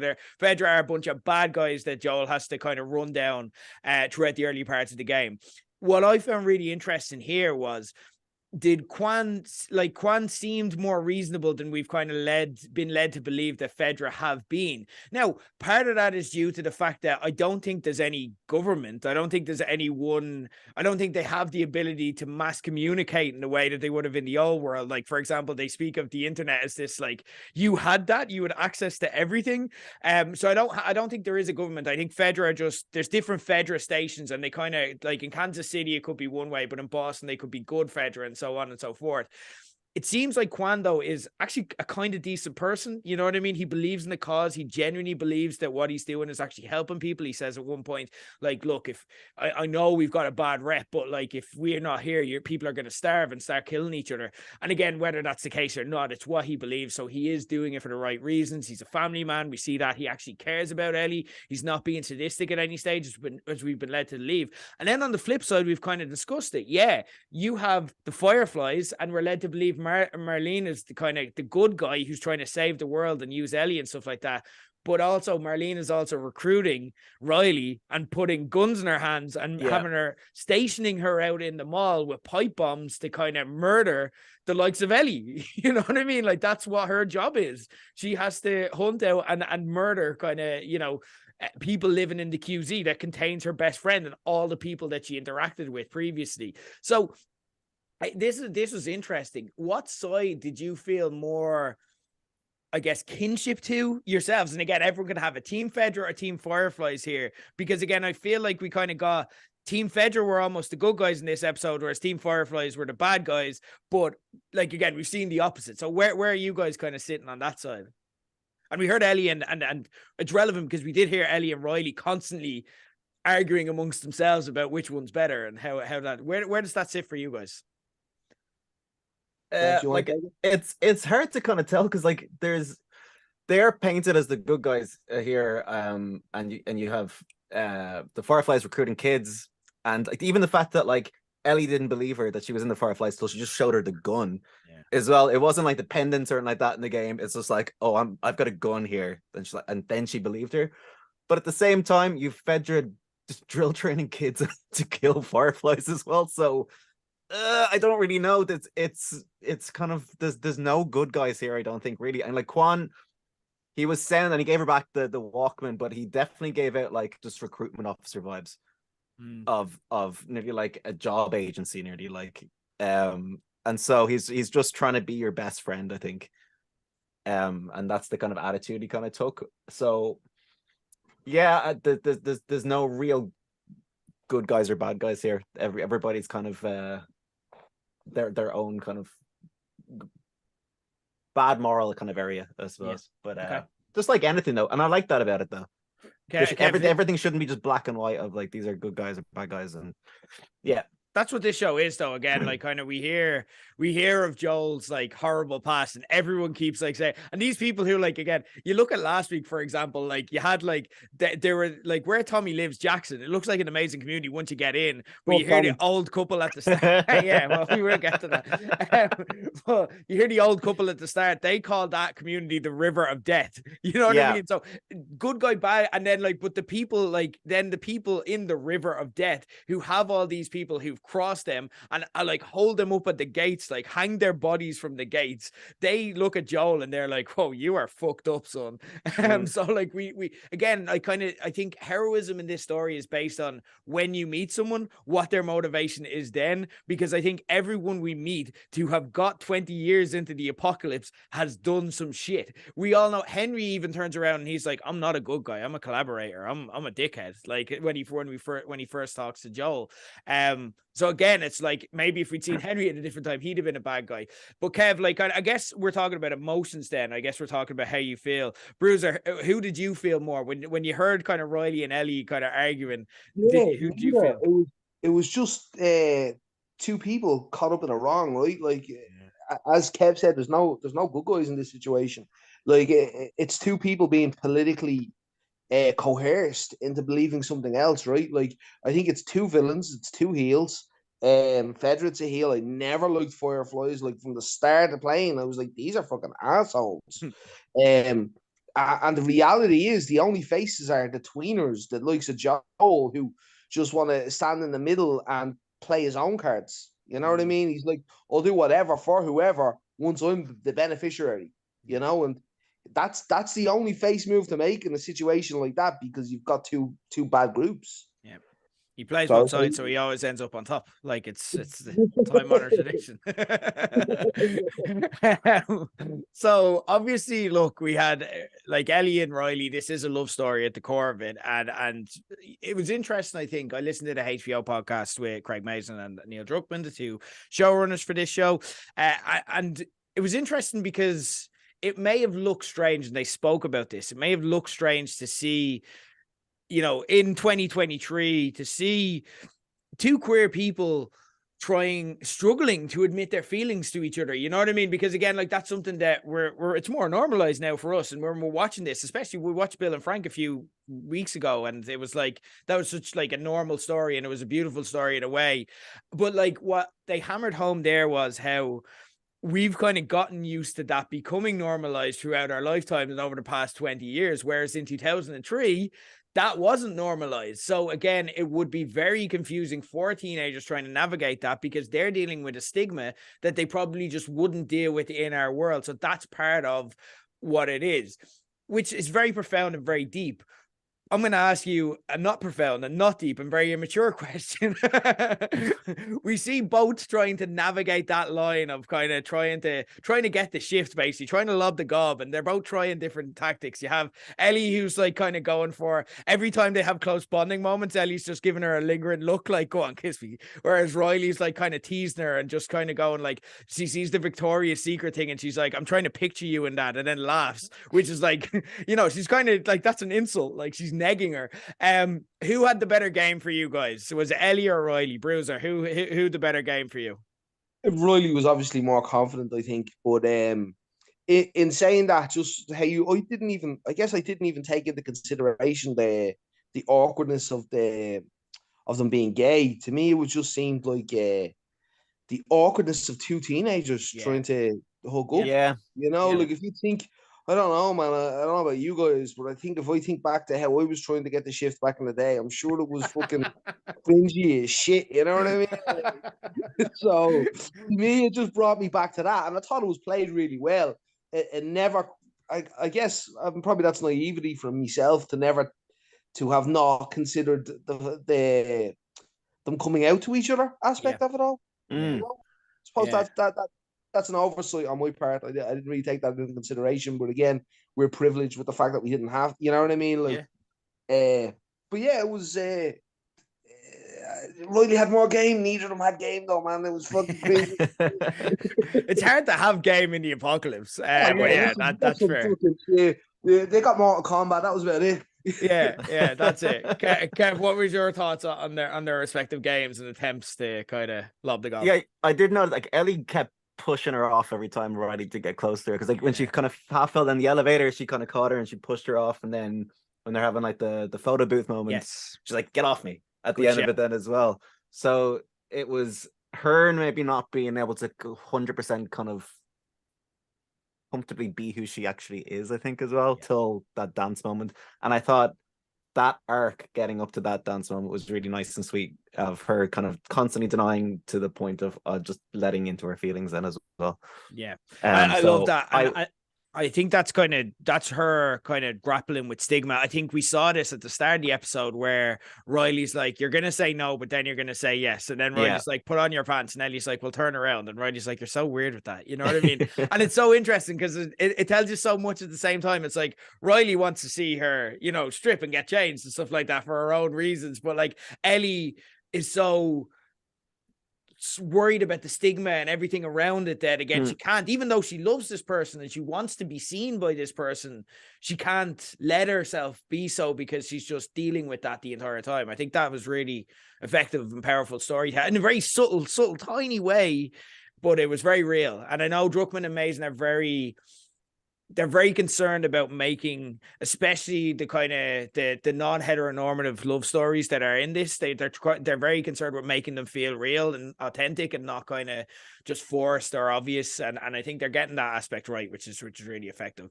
Last thing about this episode, what was your favorite wonder of them all? So we had the electric stairs, we had the merry-go-round, Mortal Kombat 2, or Dancing with Masks. What did it do for you? I legitimately was gonna ask you fuckers that. That's fucking in me head here, legs. What was it for you, Bruce? Go on. You obviously have one then.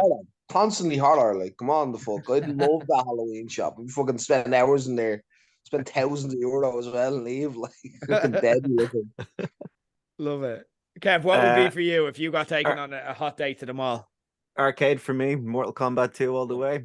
Yeah, it's gotta be. It's one of my favorite franchises. 1992 though, Kev, when they had it in the arcade. I'd love it either way. I think we're all underestimating the big one. For me, my favorite was, and it wouldn't be now, we all take it for granted now, but if you've never experienced it, think about when you were a kid and you went on an escalator for the first time. Was Ellie's reaction not exactly how you felt? What kind of sorcery is this? The stairs move and then you try to go up it again and you're like, what the hell? I thought that was so perfect from Bella Ramsey, because do you remember at the end she tried to like climb on the side and then she just awkwardly kind of fell. It was just so real. It was so unpolished. So electric stairs for me. If I'd never seen electric stairs before. Also a little Easter egg, The Cure, Just Like Heaven was the song that was played in the merry-go-round. I love that. It was like a little rockabye baby kind of version of it. Yeah. Although a really good little point about that is 80s music's danger. Yeah. Oh, love it. Oh my God. Great show. Amazing. Man, you're putting a lot more effort into this shit than I am. Okay. Because when that started playing, I was like, oh, fuck, here we go. Way to show me up, Kev. Thanks. Amazing. Guys, we're there. We're at the end game. 2 episodes left. Are we there? Are we confident? Are we like, this is it? This is going to be what we want it to be? Or are we a bit nervous now? Because again, this didn't hit in kind of the way we're feeling. How are we feeling now? Know what's coming. Go for Bruce. We'll start with you, or Kev. We'll start with you. Whoever wants to jump in. Yeah, listen, I'll jump in with it. Yeah, to me, I don't think they can do it wrong. I think it's going to be 2 of the best television episodes you've ever seen in your life. I think if we go off the games, it's going to be hard to fuck this one up, man. The next two episodes, it's hard to fuck them up. I really don't think it's possible. I honestly think it was 2 of the best, chapters and storytelling times in anything I've ever watched, ever played, ever that. And so I feel we're going to be the same way. It ain't going to be easy to fuck this up, and they've not really fucked up much so far. So I think we're in. I think we're on. I think we're invested. I think I'm going to look back and go, at the end of episode 8 coming up, I think I'm going to look back and go, I liked 7, right? Like maybe I would have liked to see 7 broken down and added in through a couple of episodes, like a little few flashbacks for Ellie, like here and there, maybe when the lads died and all, that would have probably been a bit nicer. But either way, I think I'm going to see episode 8 and go, yeah, like that was grand. I've connected. She's Ellie now. She's fucking there. I'm with her and I'm taking every step with her. And I imagine I'm going to be doing that from the start of that episode. Yeah. That's what I'm hoping, I'm going to be there and I'm going to be fucking fully invested. You got me back, Kev. How you feeling? Don't wreck the balls, Kev. I'm on a positive one now. Oh no, I'm 100% hype train for these next 2 episodes. I watched the preview of next week's one, and it looks unreal. So I'm hype trains at the station for me with these 2. Like Kev said as well, like they can't fuck these 2 up with the quality that's already kind of come before it.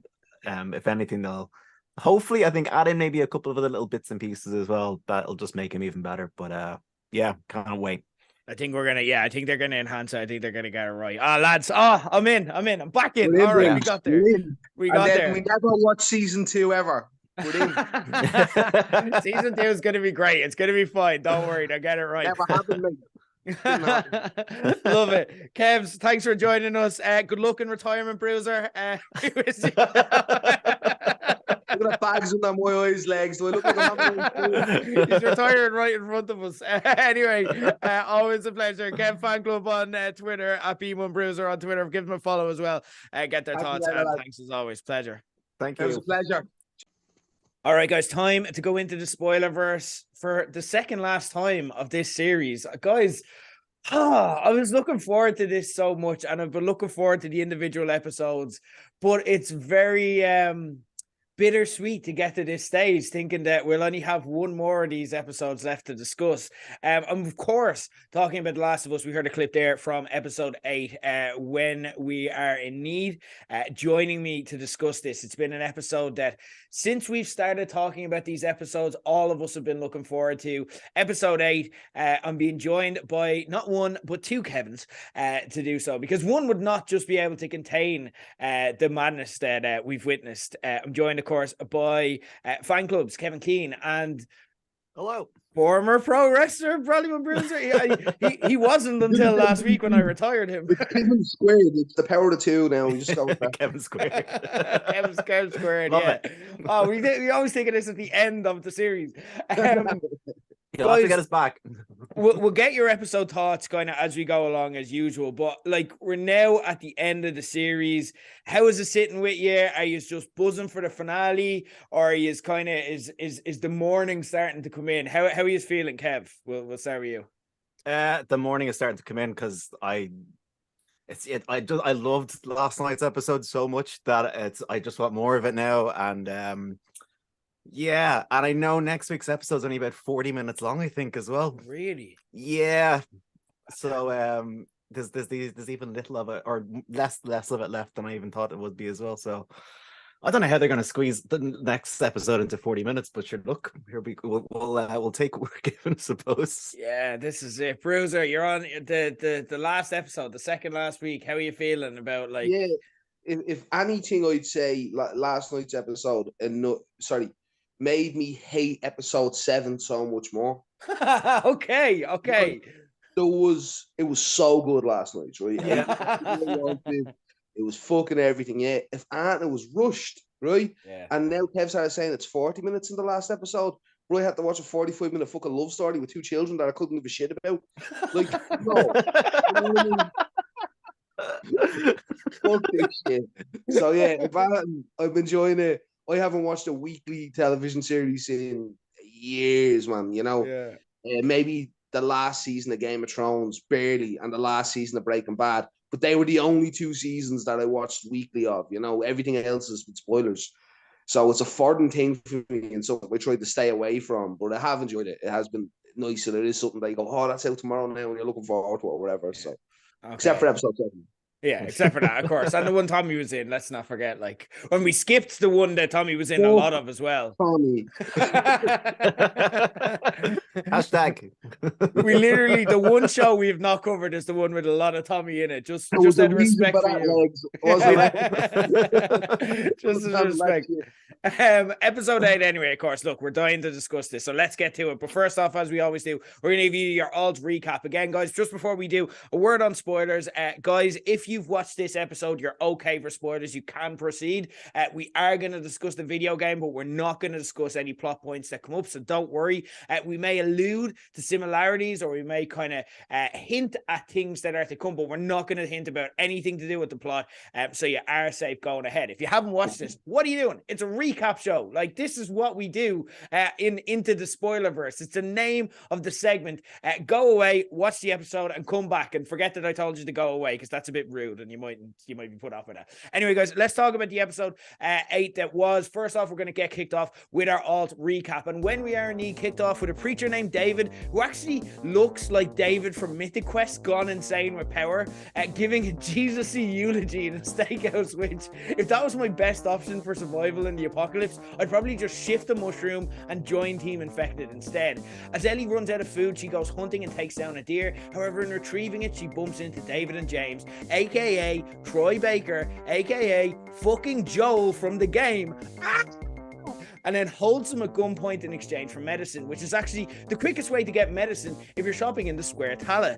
After revealing that he knows Joel killed his man back at the university, David lets Ellie escape with the medicine. Fortunately, she gets the hang of using syringes quicker than that time I lived in O'Connell Street for a year. So even though the next day David and the totally venison squad track her home and kidnap her, it's enough to give Joel the strength he needs to recover. Joel's reaction to that sweet penicillin It's a similar reaction to Papa eating spinach. If Papa eating spinach saw him graphically torture and murder anyone who stood in his way, which would be very funny if they kept the same music, to be fair, or just put the Popeye music over Joel torturing the lads, where it's like meanwhile, David has Ellie locked in a cage and is trying to sell her on the community, explaining as she notices the chopped up ears that it's not actually a town, it's more of a resort, kind of like the Puerto del Cannibal. He also reveals that his religion is Roman Catholic, because it turns out it seems that he's a preacher who likes his human remains with a side of sex with children. Ellie manages to escape and set the steakhouse ablaze, but finds herself pinned down by David, about to have his way with her. Just as all looks lost, though, she manages to grab the cleaver, stab him in the neck before being comforted by a Joel, who arrives on the scene to shepherd her back to safety. And meanwhile, back in Dublin, my therapist picked up her phone and made an extra easy €100. Yes, Joanna, we're going to talk about the David storyline yet again. It's quite upsetting, okay? And that was episode 8, When We Are in Need. Let's talk about it. And Bruiser in particular, I want to start with you, because you said at the start of this is your episode. We've been building up to it. We've been hyped. For me personally, and we spoke about the episode length of next week, apparently, I was shocked that this was just 46 minutes, because again, I was like, this is a long, important phase of the game. So they condensed quite a lot into a short run time. Obviously, you had a lot tied up in this 46 minutes. You've hinted at it already. How did it land? Did it live up to the hype and what you imagined in your head for you? I suppose it kind of did. You see Ellie on her own, how she becomes the hero, essentially, right? And that's why I said it from the start, because she went from being a side character to becoming, a main character in my mind when we were playing that part. Everything did bar the finale scene, I guess. It just didn't kick off. It just didn't have as much drama as I had hoped. Obviously, because you're in the game and you're trying to go around and you're trying to stab him, you got to cut him 3 times, is it 4 times, before the cutscene initiates. But yeah, you're so close to death the whole time and you can't see.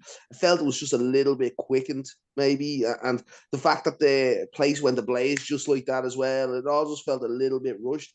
But I suppose that was the whole episode, as we've all alluded to. It was a very condensed episode with an awful lot going on.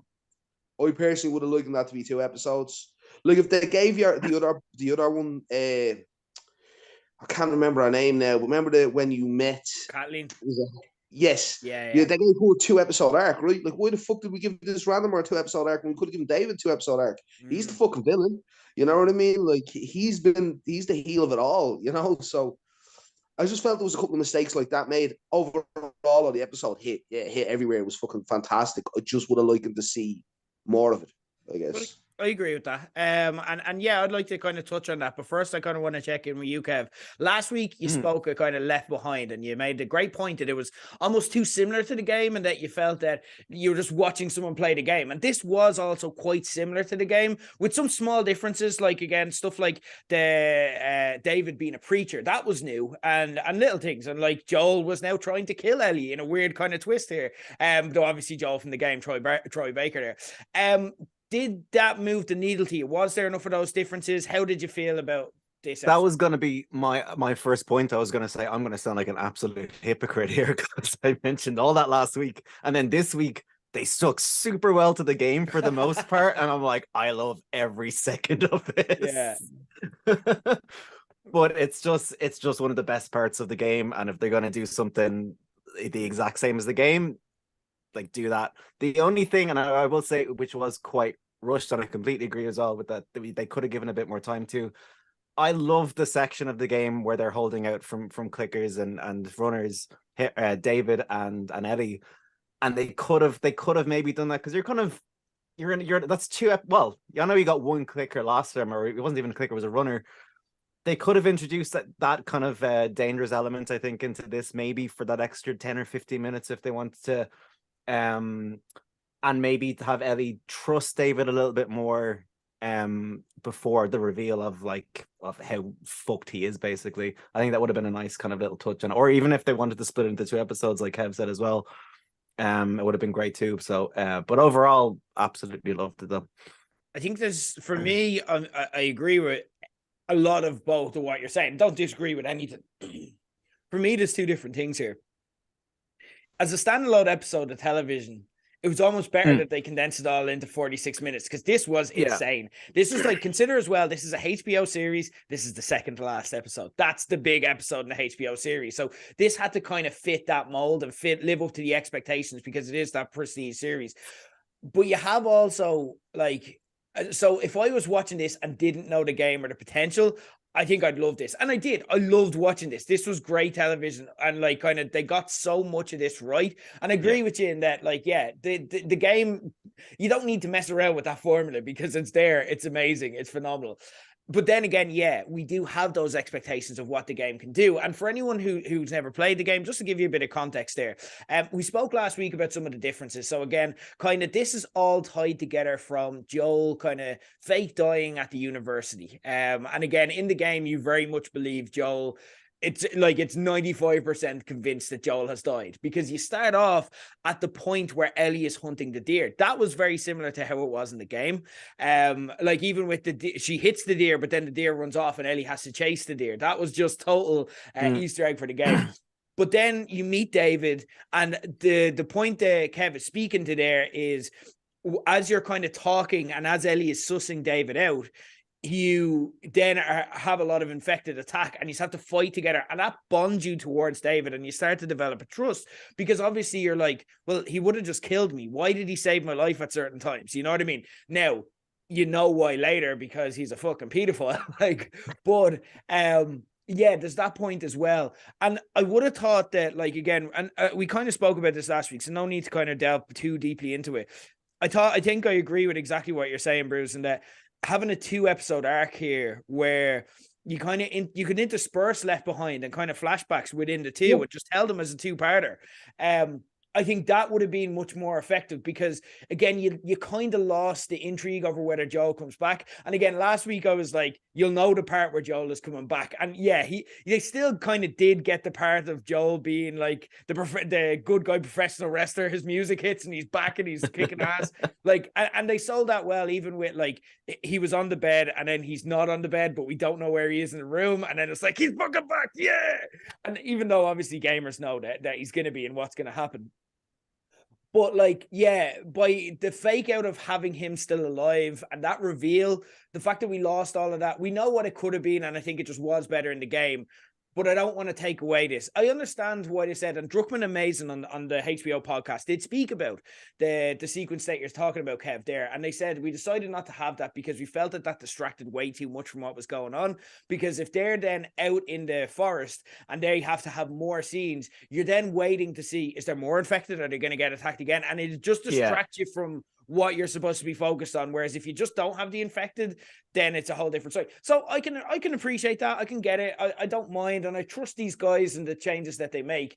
But yeah, I get it. So look, for me though, one of the big triumphs of this episode, and again, I'd love to kind of get both your takes on this, was Bella Ramsey. This was the episode for me where, again, there was a lot of debate, particularly when she got cast. People were like, this doesn't look like Ellie. She's not like Ellie. It's not the same. And people had their own kind of Ellies in mind who they want to see cast. And again, you know, she was building up to this and she's been winning us over week by week, I think, with her charm and how convincingly she's playing it. For me, this is when she became Ellie and she filled the boots properly. And she actually brought stuff to it that you didn't even get with the in-game Ellie. And I'll never, ever disrespect Ashley Johnson's performance. But for me, this is when she got to hold up to the mantle. What were your own thoughts, guys? And what was, for you, what do you think the best Ellie moment was this week? Because this was her episode in a big, big way. And she kind of, there were a lot of different moments in this episode. What's that with you, Bruce? The reaction to when the deer was there, when she popped the deer and she came from behind the two lads and she was saying, you know, move around and put one between your eyes. And then she kept repeating that and hitting her stance was brilliant. I was very much looking forward to it because, again, I kind of always looked at Ellie as the side character until this moment. Do I think I got the sympathy levels there, though, and cared as much? Probably not. Is that saying anything against Bella Ramsey's performance? And no, not in any way.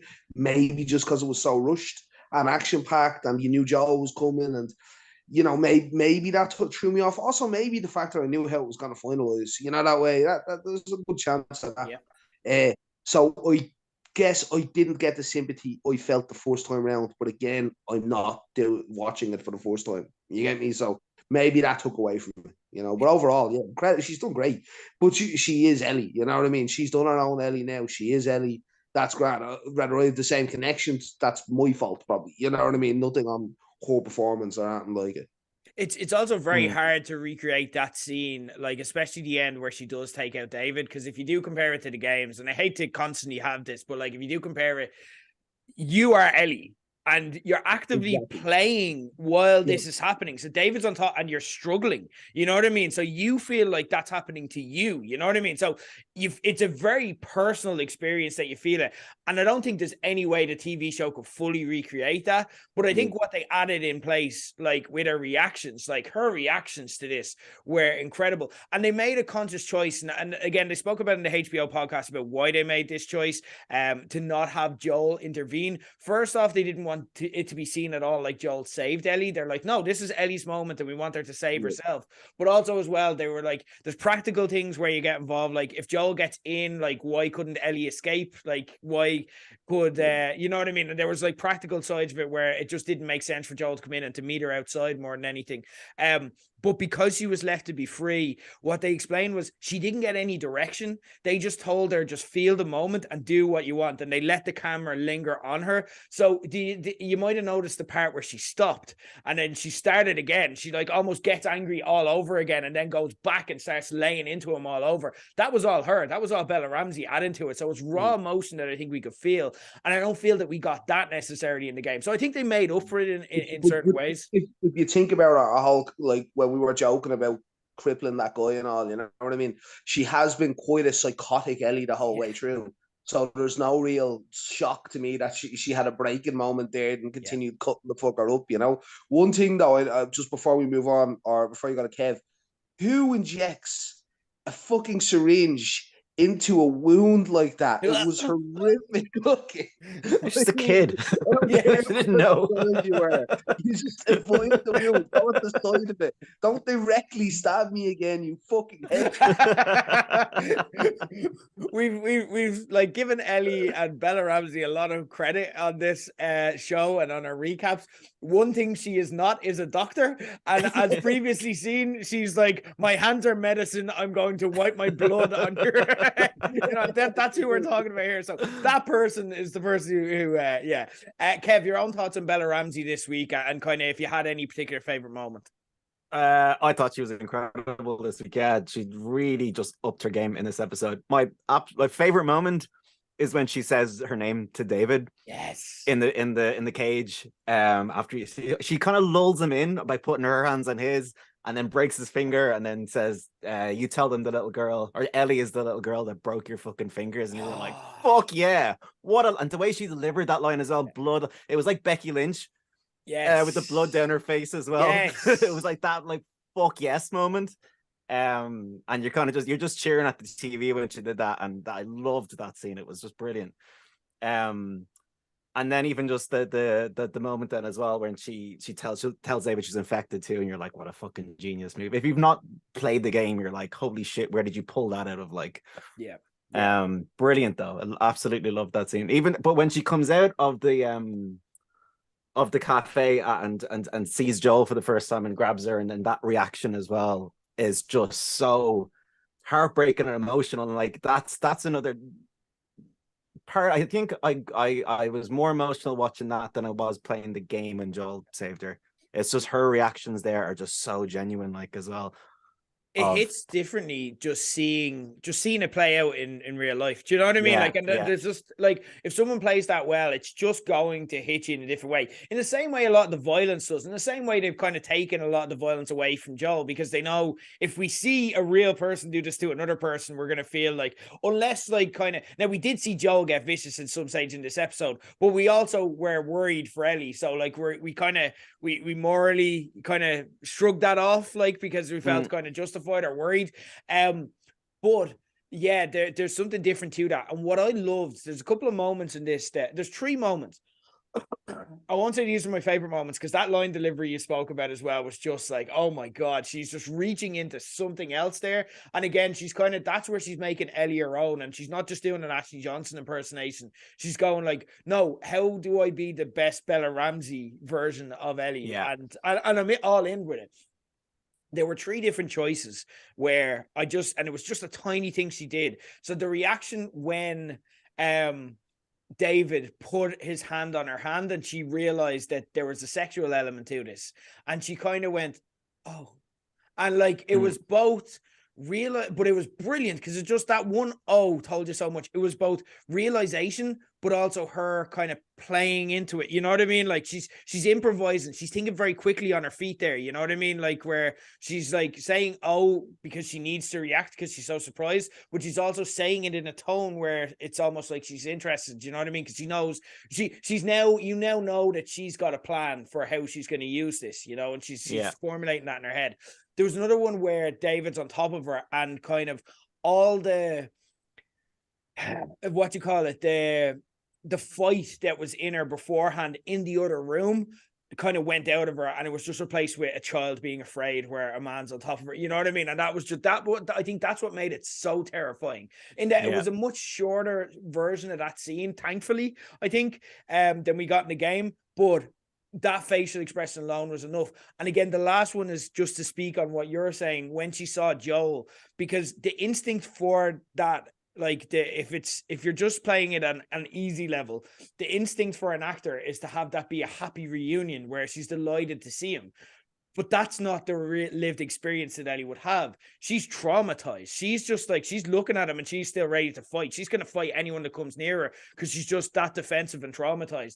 And it just takes her that length of time, which makes it so, like, it makes the baby girl comment, it's okay, baby girl, it's okay, baby, which is just so, oh my God, what he used to call Sarah, and kind of that moment that hits in the way that it does, it makes that feel so earned, you know what I mean? Because it's like, he sees her in that way and he just knows, I need to comfort her and it doesn't matter, and this is my daughter. And that's where he just makes that decision regardless of anything else. He's like, this is my daughter, she needs me to comfort her, so I'm gonna be her dad, you know. And that's the scene, and there you go. And then heading into the last episode now, where we know obviously where it's going, that really hits, like that kind of feeling, and tells us about Joel's mindset, which is going to be important. Let's stay on Joel for a bit, because they did choose to slightly modify Joel's impact here. Like I said, he only meets Ellie outside. And again, the decision was to give Ellie full ownership over this. We did see him be a badass. Look, he killed like 5 people, which is no small feat. Was fucking dead. Oh my God. Dead. That made me squirm. That's how I want to do it. Yeah, this is the first time we've got to see Pedro Pascal be that version of Joel. Do you know what I mean? Because even though we've seen him be violent before, we still like Pedro Pascal, and we still have this like, oh, Pedro Pascal's lovely deep down, you know what I mean? Even watching The Mandalorian, where, like, he's a badass when he's got the helmet on. When he takes the helmet off, it's like, oh, he's lovely. He's just a nice man. But this is this version of Joel. This is the game version, the guy who killed over 300 people in the game, and this is Pedro Pascal getting to show that. What were your thoughts on it? Is he able to pull that off? Because again, him being able to pull that off is quite important when we know what's coming. Bruce, what were your thoughts on Pedro Pascal going full badass? No, 100%. He hit the switch. You know what I mean? Like, fucking the whole way through, he didn't have to be an aggressor. He was on the defensive, and he was defending everyone and defending Ellie and just getting her to her destination, and kind of still, he got emotionally invested, but he was still looking at it as a task and a job at hand. And he's like, oh, we don't need to have this trouble here. Keep, you know what I mean? Avoid it when we can. But as soon as it was, you know, his back's against the wall, he fucking went at it, you know. And he, like, when he killed your man, I was like, he told you where it was. Why'd you kill him? I was like, because I you know what I mean? I did, like, you know, fuck you, you're dead next. You know, like, it was really a really good hit the switch, making you realize that they've gone too far and that he cares much more for Ellie than we imagined. That now he is the father figure, like, he's seen it as that, you know, and he's taken on that role now, and that child has to be fucking saved. He never once thought, oh, maybe we'll just back out of here now, maybe she's fucking dead and I'll leave it to it. He was like, where the fuck is she? She has to be saved, you know. Kev, your thoughts on Badass? that first knife kill when he's like hiding down in the basement and takes the first guy out is one of the most brutal deaths. That guy's like death face was brilliant as well. It was so good, but just the struggle down onto the ground and how long it took as well was just horrific. I love that. And then obviously then the line from the game of like, yeah, I know, but I believe him. And it was just that was amazing. Yeah, but like it's just as soon as he knows like Ellie's in trouble and just going into like full you are all fucked mode. It was great. It was even just the hair just being completely messed up as well. Was great. And like he's clearly struggling as well with his wounds still too, and is just going on pure adrenaline. Just brilliant. Really just unhinged Pedro Pascal.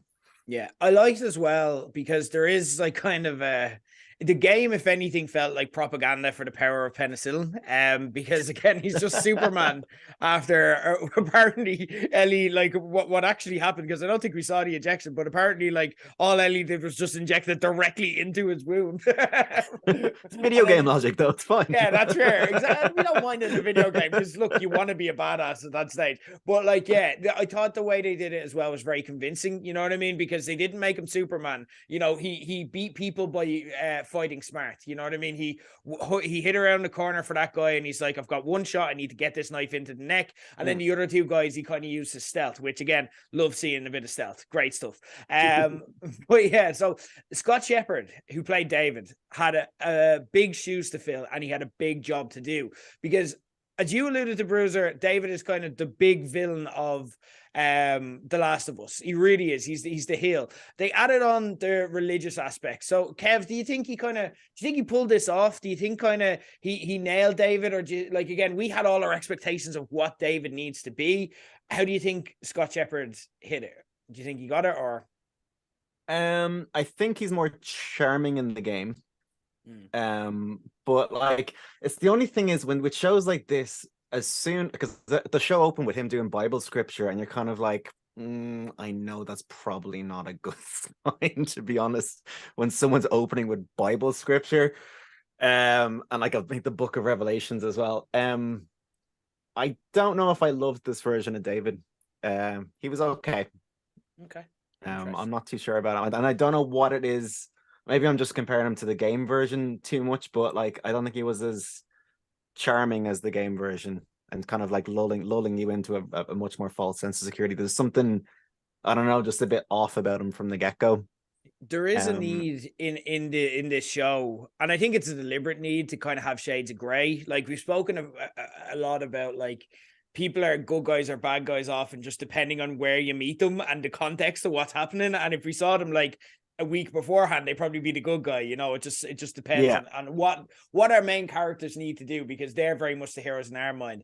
They have attempted to kind of give the character shades of gray. So you have, for example, Quan last week, the Fedra agent, being nice to Ellie. Now, what he's saying is horrific, but we see him actually just caring and warming to Ellie. So we kind of like, you know, maybe he went the wrong way, but maybe all Fedra agents aren't that bad. You have, for example, Kathleen. Again, like if we'd have met her a week beforehand, she got rid of Fedra from a town who seemed like horrible tyrants. And she's been obviously just guided by revenge and emotion, which is very relatable. But again, we see it leads her to do horrible things. So is she a bad person? I think there's elements of this where the religious aspect and kind of the fact that there are elements where David is a dickhead. He's an abusive leader. We see him at one stage slapping like the girl who lost her father, you know what I mean? And then trying to be her dad. And then obviously we see him kind of give his monologue to Ellie and we're like, okay, this person's truly deranged. So again, I'm not saying potentially feeding that girl her father as well. Yeah. Literally, that was not venison. That was not venison. That was Alex. She was eating her dad. Like that was what was happening there. There's no doubt about it. But with that as well, he then tried to justify it. He's like, look, we have to eat. The winter's cold. I know this is wrong, but we're 20 years into the apocalypse. Meat is hard to come by. Do you think that do you think that they rounded out David? Do you think there was any redemptive aspects to him? Or Bruce, what was your take on Scott Shepherd's David? Yeah, I think he was solid. He probably wasn't as vicious. Like when he turned heel, it probably wasn't as aggressive or as violent as we thought. But what I liked about him was when he slapped that girl in the hall. he was a prick. You know what I mean? And he became an asshole straight away to me, and then I wanted him dead. And you knew this guy's a fucking dickhead. So you looked forward to you looked forward to him getting his comeuppance if you knew he was getting his comeuppance just from that scene. I thought, but yeah, the religious stuff. I guess how nice he was talking that time to Ellie, and then when he brought it up when the man was there with the gun behind her back, and he said, "We had a little girl, she lost her parent, blah blah blah." That man was traveling with it, and Ellie copped on. That was nicely done and sinister, But the trying to keep her alive, and when he's trying to keep her alive, you're like, "Why is he trying to keep her alive?" What? But obviously, he's a fucking pedo. And when she cops that on, then there was a good come round to it, if that makes any sense. And as soon as he realized that it wasn't going to go his way, then he wanted her dead or something else, that way. So he tried killing her with your man. When that failed, it was just really, he was the perfect kind of, he wasn't a badass, he was a prick. You get me? And I think it was done well. That's kind of how I think. So yeah, I liked him. But again, would like to see more of him. I think I would have cared more if I seen him the week before. Yeah. Yeah, that's fair. And again, but sometimes that's scarier when you have someone who, again, it's not that David is this badass, but he's that manipulative that he can get other people to do his horrible things for him. And again, even while being abusive to those people. So in a way, that is almost even scarier. You know what I mean? He's going to slap your daughter and tell you to sit down. You know what I mean? And then the people will sit down and just no one will react. You know what I mean? That's power right there. It reminds me a bit of Cersei's old, no, this is power. You know what I mean? I'm just going to do this and there's nothing you can do about it. And no one does. And he's not afraid. And he sits down and has his human remains for dinner. His Alex stew. But also as well, what I found was interesting. I've watched this episode twice and I didn't actually notice this plot line until it was explained when I listened to the HBO podcast, and then I rewatched it again. We obviously we said goodbye to OG Tommy a few weeks ago with Kathleen's squad, and we met OG Joel this week with Troy Baker obviously playing James. It was an interesting one where Mazin and Druckmann kind of explained James's role as being threatened by Ellie. Do you know what I mean? And I never thought about this in it, but think about their relationship. So David lets Ellie go when James has his gun on her and is put the gun down, because he assumes that he's David's number 2, and he's like, well, why would you let her away? He doesn't understand that decision.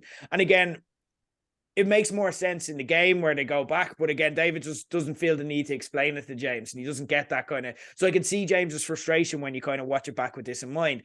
Then later on, obviously, David wants Ellie alive, and they have that moment where James shoots the horse and gets her off the horse, and then the rest of the guys are like, do it, and James is ready to kill her there and then until David stops him. And then obviously later on you have James trying to kill him as well. So it was an interesting kind of dichotomy with that. Troy Baker, though, is a big name. He presents this podcast that we talk about every single week. He's a big name in The Last of Us. He's the original Joel. Was this a good usage of Troy Baker, or would you like to see him have maybe a more substantial role, or is this exactly the kind of nice Easter egg that we get? What were your own thoughts on Troy Baker being here, but also James the character, and how that sit with you, Kev? I think it was the perfect role for him, to be honest, because he's such a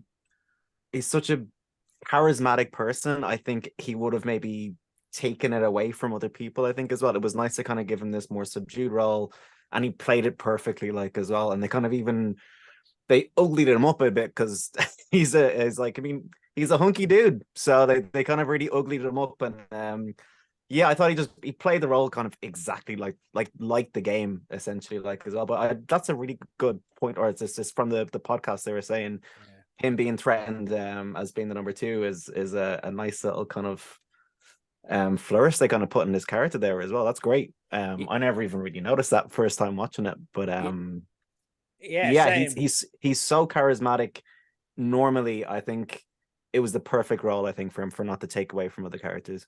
It was that he saw Ellie as, I think he noticed that David saw Ellie as an equal, whereas I think he was smart enough to know that David saw him and his mates, the totally venison crew, I think he saw that David saw them as just disposable goons. You know what I mean? Goons for hire, people for Joel to kill at free will, and Dave wouldn't think about them twice, or potential meals. That's what he's looking at them as. Like, oh god, yeah, because he's probably one of the only ones who knows what's like, going on. Really, oh shit, oh James, you looking tasty today. You know what I mean? Like, he's like, oh man, he wants to eat me. Fuck. That's it. Imagine that. Imagine you, like, imagine all the stresses you have with your boss, and like you have to be like, I right, okay, I can't piss my boss off. I can't do that thing he hates, and I can never look tasty. I can never look succulent. That's just not a look I can. Well, they uglied him up. I can never look good with a bit of salt and pepper. What a stress to have to like think about every day. Bruiser, your thoughts on Troy Baker and James? Yeah, so like I'm actually pretty shit with names and actors and everything else, so I didn't even know it was him until we were discussing it. Or maybe you put it up on Twitter, and that's when I seen it first, but it was after I'd watched it. So yeah, I think to me, just because I don't really know him, I think it's a cool Easter egg that he done it. You know, that way the character was grand. A really interesting side character, I guess, with a decent little short arc in what he had. But yeah, it was perfect. It wasn't too in your face. It wasn't too hinted at, but it was nice for. It was obviously nice for guys like you who knew who he was and knew parts of the games, and that's what that was inserted for. Obviously, that was cool. Yeah, there was no harm in him. You know that way. Like, he didn't. He never took away because they gave him that role. You know that way, or like it was a perfect role for him, probably.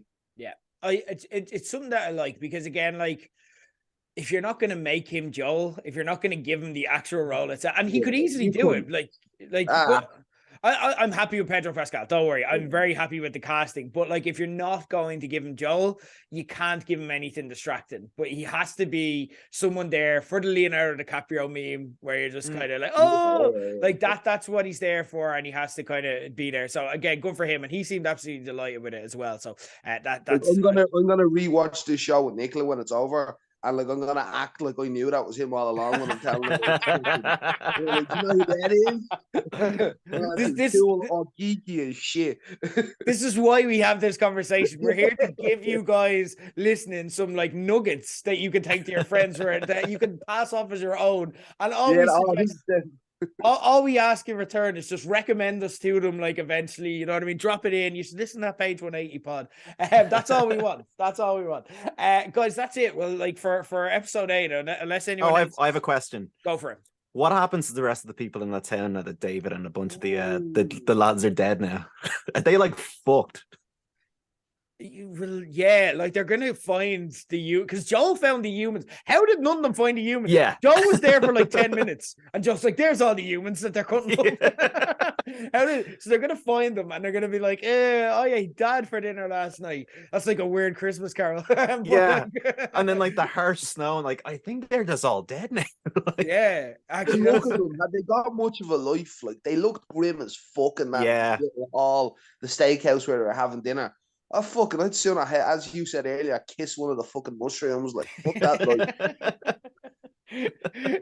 And that's sad on episode 8, or is there anything else you guys wanted to kind of discuss or kind of note, or any Easter eggs, or no? One last thing, actually, just about David's character that I really liked was him kind of using the mushrooms as like a religious kind of kind of like how much he admires what they do and how they spread out and the violence and stuff as well. And it's nearly like a creed.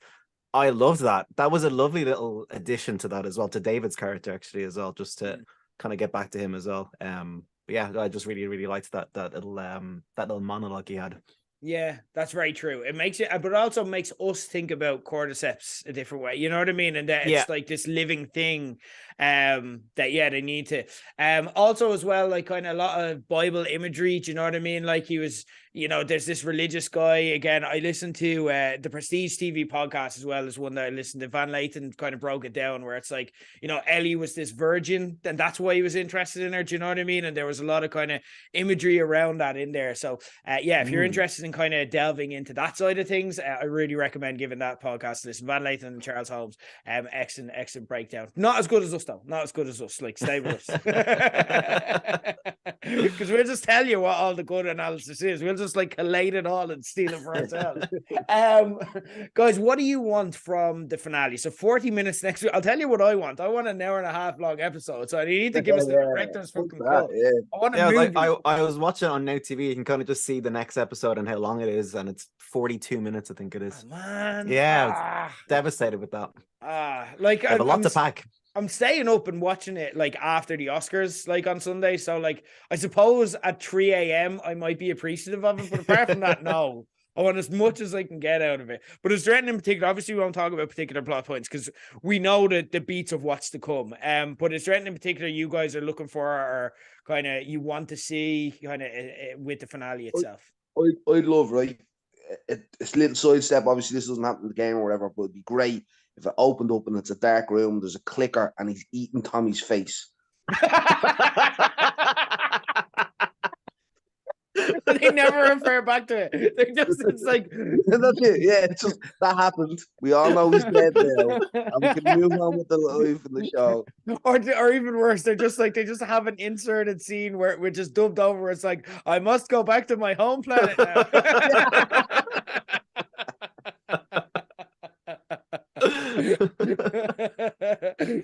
Amazing. Yeah, no, look, if they do that, it'd pop me so much I wouldn't even mind that it'd be shit television. You've ruined season 2, but like, look, fuck it. Worth it for the joke, worth it for the lols. Kev, your own thoughts, anything that you're looking forward to, or you want from next week? Geez, I don't know how to say it without spoilers, but just that nature scene, I'll say, would be lovely. Yeah, we're getting it 100%. Like, yeah. They're not leaving that out. Like, that is not. But or clicker eating Tommy. Yeah, I mean, can I not have both? Can I not have vanilla and chocolate? Like, amazing stuff. I cannot wait. And look, guys, I can't wait to discuss this. We said this is the start. Great stories are meant to be shared, and guys, it's been a pleasure to share with you. Let's do it one more time next week. We may see if we can get it. I'm still working on it. We're hoping to maybe add someone else into the mix who can tell us like the experience from a non-gamer standpoint. So hold that thought. But guys, I'm looking forward to kind of breaking it down with yourselves next week. So thank you for the past 8 weeks, and let's do it one more time, and then we'll kind of go into withdrawals and start shaking and just praying that in season 2 we get the clicker Tommy scene. But guys, thanks for joining us. The two Kevs, Kev Fangclub on Twitter, at Ballymun Bruiser on Twitter. Give them a follow, get their thoughts, and yeah, thanks for joining us, guys. Pleasure as always, lads. Thanks. Fuck Tommy, I'm out. Good luck. All right, guys, it's with a heavy heart that for one last time, at least for now, we're going to step into the spoilerverse and talk about The Last of Us, because the series finale aired this week in the middle of the Oscars. Ballsy, I love it. And they still pulled in 8.2 million viewers, the biggest ratings for the entire series. This is an absolute behemoth. I love the fact that it's done this well, but I have to say I am upset that it's ending, not only because I really enjoyed the show, but also because it'll be the last of these conversations that we get to have for the show for the time being. Of course, I'm being joined by Kev Squared, K Squared. It is not one but two Kevs. We have Fangclub's Kevin Keane and the Ballymun Bruiser Kev Metcalfe there. Are you trying to do a Kev Squared hand symbol? That's not possible. I'm going to hold my phone and do the square at once. Can you make it? That's how you do a K. There you go. Just a square. 3 a.m. K start, square. yeah. Can you square a K? I don't know. Yeah, look, 3 this a.m. is. start. Leave me alone. We're an audio medium for the moment. Unless you're watching the videos, this is pointless content. But, guys, we will discuss the episode. I do want to get your thoughts, but we'll hold our fire for the time being. I just want to kind of check in with you and just do a general well-being check. How you feeling? It's the end of this. So the withdrawals started kicking in. Are you happy to kind of be at the end of this? Kev, we'll start it with yourself first. How's it feeling being at the end of this journey? Gentlemen, it's been a blast of us. Ah, You thought of that about a month ago, didn't you? You couldn't wait. Been waiting for that for ages. amazing. Worth it. It's a very good one. Yeah. There you go. How am I supposed to follow this with my own recap now? Fuck. It's got the best line at the very opening. Amazing. Should have saved it for the end, really, but you know what? You set me up there, Chair. Bruiser, are you starting to get withdrawals? Are you happy it's over? How's it going to... When did Breaking Bad end? 20 years ago. 12-ish, was it? No, it would have been later. It would have been like 2016, 17, thereabouts.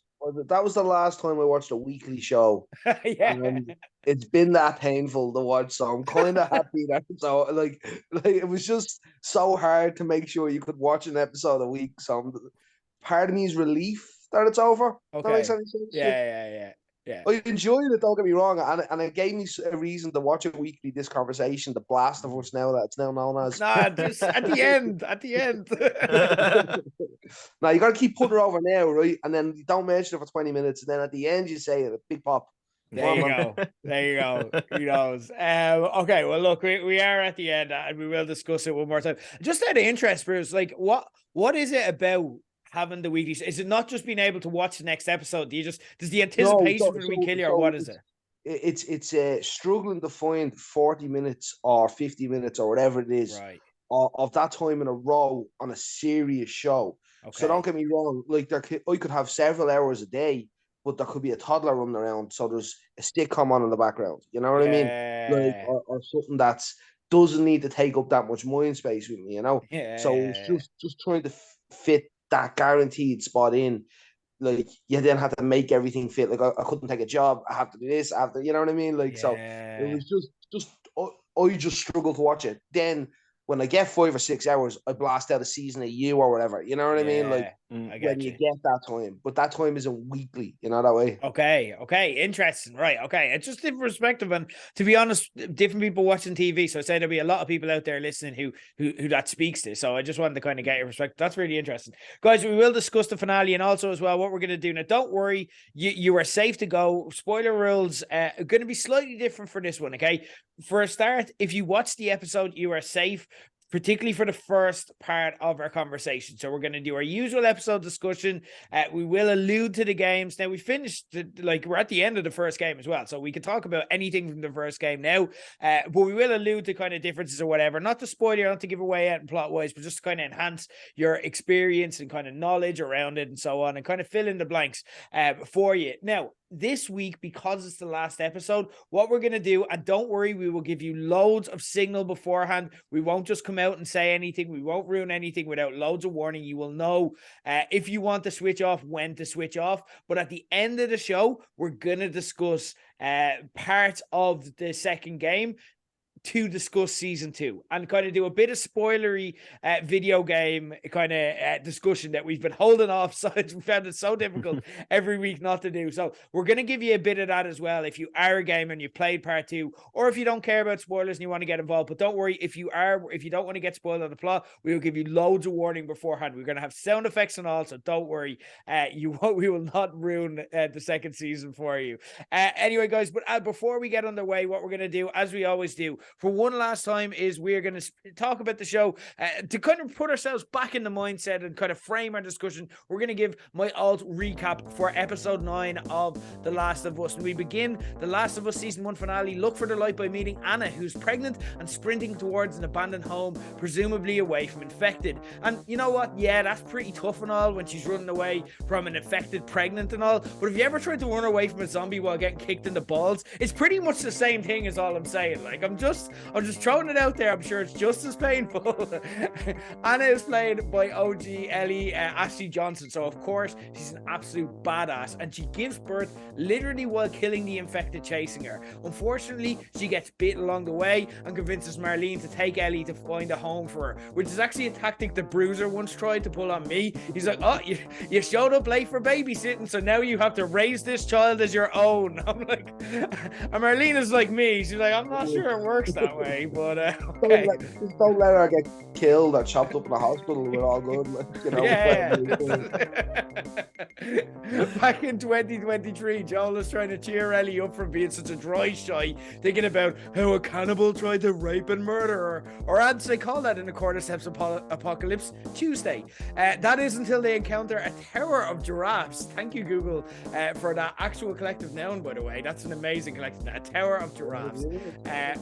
It gets Ellie chatting as Joel says they can just go back to Tommy. Ellie said they've come too far to go back, which sounds really deep, but it's literally the end of the world. Who gives a fuck? Like, who gives a fuck how far you've got? The giraffes, do you think they care? Or the people that died along the way? They're dead. They don't care about anything. That's the smarter move. Go back. It's literally just stubbornness at this stage. Like a dad who insists he can find his car keys. Like, what are you doing, Ellie? And minutes later, Joel is totally vindicated as they're both knocked out and taken to a Firefly hospital, where Marlene insists Ellie has to die to supply the vaccine. Threatening Joel's daughter is like holding a red rag to a bull, or telling the grumpy dad who's lost his keys that it doesn't matter because he's an average driver at best. Joel Miller has two different speeds. He is either waxing lyrical about folk songs and car batteries, or murdering everybody in the room. And guess what, guys? He's all out of batteries. Every single Firefly dies en route to him saving Ellie, including Marlene, who for some reason was writhing on the ground with Joel walking away and was like, no, please let me live, thereby actually reminding him, oh yeah, I better put one between her eyes so she doesn't possibly survive and follow me. Idiot, Marlene, you deserved that for that alone.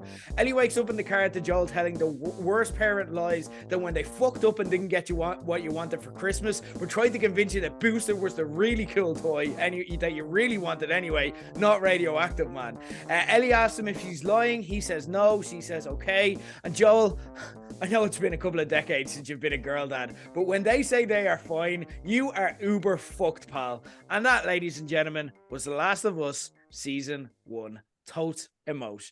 Guys, time to check in. I want to get your thoughts. Bruce, we've kind of touched on this, and I told you to hold your fire because I want to have this conversation on the show. What are your own thoughts about episode 9? Yeah, it was rushed, completely rushed, which we put a dampener on the whole season. To be the last two episodes are rushed. Okay. I described the entire show as mediocre with some glimpses of fantastic storytelling. Ooh. You know, they rushed stuff when they didn't have to. They inserted stuff when they didn't need to. The DLC episode should have never happened. There should have been flashbacks entangled into two episodes of for when she was being raped and eaten by a cannibal or whatever. You know what I mean? It should have been a flashback in my mind. That should have been spread into two. It wouldn't have felt as long. It wouldn't have felt as drawn out as it was. The episode where we talked about, was it 4 or 3? The buffer episode we all discussed. Like, why include them to then rush the finale? Give me 6 episodes of gold. I don't need 9. If that's the case, if that's all the game has allowed you to have, just give it that then. Okay. Coming in hot. I love it. Coming in hot. It was a shit show. Never liked it anyway. No, no, I know what you mean. Overall, I watched the second season, maybe, but overall, I'm still happy it was made. It was still made very well compared to what most game things are made from. You know, that way, like adaptions, it was done much better than any ones I can think of. It's just, I was annoyed at those 3 kind of. I didn't think they needed all those episodes. If that's what they were going to do, I would have loved more time seeing the last 2 episodes, you know? Okay. Interesting. Really interesting take. And I do want to circle back around to it, but I do want to get Kev's thoughts and check in with yourself about how you're feeling. I agree that, like, I think it was a very rushed episode. It was nearly like you just started and you're at the end. Even though they hit all of the major plot points for the end of the game, I thought there was room they could have added in. Like, they did add in a little bit of stuff, but you could have just expanded different scenes and just kind of made the ending feel a bit more earned, I think. Okay. Which I'm not sure. Well, I don't know. It fell a bit flat for me just at the end. But I think the game is the best way to experience the story of it. But I think for people that don't play games anymore, if it's just not their medium, it's a perfect adaptation. I think it's great. It hits all the major plot points it needs to. But the only thing is, I feel like that last episode might turn people, like casual viewers, off. I think just the way the game ends, and it's a very abrupt ending. You kind of feel like you've experienced, like, because you're playing as the characters. It hits you a bit different than I think the show does, and I could see that turning people off the way it ends in the medium of TV. Okay. I'm not sure it hit me as hard. Okay, interesting. It was essentially like a comeback, wasn't it? Like in like old school wrestling, right? It was like Hogan went over in a match. You know, there was once Joe hulked up, he fucking fucked everybody up. There was no false finishes. There was no room for maneuver. You knew nothing else was going to happen. It just went straight to the finish. I get that, but when you're playing the game version, you're kind of wanting that. You're hoping for that, and you're entangled in it. It's hard to portray on screen. Yeah, it's hard to get that across on screen and carry emotions. You know, and that's what you're trying to portray in any storytelling, is an emotional connection. Okay, interesting. So I disagree on the whole in that. Like, I love this episode. I thought they nailed it.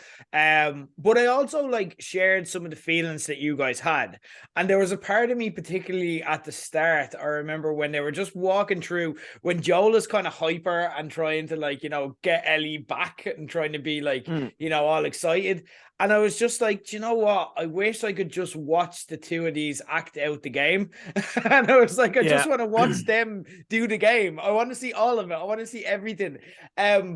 And then I was like, and then it kind of started overthinking. I'm like, am I not enjoying this? And I'm like, no, I want more. That's what enjoying things is. You never say, I wish I had less of that. You know what I mean? If you want more, it's because they're doing a good job. But like, I do hear what you're saying and stuff like that. I kind of like, there are parts where I get a lot of the creative decisions that they made. And the more it sat with me and the more I thought about it, the more I'm like, actually, no, I understand. And particularly the end. But I think it'd be good to go through the episode and talk through things, because sometimes, like, again, talking through it, like, we can debate it and kind of discuss the individual elements, and maybe you guys might enjoy it more, or maybe I might kind of come over and see things from your side. So let's go through the episode itself and we can kind of see how we're fixed towards the end of it. So first off, amazing from a gamer standpoint, this episode, and part of why I love this episode was they had me crying before the opening credits, like literally hearing OG Ellie's voice, like Ashley Johnson there, and hearing Ellie's voice in there, but also having her be like, you tell him, Ellie, and it's like her passing the torch. I just thought all of that was so amazingly done, so perfectly done. Like, of all the cameos they've had, like we've talked about, like Troy Baker, and obviously we had OG Tommy as well earlier in the season, and they were great to have them in there. But this was like, this meant something. And they did it so well. She sounds the exact same as Ellie, but it makes sense in a way because it's her ma, like, so of course she would. She looks like Bella Ramsey, which is something we never actually took into account. All those times everyone was saying, like, Bella Ramsey doesn't look like Ellie. She looks like fucking the person who plays Ellie, like a fucking lot. Like, as well, like, just little things that I loved about the opening of it. Like the house, for example, was a dead ringer for a very important location in part 2 of the game. And as soon as you see it, like, including like an abandoned house in part 2 of the game with a broken tractor outside, I'm like, that's supposed to look like that part, which is just a little nice Easter egg that they had in there. Thoughts on the intro with Ashley Johnson as Anna? Kev, we'll start with yourself. Same as you. As soon as I heard the voice, you just get a little bit emotional. Like, I liked it. I thought the tension was great. The only thing I will say about it is, I don't like that they kind of gave a reason why Ellie's immune. Okay. I prefer that being a bit more just, she's just an anomaly. Because you're kind of like, well, if Marlene knew about this, because she didn't believe Ellie's mom when she said that she cut before she was bit. Yeah. I don't see why the Fireflies wouldn't have tried this method of getting immune kids.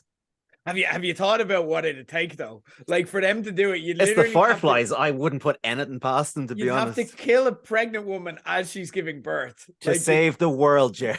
No, sorry, you'd have to infect a pregnant woman as she's giving birth. Yeah. You'd have to literally be like, right, I'm holding someone with the cordyceps here, hoping they don't bite my hand, and now they're giving birth. Okay, she's bridging, go, bite. You know what I mean? It's an 20 years of unlikely desperation. Yeah. You know what I mean? Okay, maybe. But I prefer just Ellie being like a complete anomaly, like that. You don't know if there's any other kind of, because the fact that there's like a method to this now, technically, I don't know. That really didn't sit with me that well. Okay. Bruce, thoughts on Ashley Johnson as Ellie's mom, Anna? Yeah, no, it was really good. It was a good scene. I knew it was going to be her because you told me she was going to be in it. Like I'm not that worried on it all. But no, she done really well. It was a cool scene. Get him, Ellie, all that, or you tell him, Ellie, was lovely. But yeah, I kind of agree with Kev a little bit with the Firefly situation. Is that, you know, if they have this doctor guy who can grow her brain, you know, whatever is in her brain in a lab, they definitely be growing the virus in a lab, and they just be injecting it to women right before they fucking give birth to eradicate the disease. Right, it'll kill a lot of people, but eventually it'll be, you know, an immunity will be created. I don't see why they wouldn't do that. So yeah, I was struggling to think that, because what did they explain it in the game? They never did, right?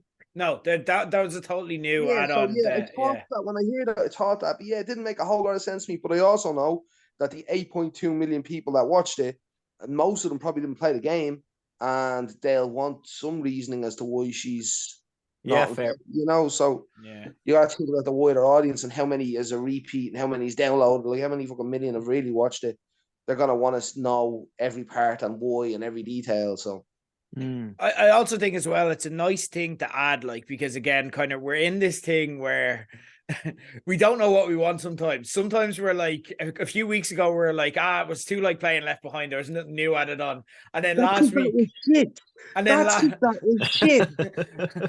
But then last week we were like, no, it was perfect. Don't change the thing. You know what I mean? So, and that's fair. Like we all feel that way and we get it. So again, there is that need that we have for new content. And I think in terms of new content, this was perfect as well. It was a way to kind of make it more than just a cameo. This meant something. This wasn't just them doing fan servicey stuff. It actually made sense of the plot, and actually then kind of, but also as well, because for me, I think I'd slightly disagree with you, Kev, just because I think in the video game we don't ask questions, because in the video game it's about action.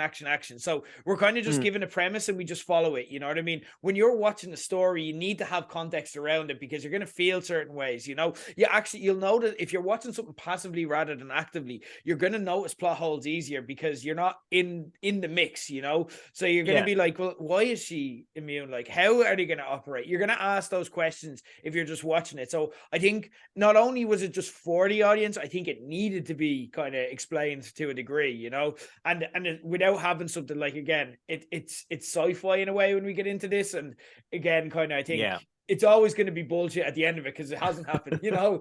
I'm a Resi fan. I fucking you totally get it. Yeah, you get it. But interesting. We kind of move forward to present day 2023, and Bella's kind of distracted and traumatized. I thought she did that so effectively. I thought, you know, Ellie being completely different, and this is why I kind of disagree with the feeling around that they were rushed, because I get it in that I wanted more just as a fan. I wanted all these episodes to be an hour and a half. I wanted them to be the same size as the first episode. But then there's a part of me that's like, what did they leave out? What wasn't there that I actually wanted? And I couldn't think of anything. And then when I'm kind of like, well, I would have liked to see like Ellie kind of react a bit more. And I'm like, no, they had that. No, like Ellie was really disconnected and she wasn't herself. And we established that. And it was kind of upsetting to see. And I wouldn't have liked to see more, because Joel is so hyper to be a dad again. Like, you know, he's got this, like, he's like, oh yeah, dynamite. Oh, we're going to blow it up. Only joking. It became a boggle, anyone. So there was that side of it as well, where but then when Ellie's not connecting with that, whereas we previously Eddie would have been all about that kind of banter beforehand, we missed that. And I felt that really sad. I just didn't want to see it. I don't want to see Ellie traumatized. But then obviously she kind of comes back with the giraffe scene. Obviously a huge iconic moment from the game. Did they stick the landing, Bruce? What were your thoughts on the giraffe scene and kind of even the build up towards it? Yeah, no, the whole thing, like, you just wanted to protect her and hug her, like, you know what I mean? She is Ellie, like, that's one thing Bella Ramsey has done. She's created that emotional connection, you know, even with the storytelling or whatever I find rushed, she's still done a fantastic job. The giraffes was cool. What's it we call it? The Tower of Giraffes now. Tower Giraffes. There you go. Yeah. No, it was deadly, but you can see the angst in him when she's running up the stairs, right? And that I could kind of relate to that. I was like, where the fuck is she going? Well, hang on, get back here, you know what I mean? And you're just like, yeah, that's exactly how he'd be, you know what I mean? Because he's just so wanting to protect her now because of what, you know, she's wrapped up in wool, and he just wants to protect her, which really came across very well, I thought. Yeah. Kev, thoughts on the giraffe scene? It's something that we're all looking forward to. Yeah, they nailed it.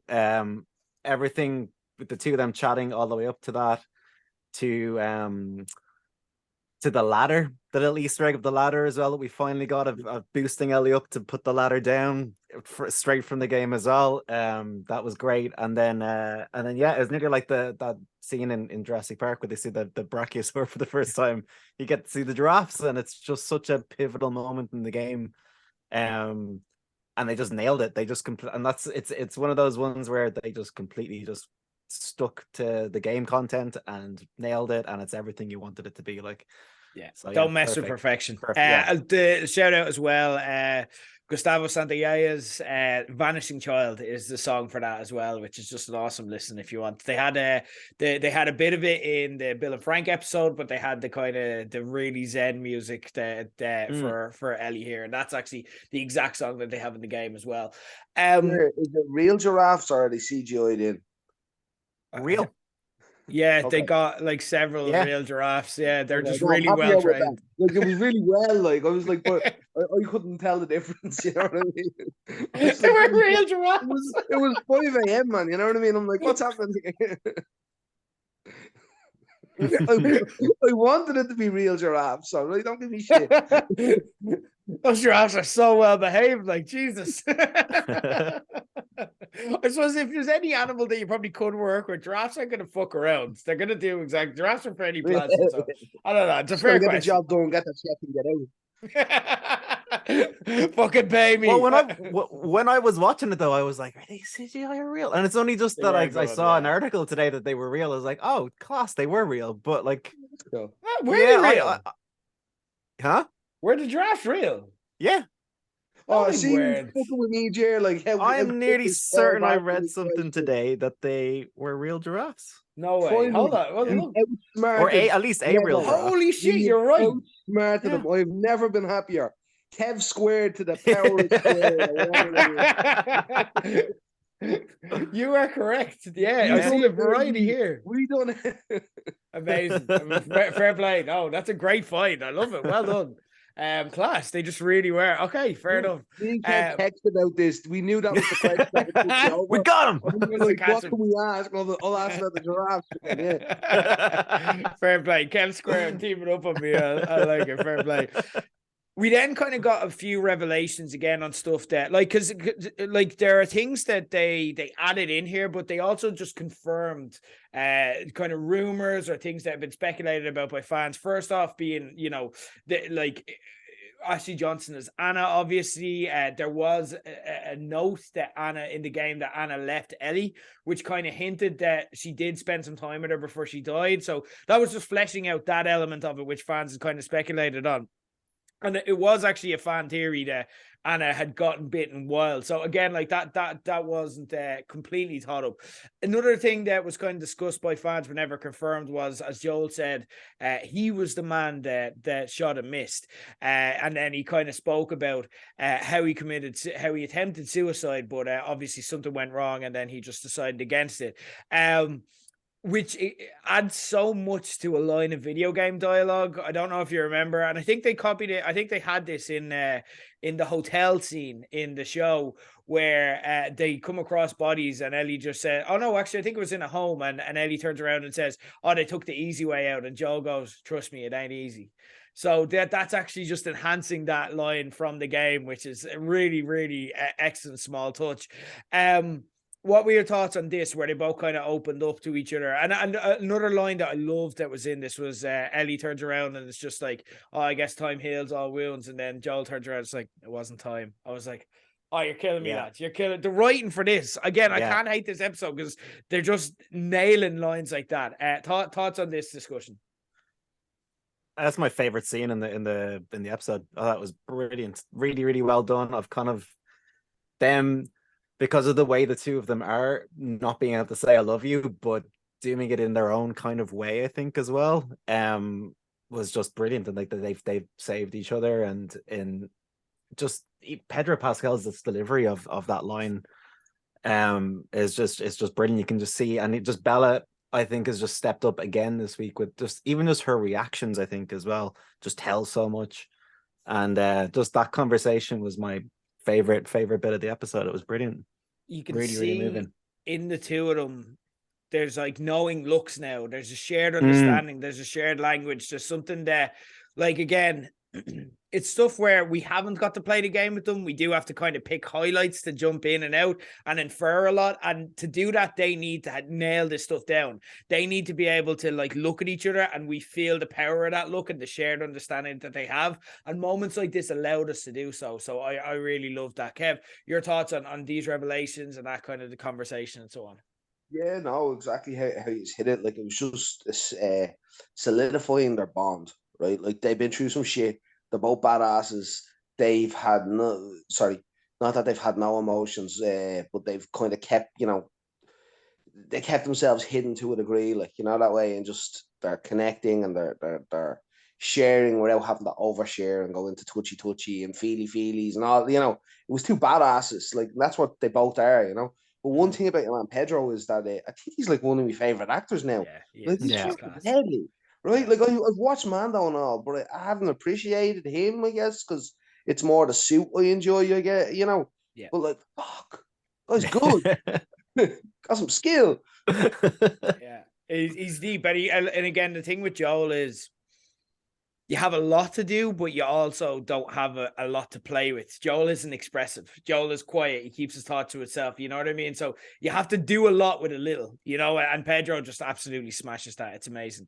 Okay, right. I feel like I'm slowly but surely selling you on this episode. So allow me to try sell you on the next bit, because I feel like this is where we might differ the most, okay? Because there's a couple of things, right? The hospital scene is very quick. It is. There's no two ways about it. I spent about 8 hours of my life in that bleeding hospital. Yeah. What's funny is, it takes forever in the game, but only because it's so difficult. You keep fucking dying.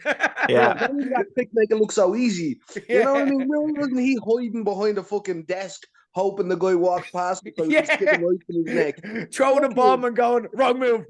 Okay, go back to the next room. Well, imagine Joel just shitting himself and being really indecisive like we were. It'll just take away everything. It's like, no, don't throw the bomb. No, don't use the assault rifle. Fucking hell, creep up on him now. That's, if they played the game like we played it, that's what really happened. And that's the least badass thing. But no, that's fair. I do get it. It was very quick. Here's the thing though, okay? Here's what I liked about this. There's two things, okay? So first off, in the first episode, we learn one thing about Joel, and it is he will watch the world burn. Literally, when we learn this about him, there's a big fuck off fire in the background to protect those close to him. And I think call back to in the first episode where they drive by the family and Joel is like, keep driving. They're like, they've got kids, and Joel's like, so do I. Joel will watch the world burn to protect those around him. That is his priority, okay? We also kind of hear him talk about it and he doesn't take a side on this, but he is very much one side. Do you remember he's explaining kind of Republicans and Democrats to Ellie and Jackson?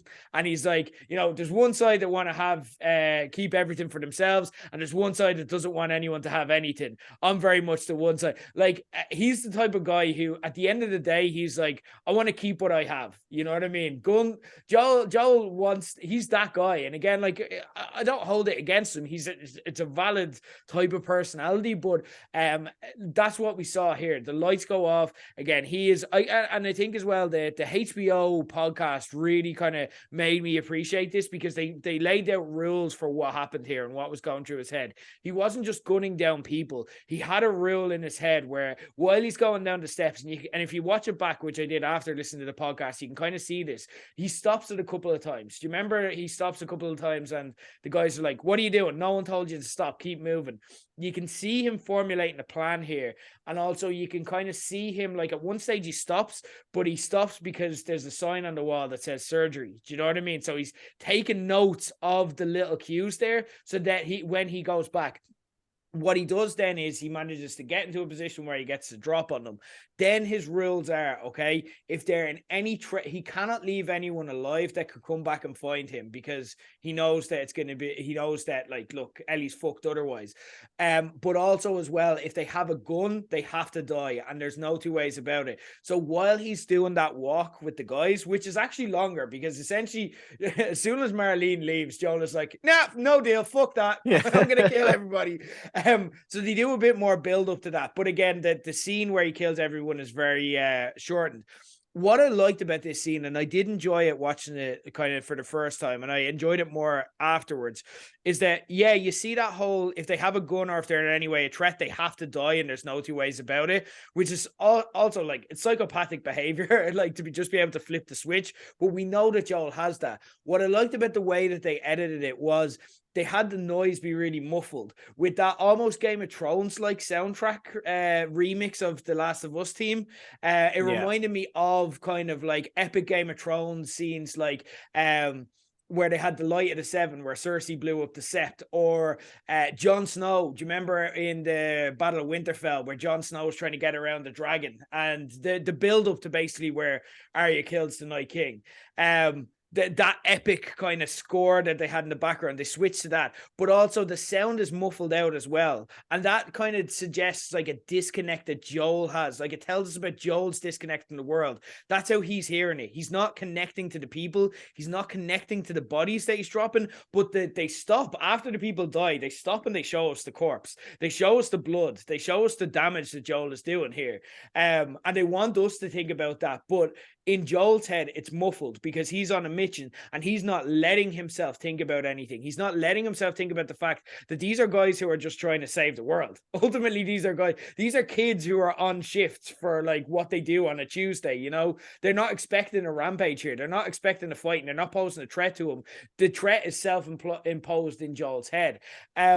So I love this because I think again, I asked myself, yes, I'd have liked more. I'd have liked 8 hours. But actually, if they played the game like me, Joel would be a bit of a little bitch.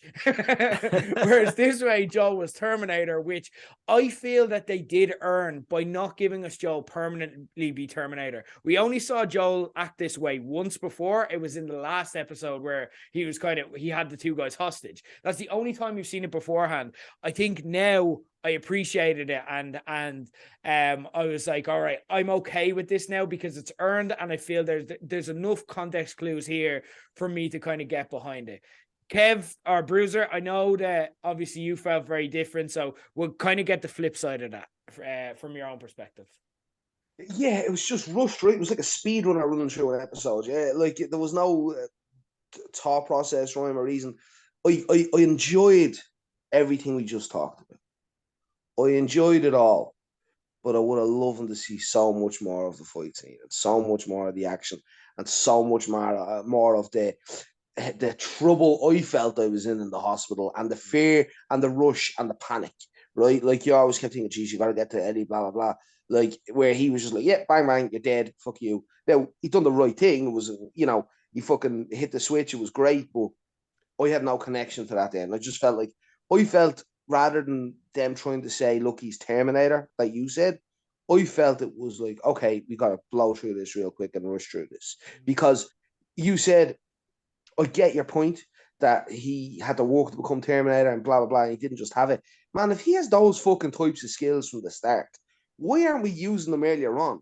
Why were we in trouble at any stage in that bleeding show? He could have been terminating every motherfucker there is. You know what I mean? Ellie would have been at that hospital room a fucking 4 nights. Everything would have been grand. You know that way? He didn't have that skill there because he's not that trained Marine. You know what I mean? Like he's a bloke and he's trying to do his best and he's a tough motherfucker, but he ain't got those skills. They look like army boys. They've got assault rifles. He's mostly walking around with a proxy revolver, you know what I mean? And a Winchester rifle or whatever we had.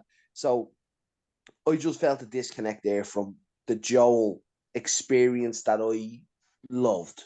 You know, I think a lot of the connection I had with Joel throughout playing the game was that it felt like it was a rugged badass, but not a Terminator. You know, and creating that version of him it didn't connect with me that well. I don't disagree. I don't feel the same way, but I hear what you're saying, if that makes sense, you know? Yeah, I know. Even when you were explaining that as Terminator, I was like, that makes sense. Whether I enjoy that or not is different, but it makes sense. I get it. Here's the difference between why we didn't get it now, why we only got it now versus beforehand. Well, we did get it twice. We've seen it, so he was this way twice. What was happening both times when he got into this mode? Joel becomes Terminator and invincible when his daughter is in danger, because that is the thing that motivates Joel to be that guy. In danger the whole time. The motherfuckers are running from fucking zombies and shit. You know what I mean? There was danger there the whole time. It wasn't like this was a newfound danger. The poor girl's been in trouble since they left the bleeding campground. But the one difference is, at any of those times before the last episode, she wasn't his daughter. Okay, Joel reacts that way when it's his daughter, because it's his daughter getting killed that motivates him, and he can't ever let that happen again. So when he decides that Ellie is his daughter, which I think he makes that decision when she's caring for him and they have this connection, when she decides to essentially, and I'm going to try make it like Left Behind. I know I'm not going to succeed, but I'm going to try. I'm going to go down swinging. I'm going to try make it like her. When Joel tells her to leave and she goes upstairs, and then when she decides at the end of that episode, no, I'm going back to help him. That's what I think when Joel is like, this is my daughter. This is my daughter because she loves me. And I love her too. And I'm going to stop fighting now, because now it is literally life and death. I had to see her go down an escalator for that, did I? Play Mortal Kombat 2. Actually, side note, when this is over, remind me about Mortal Kombat 2 arcade, yeah? Okay, fair enough. Kev, I know you're sitting there very politely listening to both sides. How are you? Yeah. Where's it sitting with you? I agree with Kev a lot that this was too rushed. I get why he's Terminator mode, because it's Ellie's in trouble, and there was that point when she was caring for him that, like, especially towards the end of episode 8, when it was just like, yeah, you're my daughter now. And that he made that kind of Terminator run again.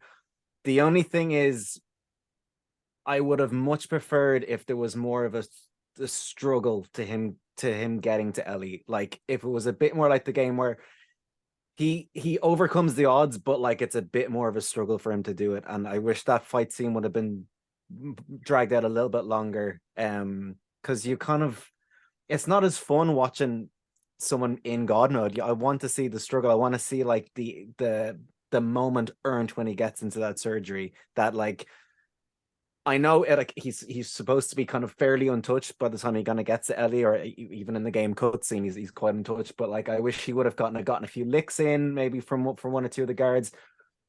Maybe not even shot, but just like punched, or they put up a bit more of a fight against him, because like there's so many fireflies there and he's one dude. And I would have just liked a bit more of a struggle, and like just to play out that scene a bit longer. But the music in it, the muffled gunshots, all of that stuff was incredibly well done. But yeah, I just wish there was a bit more fight there. The Fireflies put up a bit more of a fight against him. I think that might have been all it needed for me, really. Was just that. That's that flat finish I was talking about. Yeah. Where it's just the baby face just ran right over everyone, and we never got that little moment where there was a rake in the eye or some sand in the eye, and you thought, oh shit, is he gonna fucking roll him up? You know, there was none of that. You just knew he's dropping the leg and he's going home. You know. Fair. Okay, look, I get it, and I don't think that it's invalid because I think it's a point definitely worth making. And again, like I said, I feel differently, but I hear what you're saying, and again, there was a part of me that felt that way, but I just chose to kind of see the other things instead, you know, and that's perfectly valid too. Another thing I just want to note as well, take note, people, there was. You may have noticed they're like, why is the camera lingering on the doctor and didn't linger on anyone else? There's a reason for that, okay? We won't say anything more. We will towards the end of this episode, but we won't say anything more, but that was important. Also, as well, Joel chose not to kill the nurses. One of the nurses was OG Abby, by the way, from The Last of Us Part 2. Laura Bailey was one of the nurses. So shout out there. That's pretty cool. Coming up. Kev's like, that's why I hate it. I knew there was a reason. Am I right? I shot those nurses. Did you shoot the nurses? This is what we're going to talk about. Okay, so you lead me in nicely. I love it. Okay, so yes, now we're getting into the debates because this is the debates that have been raging on about this game for the last 10 years. Now we can just have the discussion because it's out in the open. Okay, so Bruiser, I want to get your opinion first. I'm asking you this for a reason, okay? Joel's decision, it's a decision, it's a debate. What were your thoughts? Did you agree with Joel's decision to, say, fuck the world, I'm going after Ellie? Oh, yeah. 100%. All day long. No hesitation. Okay. No hesitation. Fucking fuck the world. What the fuck's the world giving to that lad? Killed his daughter? Killed his biological daughter, left him with a fucking stupid ass brother somewhere.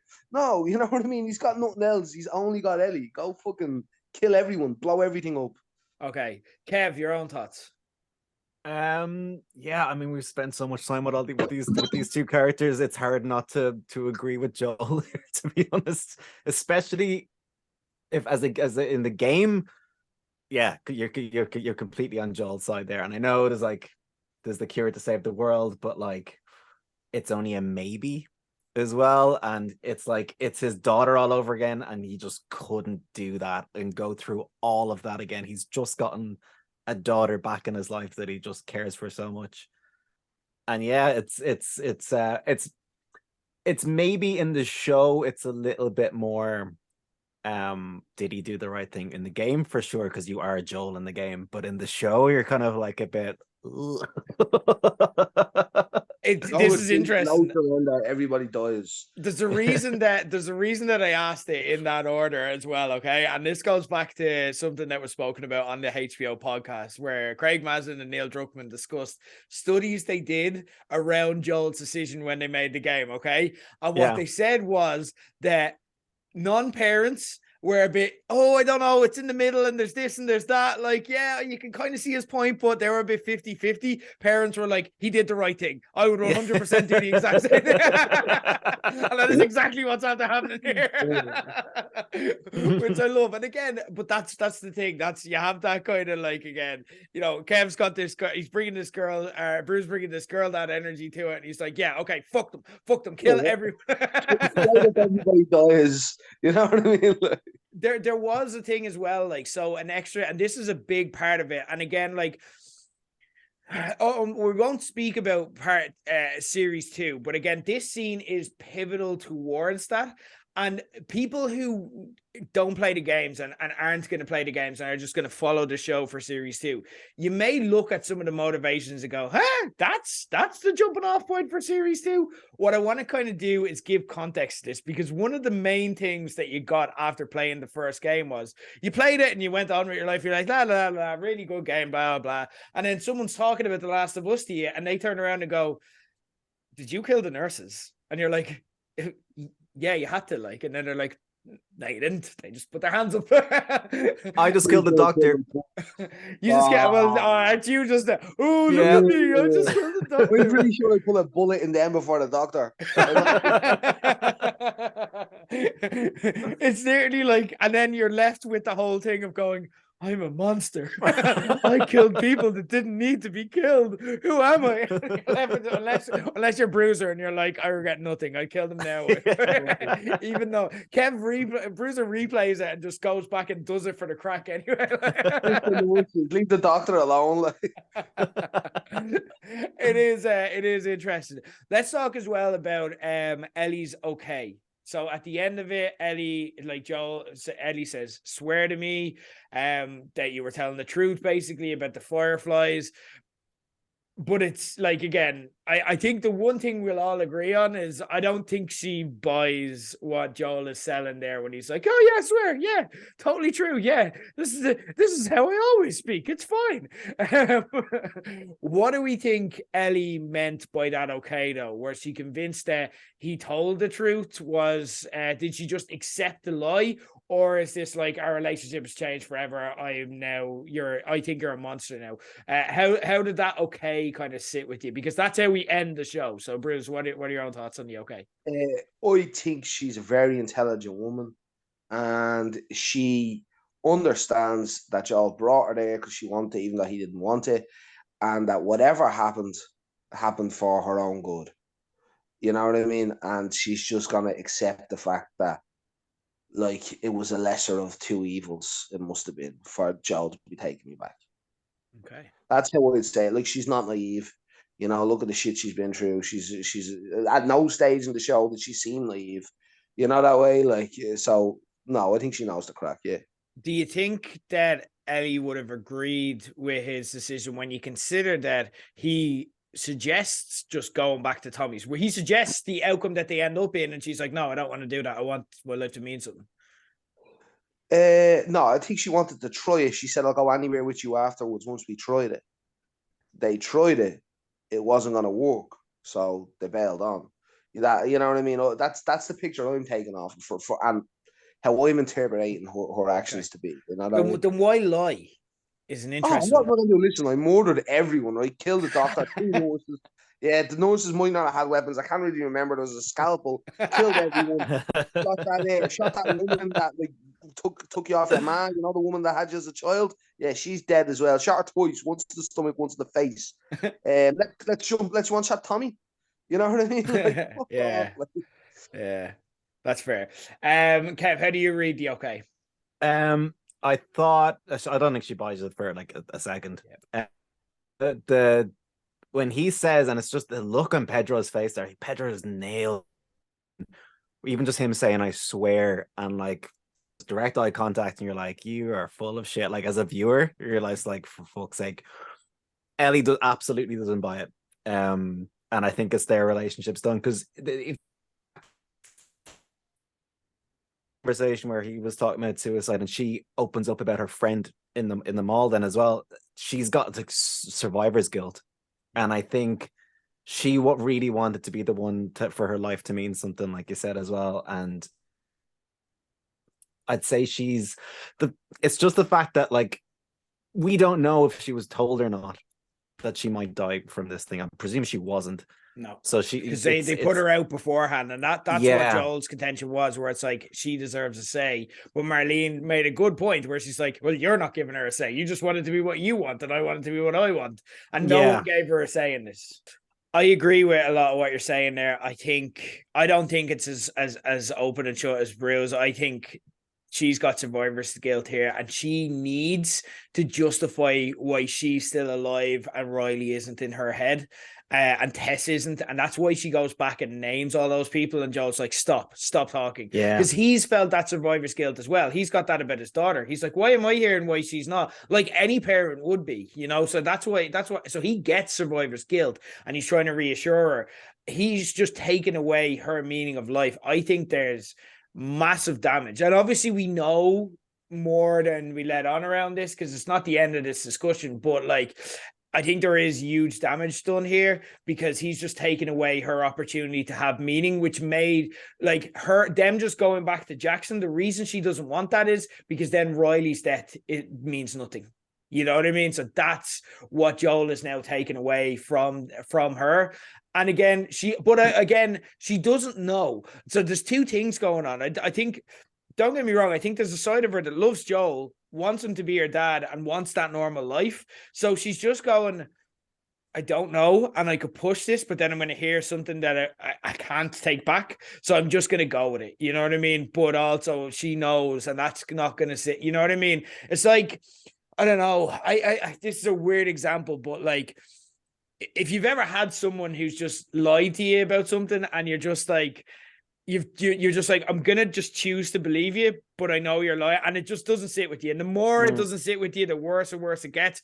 And so I think that's what's gonna happen with her. I think she's trying to tell herself, yeah, this is fine, but it's not fine. You know what I mean? And it's gonna wrinkle with her.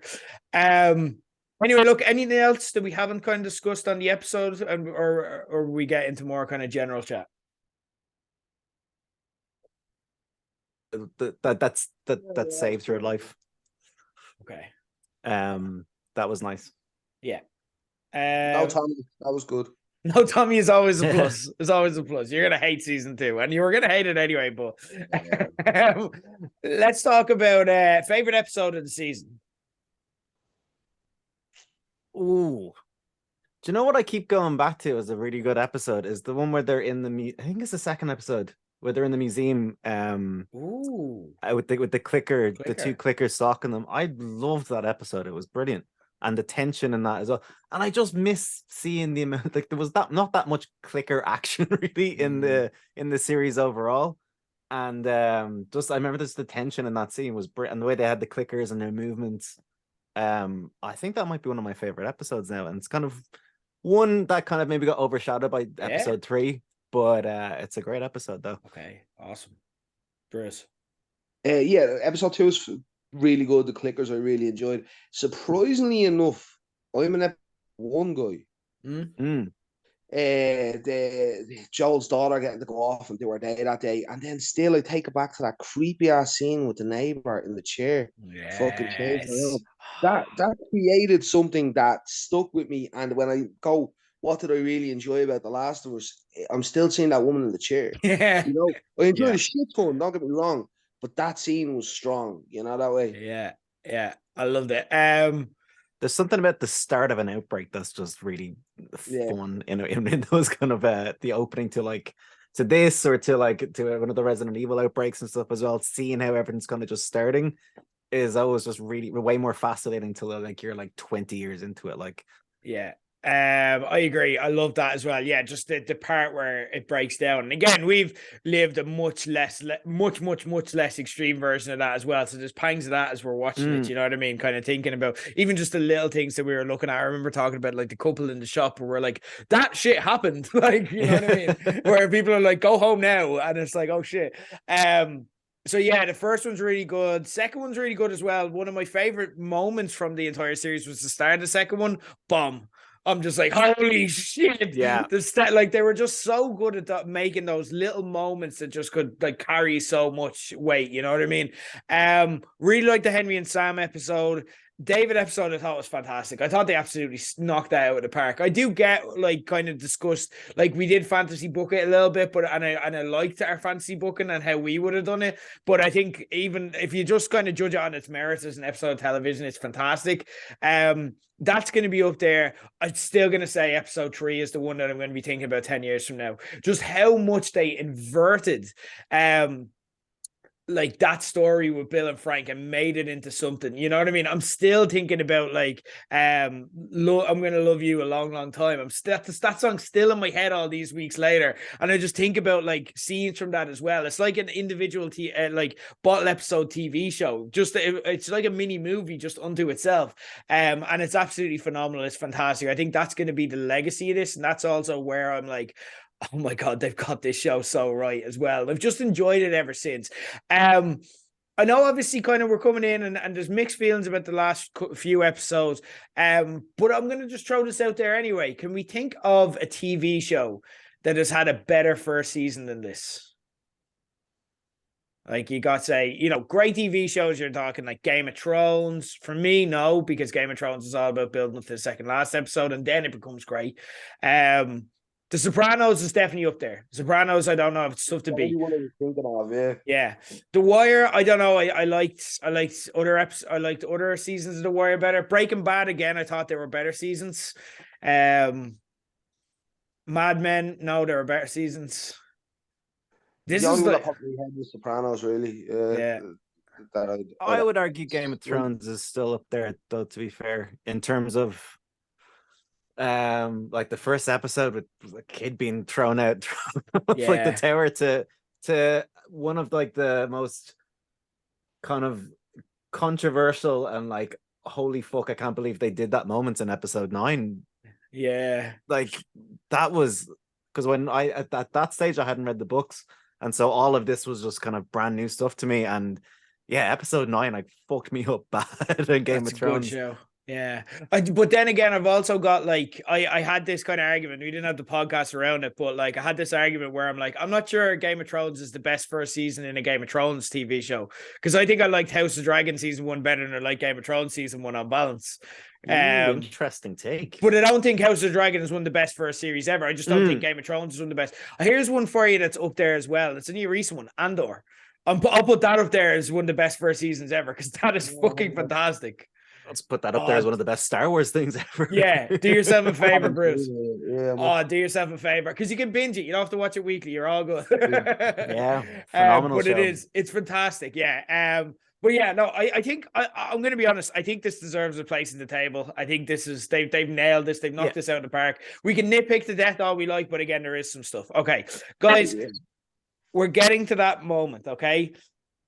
Thank you to the Kev Squared. If this is the point where you're jumping off, guys, because we're going to get into the spoiler discussion now, okay? We are giving you your warning. You're going to get very fucking spoiled very, very shortly if you continue listening. Thank you for listening. We respect it if you're peacing out now, and we will chat to you for season 2 again. But like for now, we're going to talk about spoilers for The Last of Us Part 2 video game, and it's going to be plot spoilers, okay? So please, this is your warning. Tune out now.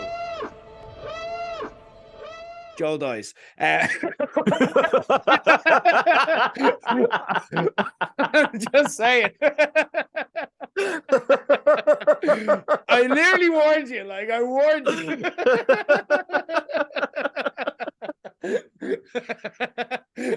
I couldn't have been more clear. There was fucking beeping in the background, like sirens. Like, geez, I couldn't have been more clear there.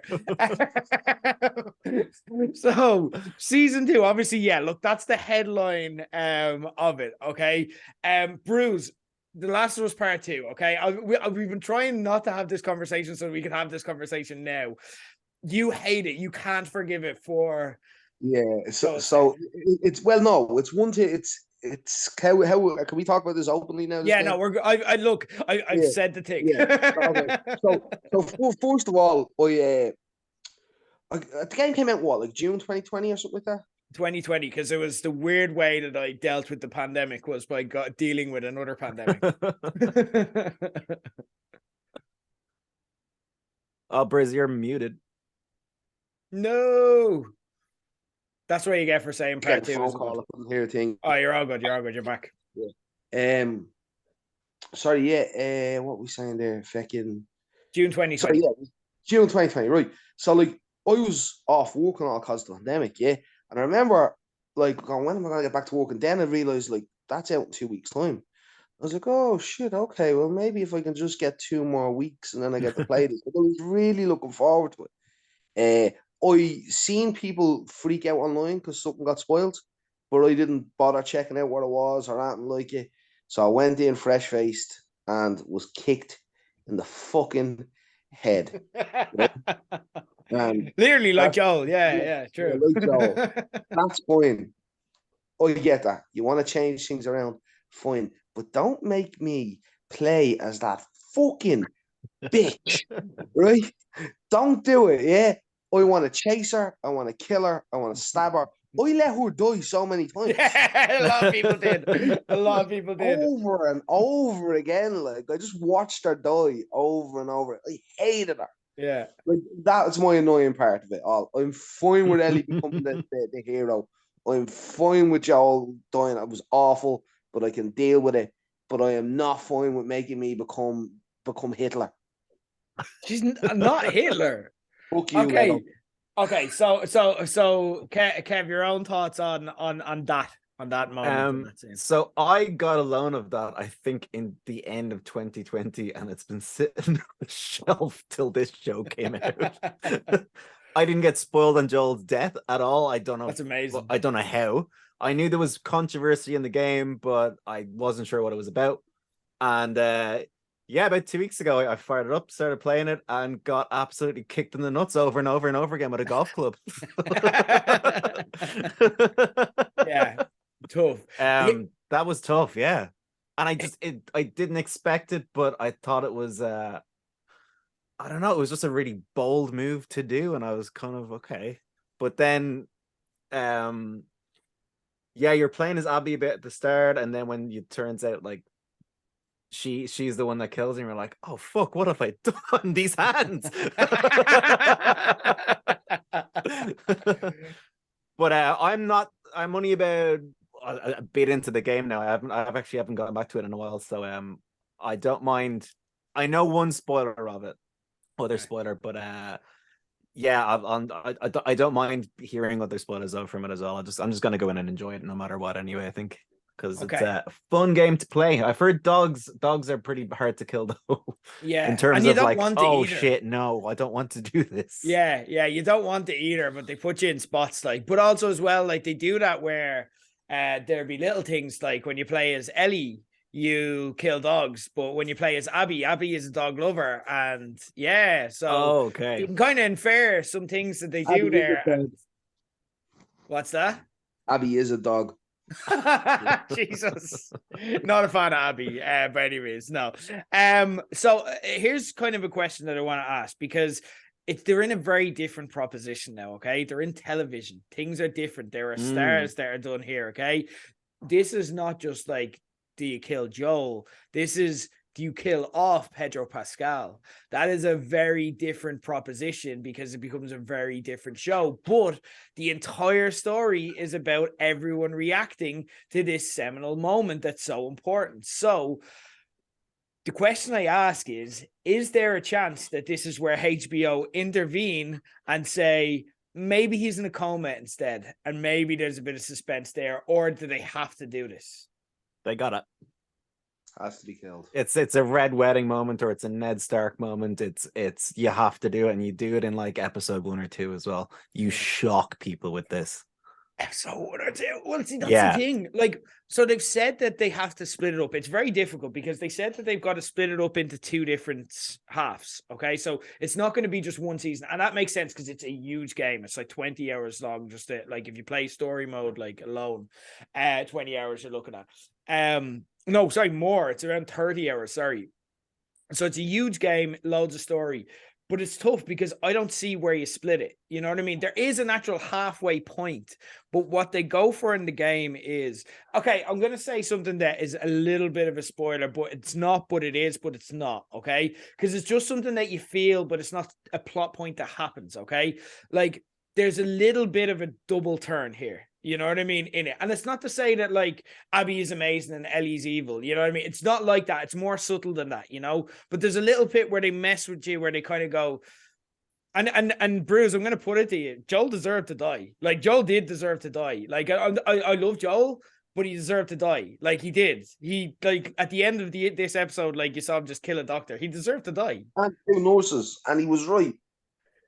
He didn't kill the 2 nurses. That was literally just you. But he did. He's a guy who deserved to die, and that's the point where it's like there's no good guys or bad guys in this. You know what I mean? That's what they're trying to tell me is the point. Fuck their point. He shouldn't have died. The reasonable man, reasonable things in an unreasonable world. He committed a genocide. In an unreasonable world. That's not. That's just the Bible. That's literally what like serial killers tell themselves. What it is, legs. You're terrifying me. You're terrifying me, Bruce. So yeah, they're definitely killing off. Okay, so I don't know how they split it though, because there is kind of a whodunit moment where Ellie is the primary character after that. Now, there's so many things I'm looking forward to. There's so many musical moments that I'm looking forward to, but there's just not a lot of Joel. Like, part of me was like, that is the end of season 2. You know what I mean? The end of season 2 is where Joel gets got.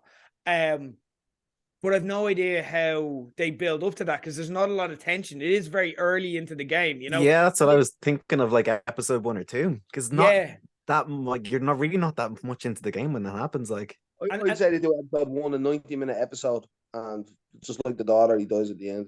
it'd be so ballsy if they did it Oh, on wow. episode 1. Yeah. Oh, I think that, I don't see anything else. I don't see them going any other way. Oh wow! Because yeah, like there is enough content in there because they do flashbacks throughout the game where you see the time they spent together. Yeah, you will. Yeah, you do see that, but like, so I'm like, could they just invert it and then make that the end of season, like kind of? But I don't know. It's gonna be. I can't wait to see the marketing. I can't wait, like, because the marketing is gonna be Joel and Ellie are back, and we're all gonna be like, oh. We're gonna be like, oh god, oh no, and then like everyone's gonna be like, oh, Pedro Pascal, hot dad, can't wait to see him again. It's like, don't get too used to him. Yeah, it's interesting. Abby is such an important character though, because again, like you're talking someone who, yeah, does what she does, and then they're gonna try make her. I'm not saying like try make her into the hero, but like they're gonna try manipulate you to kind of feel feelings about her. And fail. And they could fail. I no. They're gonna fail, legs. I'm gonna point blank come out and say it. Like, if they make a Last of Us 3, I want it to be the Abby story. Have you finished Last of Us 2, or did you just give up? No. So you know when Abby gets caught in the housing estate and Ellie goes off in the boat. Yeah. And you know how when the opening scene of that, Ellie's on an island and she's on the boat. Yes. And you know what? I'm grand, because in my mind, Abby's been killed and Ellie's in a nice island on a boat. You missed. And oh my god. Where it ends. I don't want the redemption arc. I don't want to see it. The end is Ellie's story. Abby to live. I want Abby to be fucking hung from a tree. No, it's not. Like, oh my god, you're so. Oh my god, I thought you gave up around halfway through the game. Okay, and I'm not going to say what happens here because I'm conscious that Kev hasn't played it. Okay, I thought you gave up. You could tell where it was going. And no, you couldn't, because you're wrong. Because oh my god, in my mind, Ellie's on an island with a boat. Everything's good. But it's so much more effective the way they ended it. Like, it goes back to like early into the first game. It's nothing to do with Abby. You end with Ellie. It's Ellie's story that ends. Is Abby dead? I can't say that. Use my one. Madness. You just literally went all the way and then you just took away the most amazing ending that they did. But my ending is better. That is that dad looking for his key stubbornness coming out right there. I love it. Part 2 though split the gamers, and it was a bit. Look, there we go. We're getting it right now. You know what I mean? No, though Bruise again, like Bruise is very tame compared to a lot of the stuff that was out there, because a lot of it was just like sexist shit. Do you know what I mean? It was just offensive shit that was out there, which is absolutely ridiculous. You know what I mean? It was nothing to do with like it hurt me so much with Joel when Joel died and this and that, and he was justifying that and that. It was literally like, Abby's a girl, Joel's a man. She should be dead. You know, it was literally like, listen, I honestly would have enjoyed an entire game of Ellie hunting her down. Yeah. Making me be her was the turning point. They do. They mess with your empathy. Not one scene did I enjoy playing as it, because I just wanted her gone. They do, but there was a lot of toxic discourse. And again, this debate that we're having isn't necessarily what I'm talking about here. Like, this is just kind of a natural debate because everyone feels that way. Like, you're literally resisting playing as Abby as you're doing it. But again, like, for a lot of people, there is a part where you let go and you just kind of start to see her point, unless you're Bruiser or unless you're in this kind of toxic minority. But it split the Last of Us fan base, which is one of the most united fan bases I've seen. Do you think that the TV side of things will be able to make that a lot more palatable, understandable, and tell kind of redemption arcs in a way that they need to be able to do? Or how do you feel like TV is going to affect the story? Yeah, I don't know. Unfortunately, I don't think they'll. I think you'll even have more people butthurt about it, you know, that way. And again, like, from my perspective, I think killing Joel was a bold fucking move. But it was a great move. You know what I mean? It was a fantastic way of going, what the fuck is happening here? But yeah, I think you'll have a lot of people going, I'm not going to follow this teenager around. I couldn't give a fuck about her. How can I relate to her? And blah, blah, blah, you know? Yeah. Unfortunately, I think you'll get a fair bit of that with the second season. I think the first season did such a good job of building Ellie up into like a character, to like Bella Ramsey's version of her, into a character you can root for.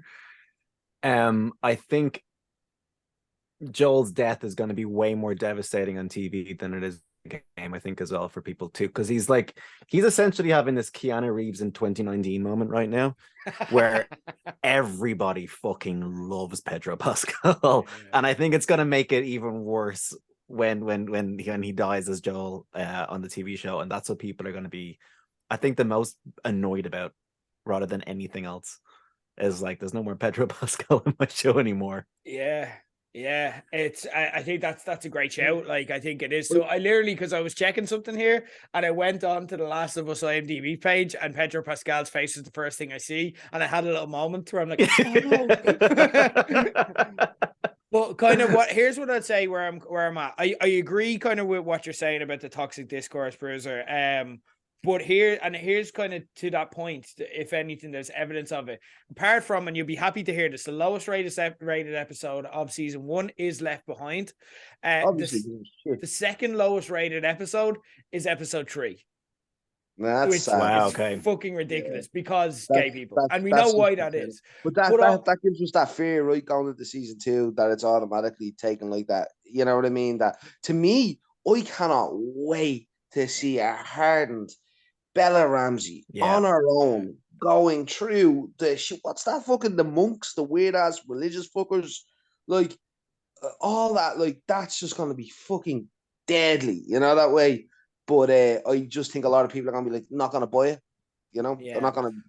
I can't believe that. Move on. It's like, but also as well, like, to kind of reassure you know as well, that exists, but again, I haven't seen that, because again, I don't hang out in those circles. So again, it's just avoiding me. It's out there, but I think there's so much attention on this show that you can just ignore it. You can just go to one of the places that just enjoy it, to kind of have the like conversations like we have, you know. So I don't think it's gonna overtake it in a way it did overtake it with games, because video gamers are very much like, there's one dominant personality style in there, and that is, there's a lot of people are going to trend, unfortunately, towards this. Now, we're all gamers, so obviously we don't apply that towards ourselves, but we also know that this stuff exists, unfortunately, for better or for worse. But I think we're going to enjoy it. It is. I'm just thinking about it now. It's going to be crazy. It's going to be very interesting to see, Pedro Pascal, how people respond to that, but also as well, there's going to be parts, because there is parts in part 2 where you're like, I don't know if I'm with you now, Ellie. I think you've gone too far. I think you're